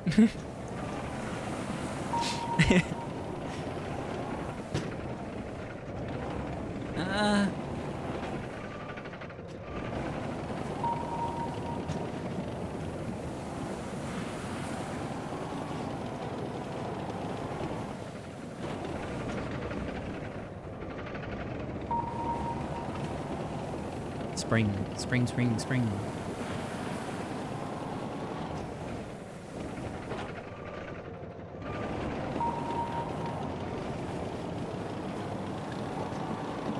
I don't think I should take the I-beams back.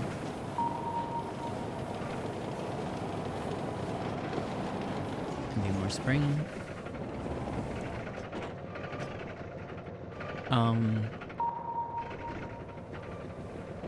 Did all my nuts fall out? Where did they all go? Where'd all my nuts go?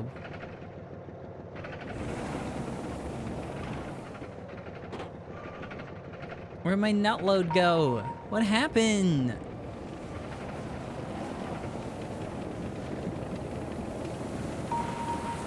I don't feel like I bumped that hard.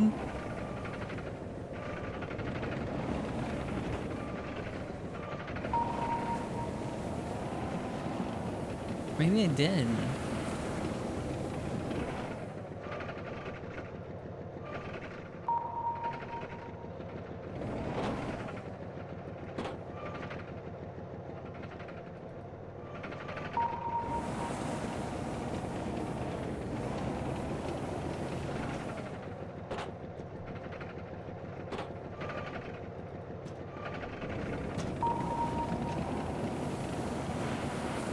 I think maybe if you just swing hard enough, they'll go out of the box.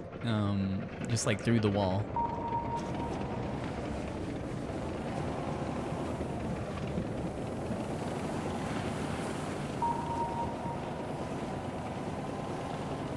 Cause I lost like everything.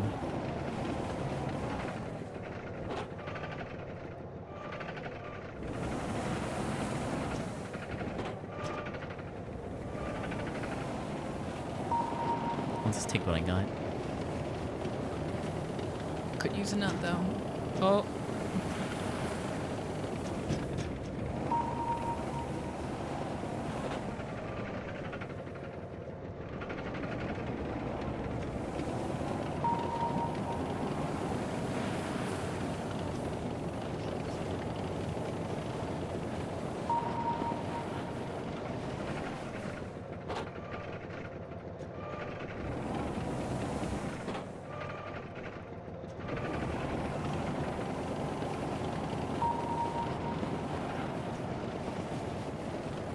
I definitely have more room for springs.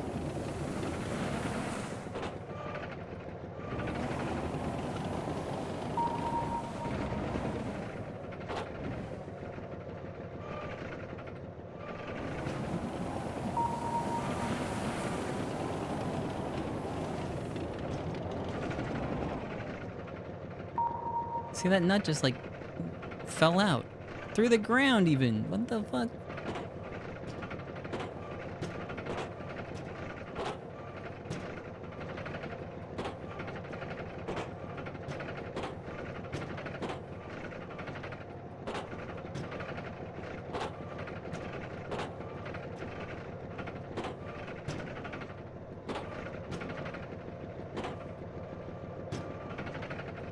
Okay.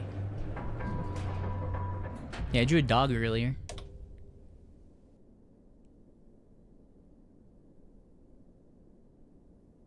That's it. That's all? I thought these were in high demand. So why am I only getting 120? Why does it say 480? Oh, it's total.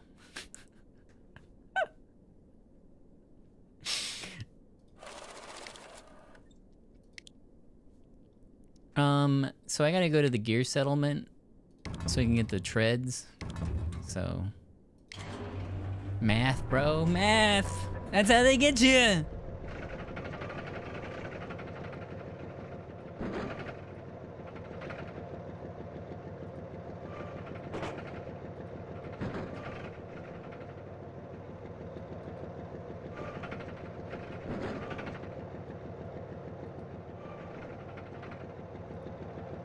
Oh, the ration ones are the worst. Can you go, can you just like, yeah, there we go, there we go, there we go.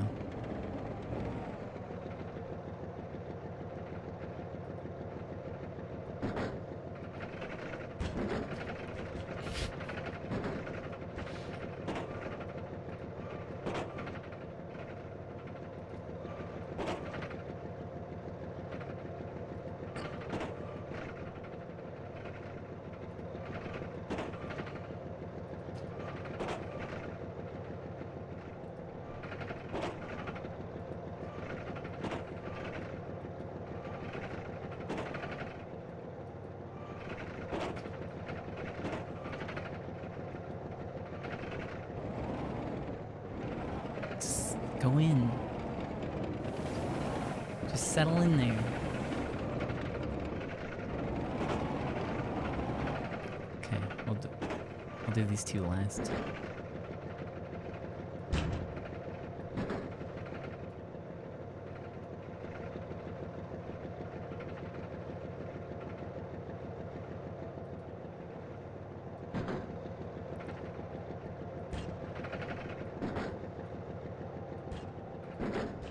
Stop bouncing. Okay.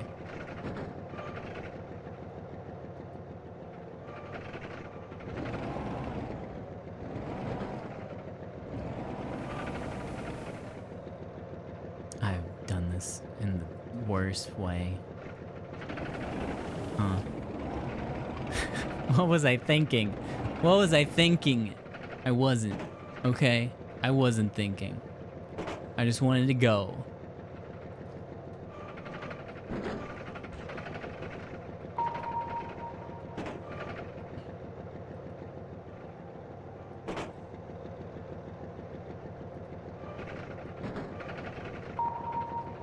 Alright, to the gear settlement.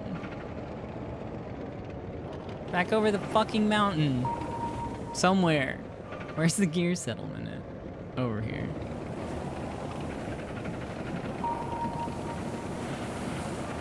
The nut still through the ground.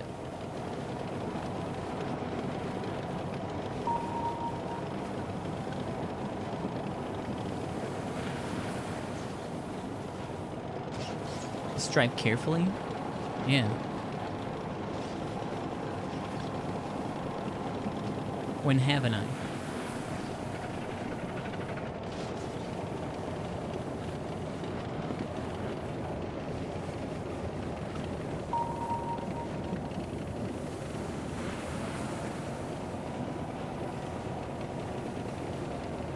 Floor it. I'm about to. I think. Is that the ocean? Is that the ocean I'm driving into right now? Kinda be looking like it. Kinda be looking like it. Oh my god.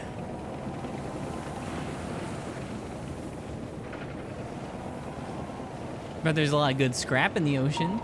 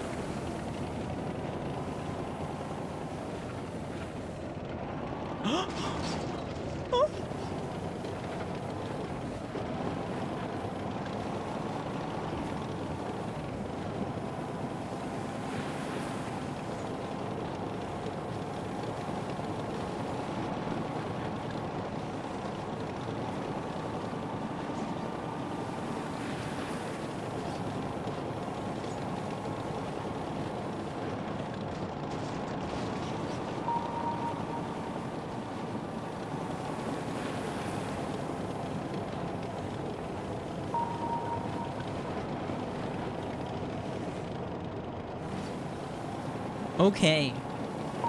That wasn't too bad.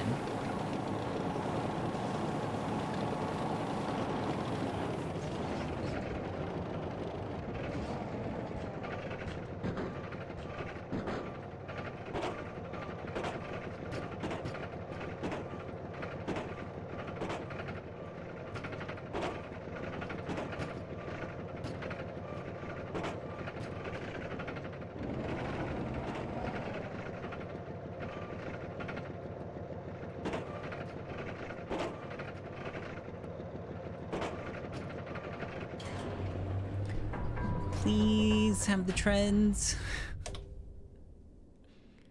Alright, sell, deliver, upgrades, treads, buy, hold shift to activate treads. You'll be able to climb almost any slopes. Okay, I only want big money now. This is a big number. I'm gonna do it.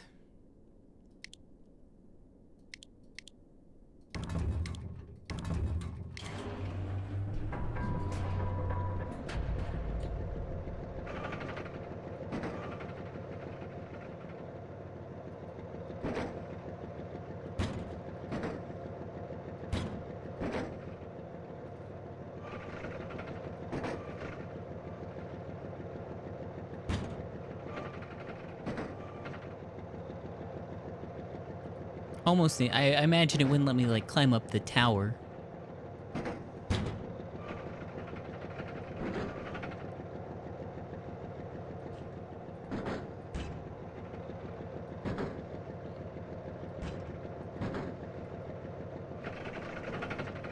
Good enough. I think. Probably should load that last.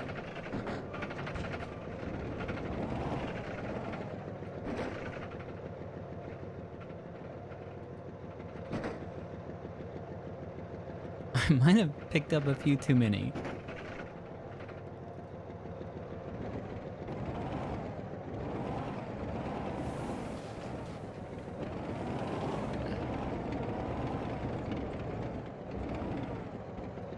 Oh my god, moving around has goofed them all up.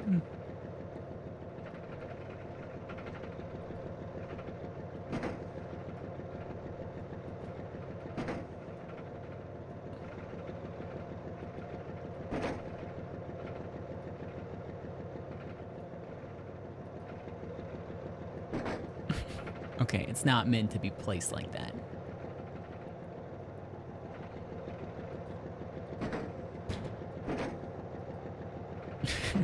But the one beneath it's like in the middle. Okay, here's what I'm gonna do. I'm gonna place this one. And I'm gonna grab a 2 of some kind. Bring it real close. And turn it. And gently insert. Okay. Good.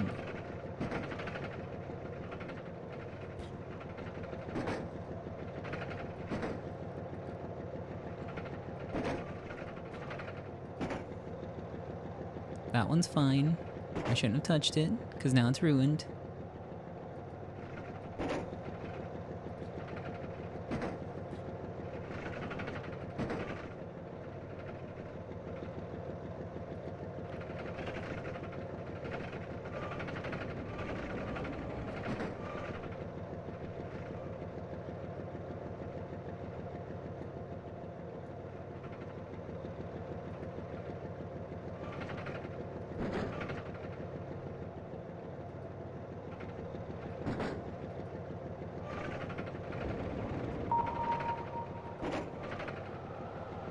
Oh good, got a nice little storm coming. Okay, we don't want to do that. That's bad.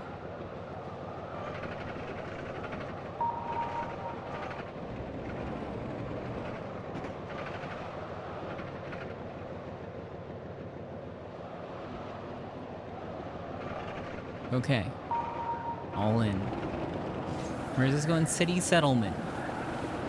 City, if I can find an oil barrel on the way back, that would be some good money. I've never seen one.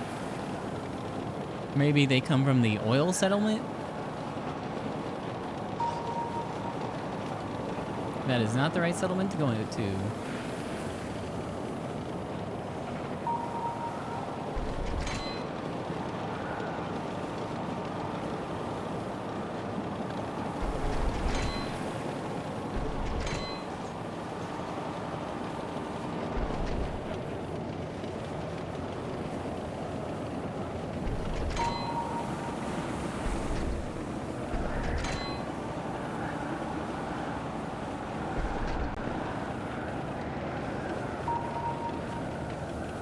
So it does slow you down a little bit.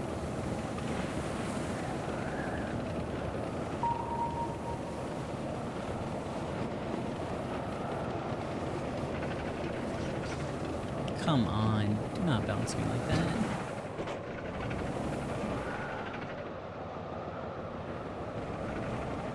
No.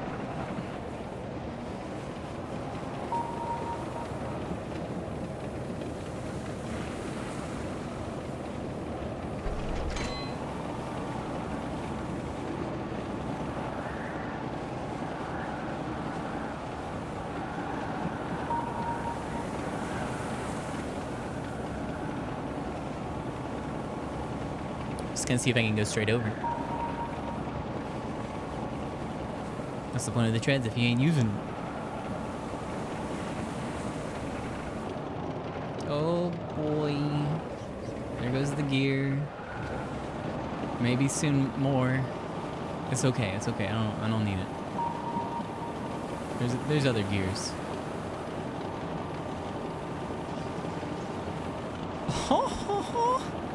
Oh no! I can do it. I can do it. I can do it.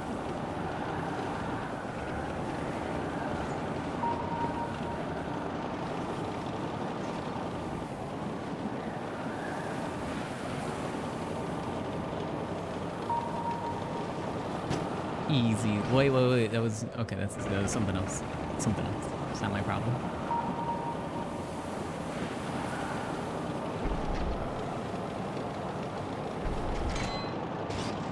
Oh, I'm really surprised this stuff stayed in.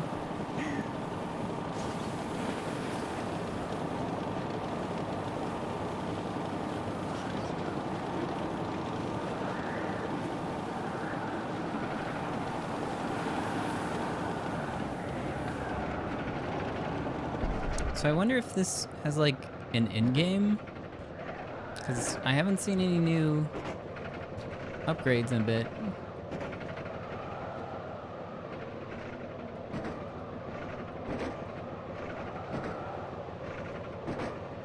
Or if this is just sandbox. Yo, hey, thank you.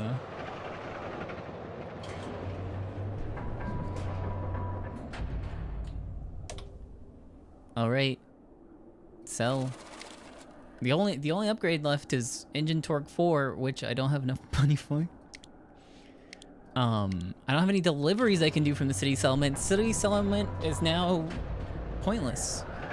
I haven't been to the oil settlement though, and I think that's why oil barrels are so expensive, is because nothing goes there.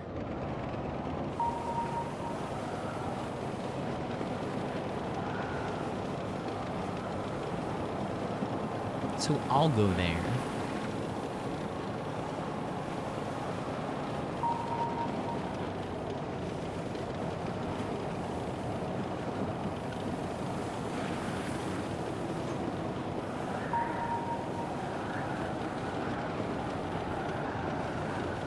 Grab me an I-beam on the way.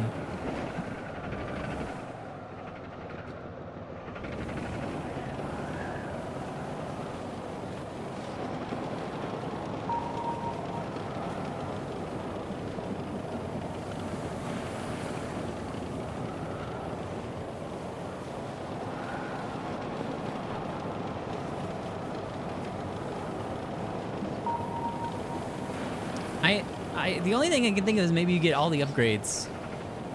I'm gonna go look at the tower while I'm here, because I really haven't yet. Oh my fuck, I sacrificed my I-beam for an I-beam.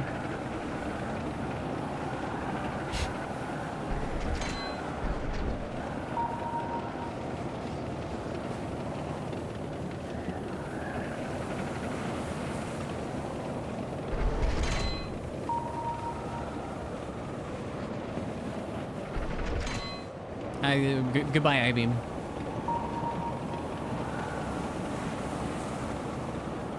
It's okay. I just want to get to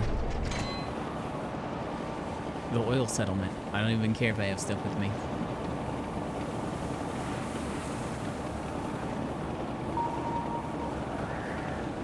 Zero I-beams. That's because I'm saving room because there's going to be some good loot up here, I bet. That's where they keep the good stuff. Like metal sheet 75.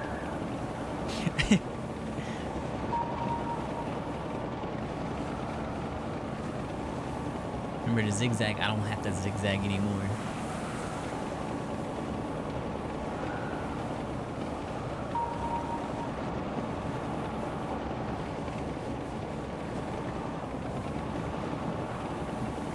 I'm unstoppable.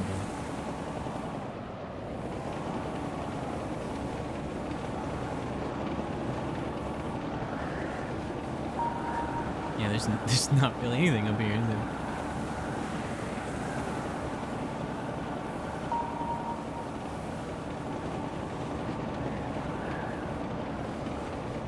What's this called? I forgot.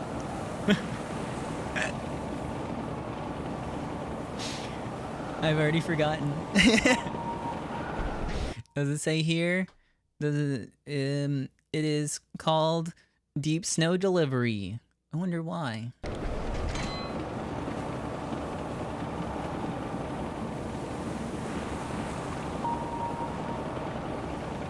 I've done it. I'm at the tower.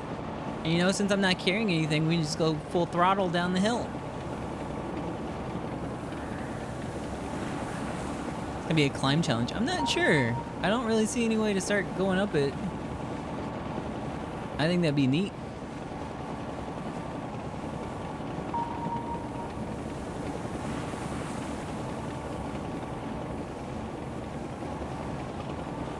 But it looks very impenetrable.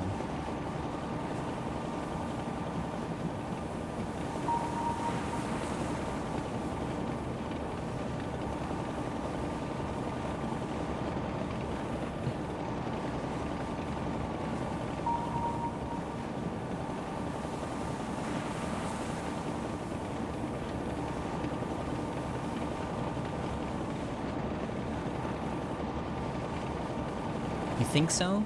Yo, where's my claw at? Oh. I forgot you could disengage the claw mode. I don't know why you would. I guess so you can see stuff.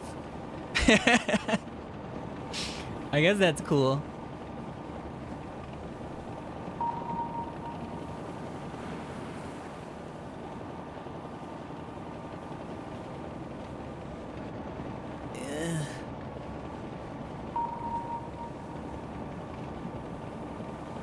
Almost there to Oil Town.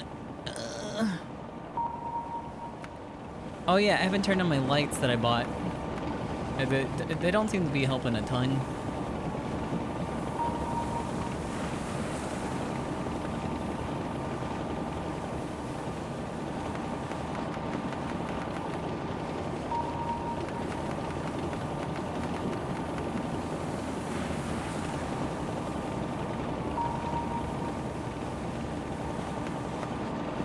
Alright, here I go. Whee! Whee! Whee!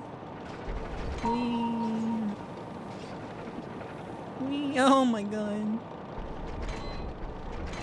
Don't worry, I engaged the spikes. Look at all these valves. Oil barrel!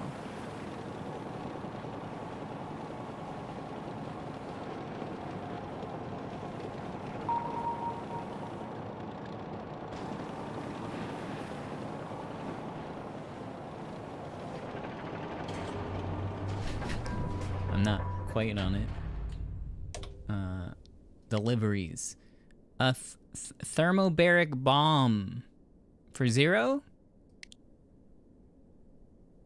Okay.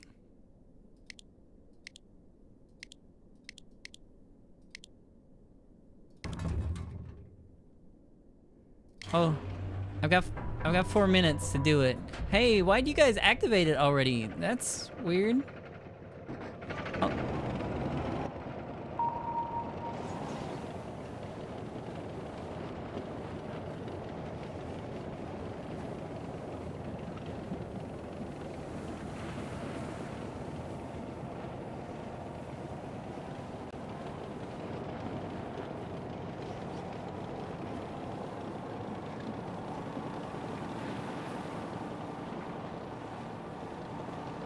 Probably should have gotten the other torque if I knew I was going to be on a time limit.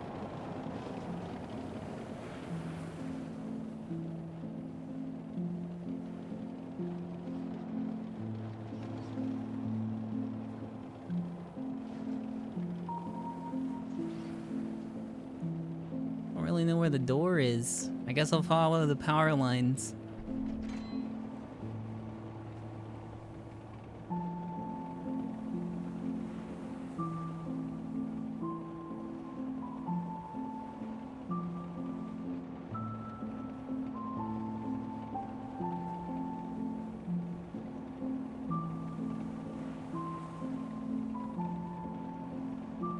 What's the counter for? It's probably for getting a speedy bonus.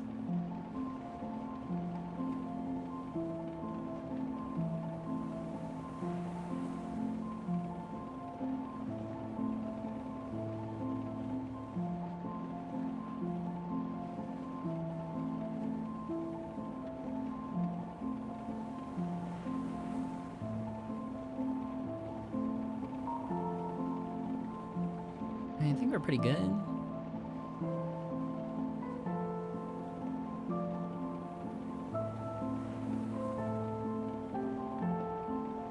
Oh. Oh. Cool secrets.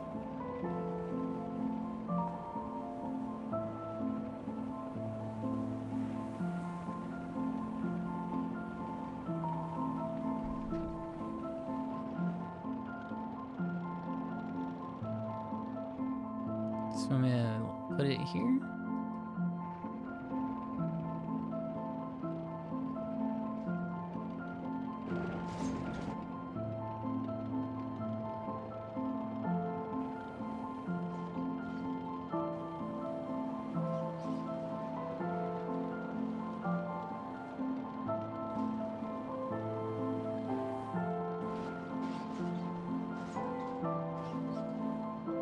Uh-oh.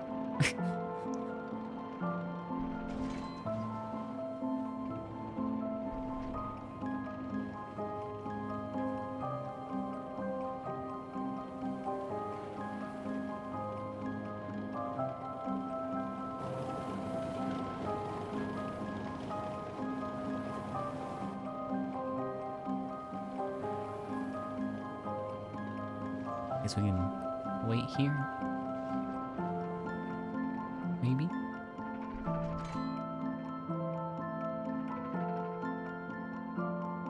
I'm not sure how big the spawn is gonna be. Maybe I'll back it up just a little bit more. Just a little bit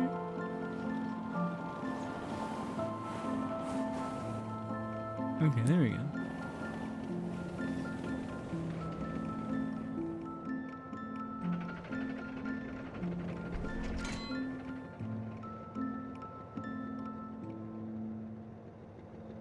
Oh.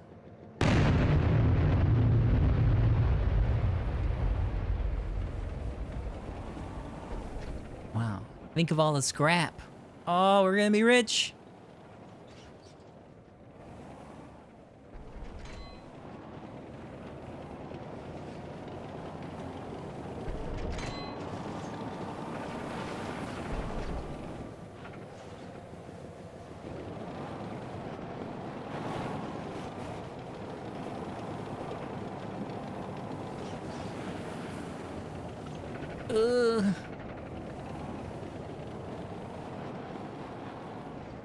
So,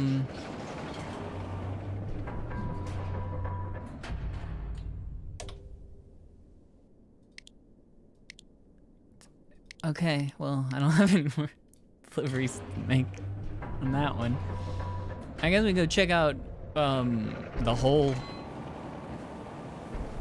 Maybe that'd be fun. Peep the hole.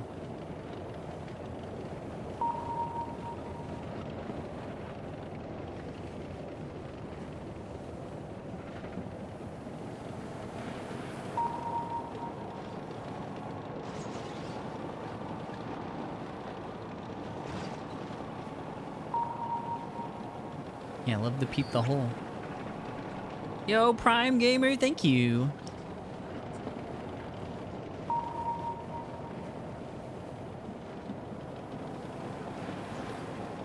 Oh, let me grab these barrels. Like, damn, bro, look at all this money right here.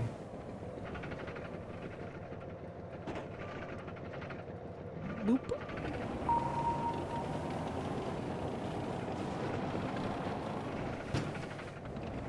That's probably fine.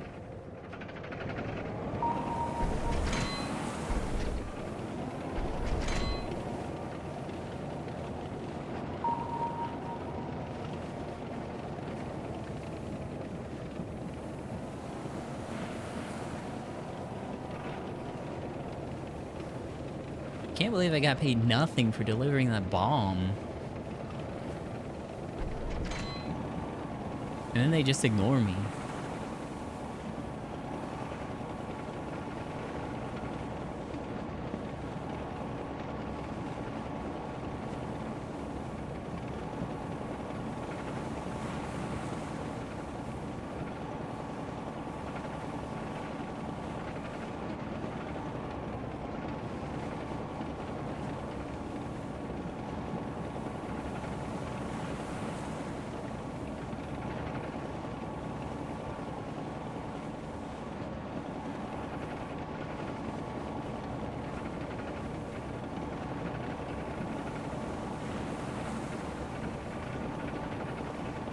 Almost.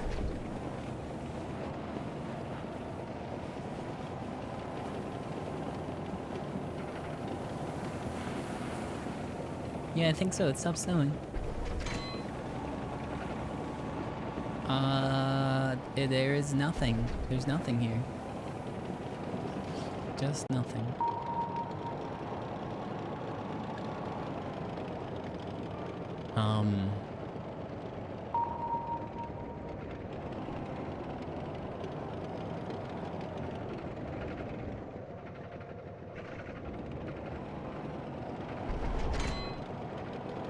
Really big jump. I think I'd lose. Oh no! No! No! No! No!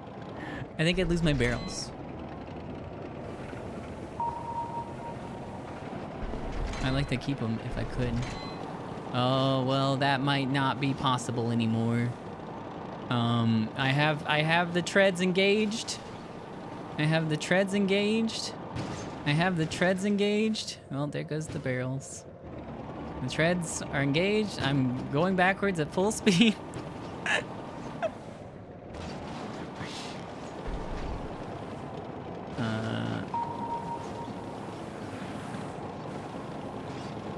Okay, so they didn't go too far. The barrels are worth a lot. If I can drop off like 2 of them, I think that's all the money you need. I'm pretty sure there's only 1 upgrade.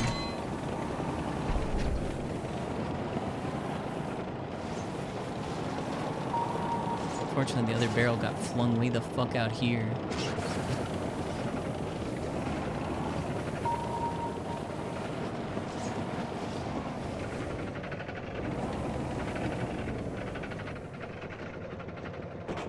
Okay.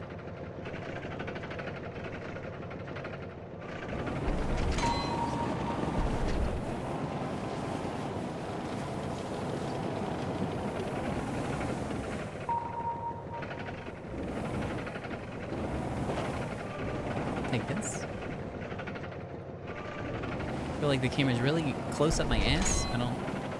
There we go.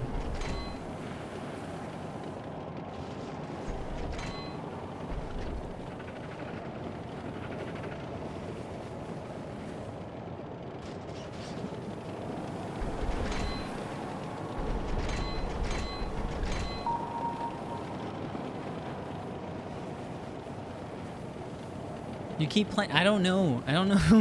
if there's like a definitive ending where the game turns off, or if that was it.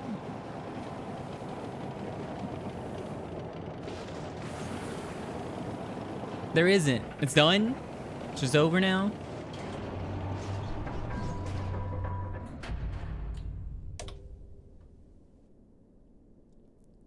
Two oil barrels. Check the itch comments and they confirmed. Oh, okay. So I guess you could just get the...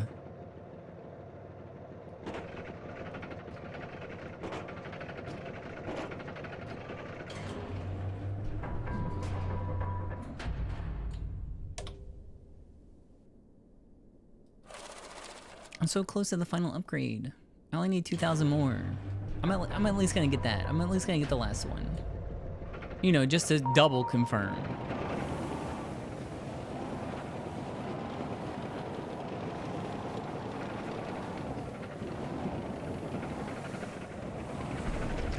What did they need here?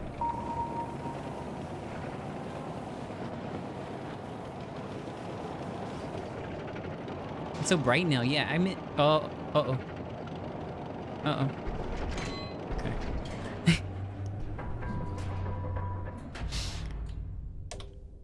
Bolts. 6 bolts.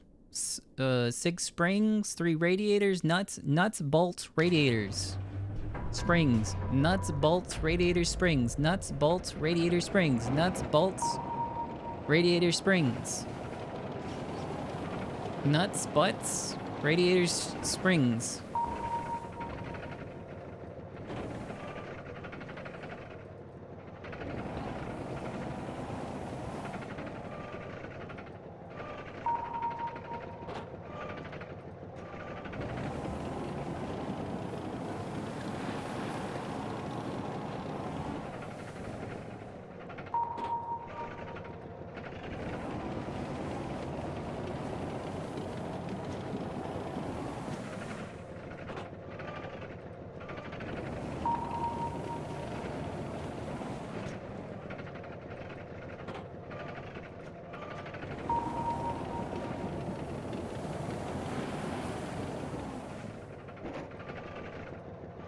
That's money. Why not?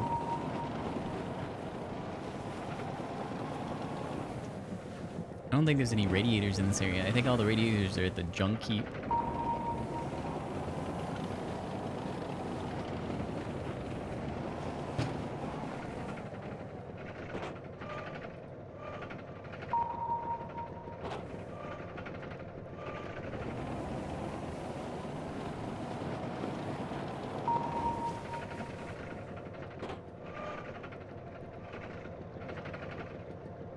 How come my tank gun is so floppy? Shut up!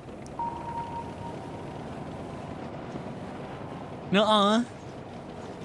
It's perfectly normal.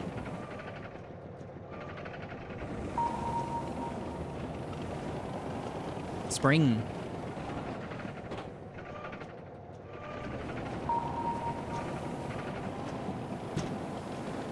Was another gear?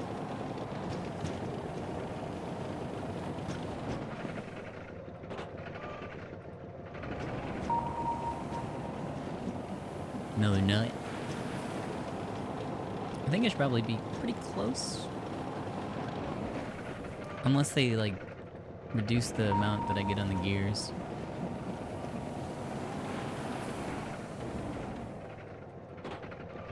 Because they are the, gear settlement. But maybe they really appreciate gears and value them at a higher price.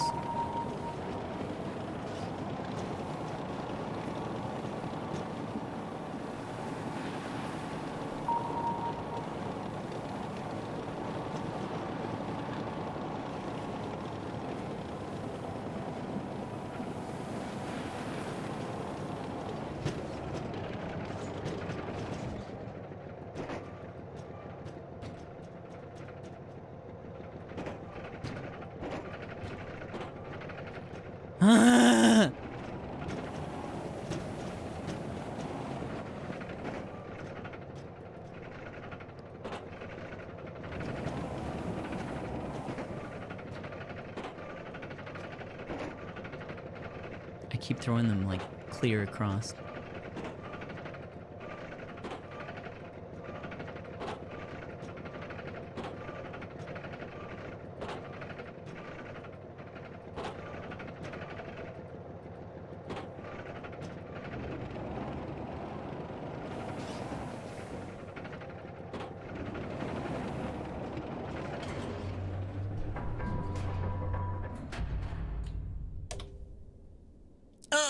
Oh wait, we're good. Upgrade. I have deliveries now, suddenly. Oh. New treads? Where's this junk settlement?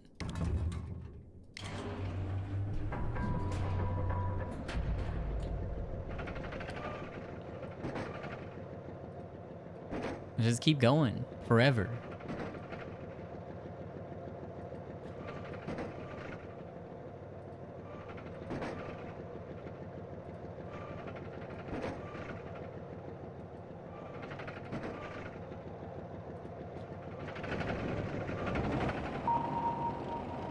Where is junk settlement relative to here? You know, through the fucking mountain. Oh, junk settlement also wants an oil barrel. If I can get an oil barrel on the way there, that'd be pretty big.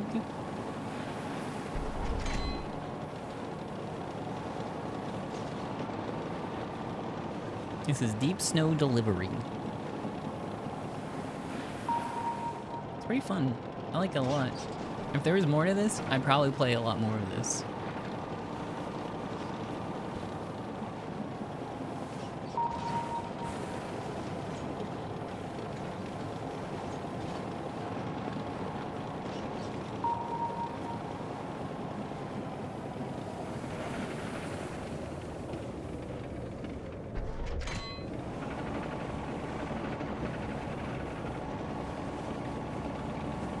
No.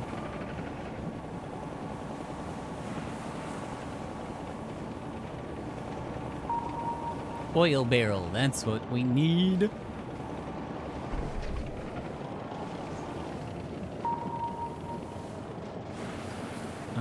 And they'll accept one oil barrel.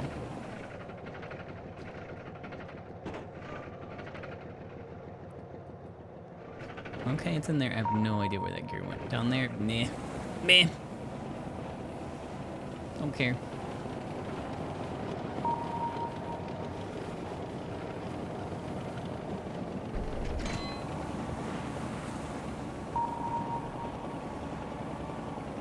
Oh, another barrel.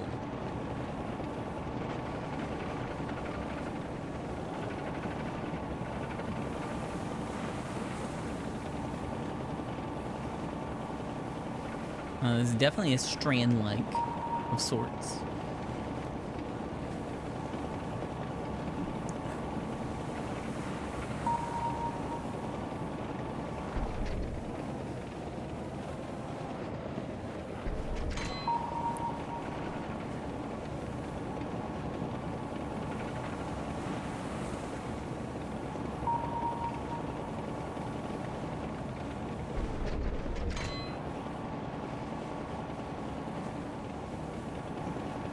I was hoping the final torque upgrade would be a little more noticeable.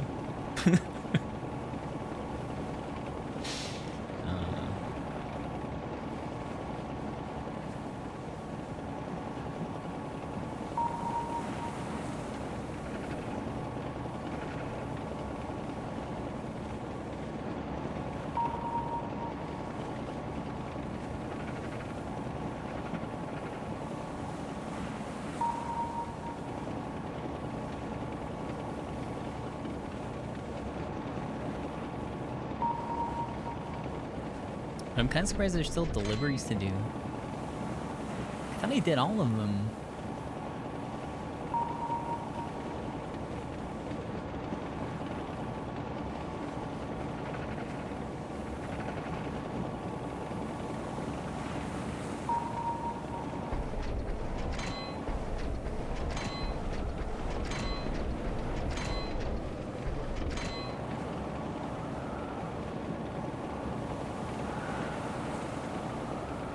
It's automatic. Drives itself.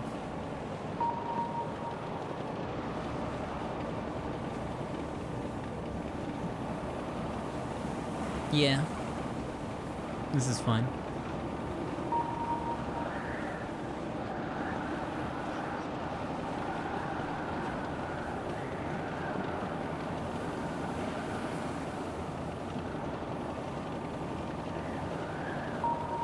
All good.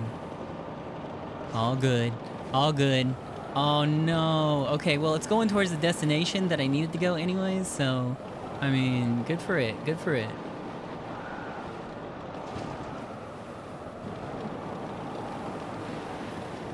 It's going very fast, though. It's kind of hard to keep up with. Now it's going the wrong way. Oh, no!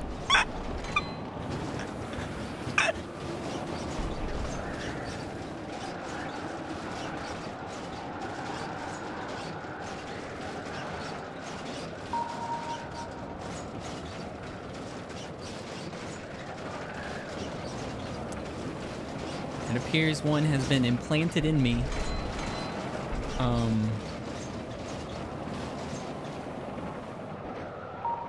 Okay, it's out now.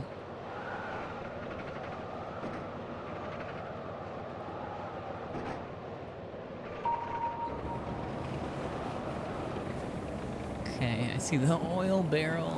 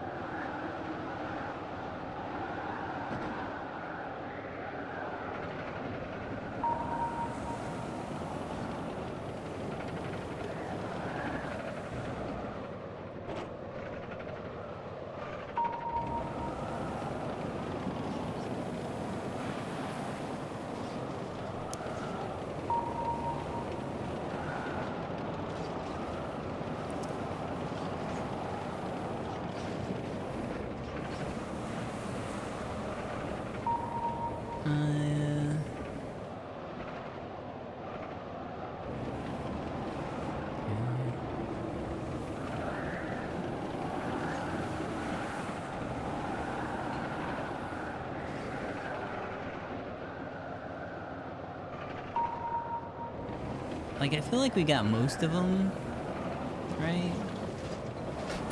What?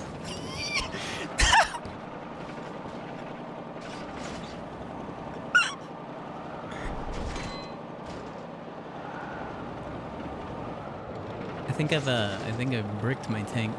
Oh, no, there we go.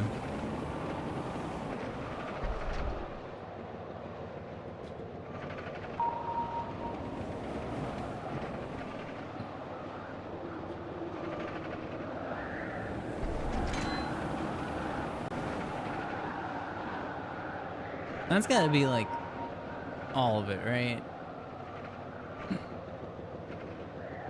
I think that's about right. I don't see any more.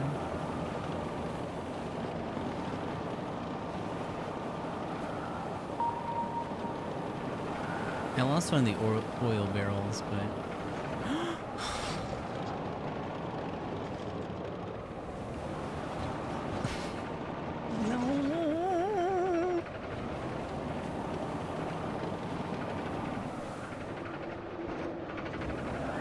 Right there, dude. Right there.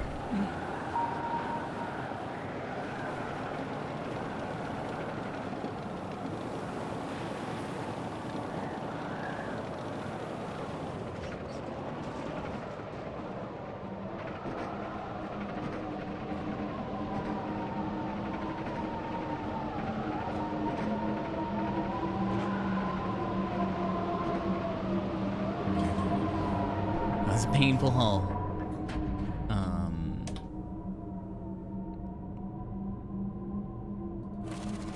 No upgrades.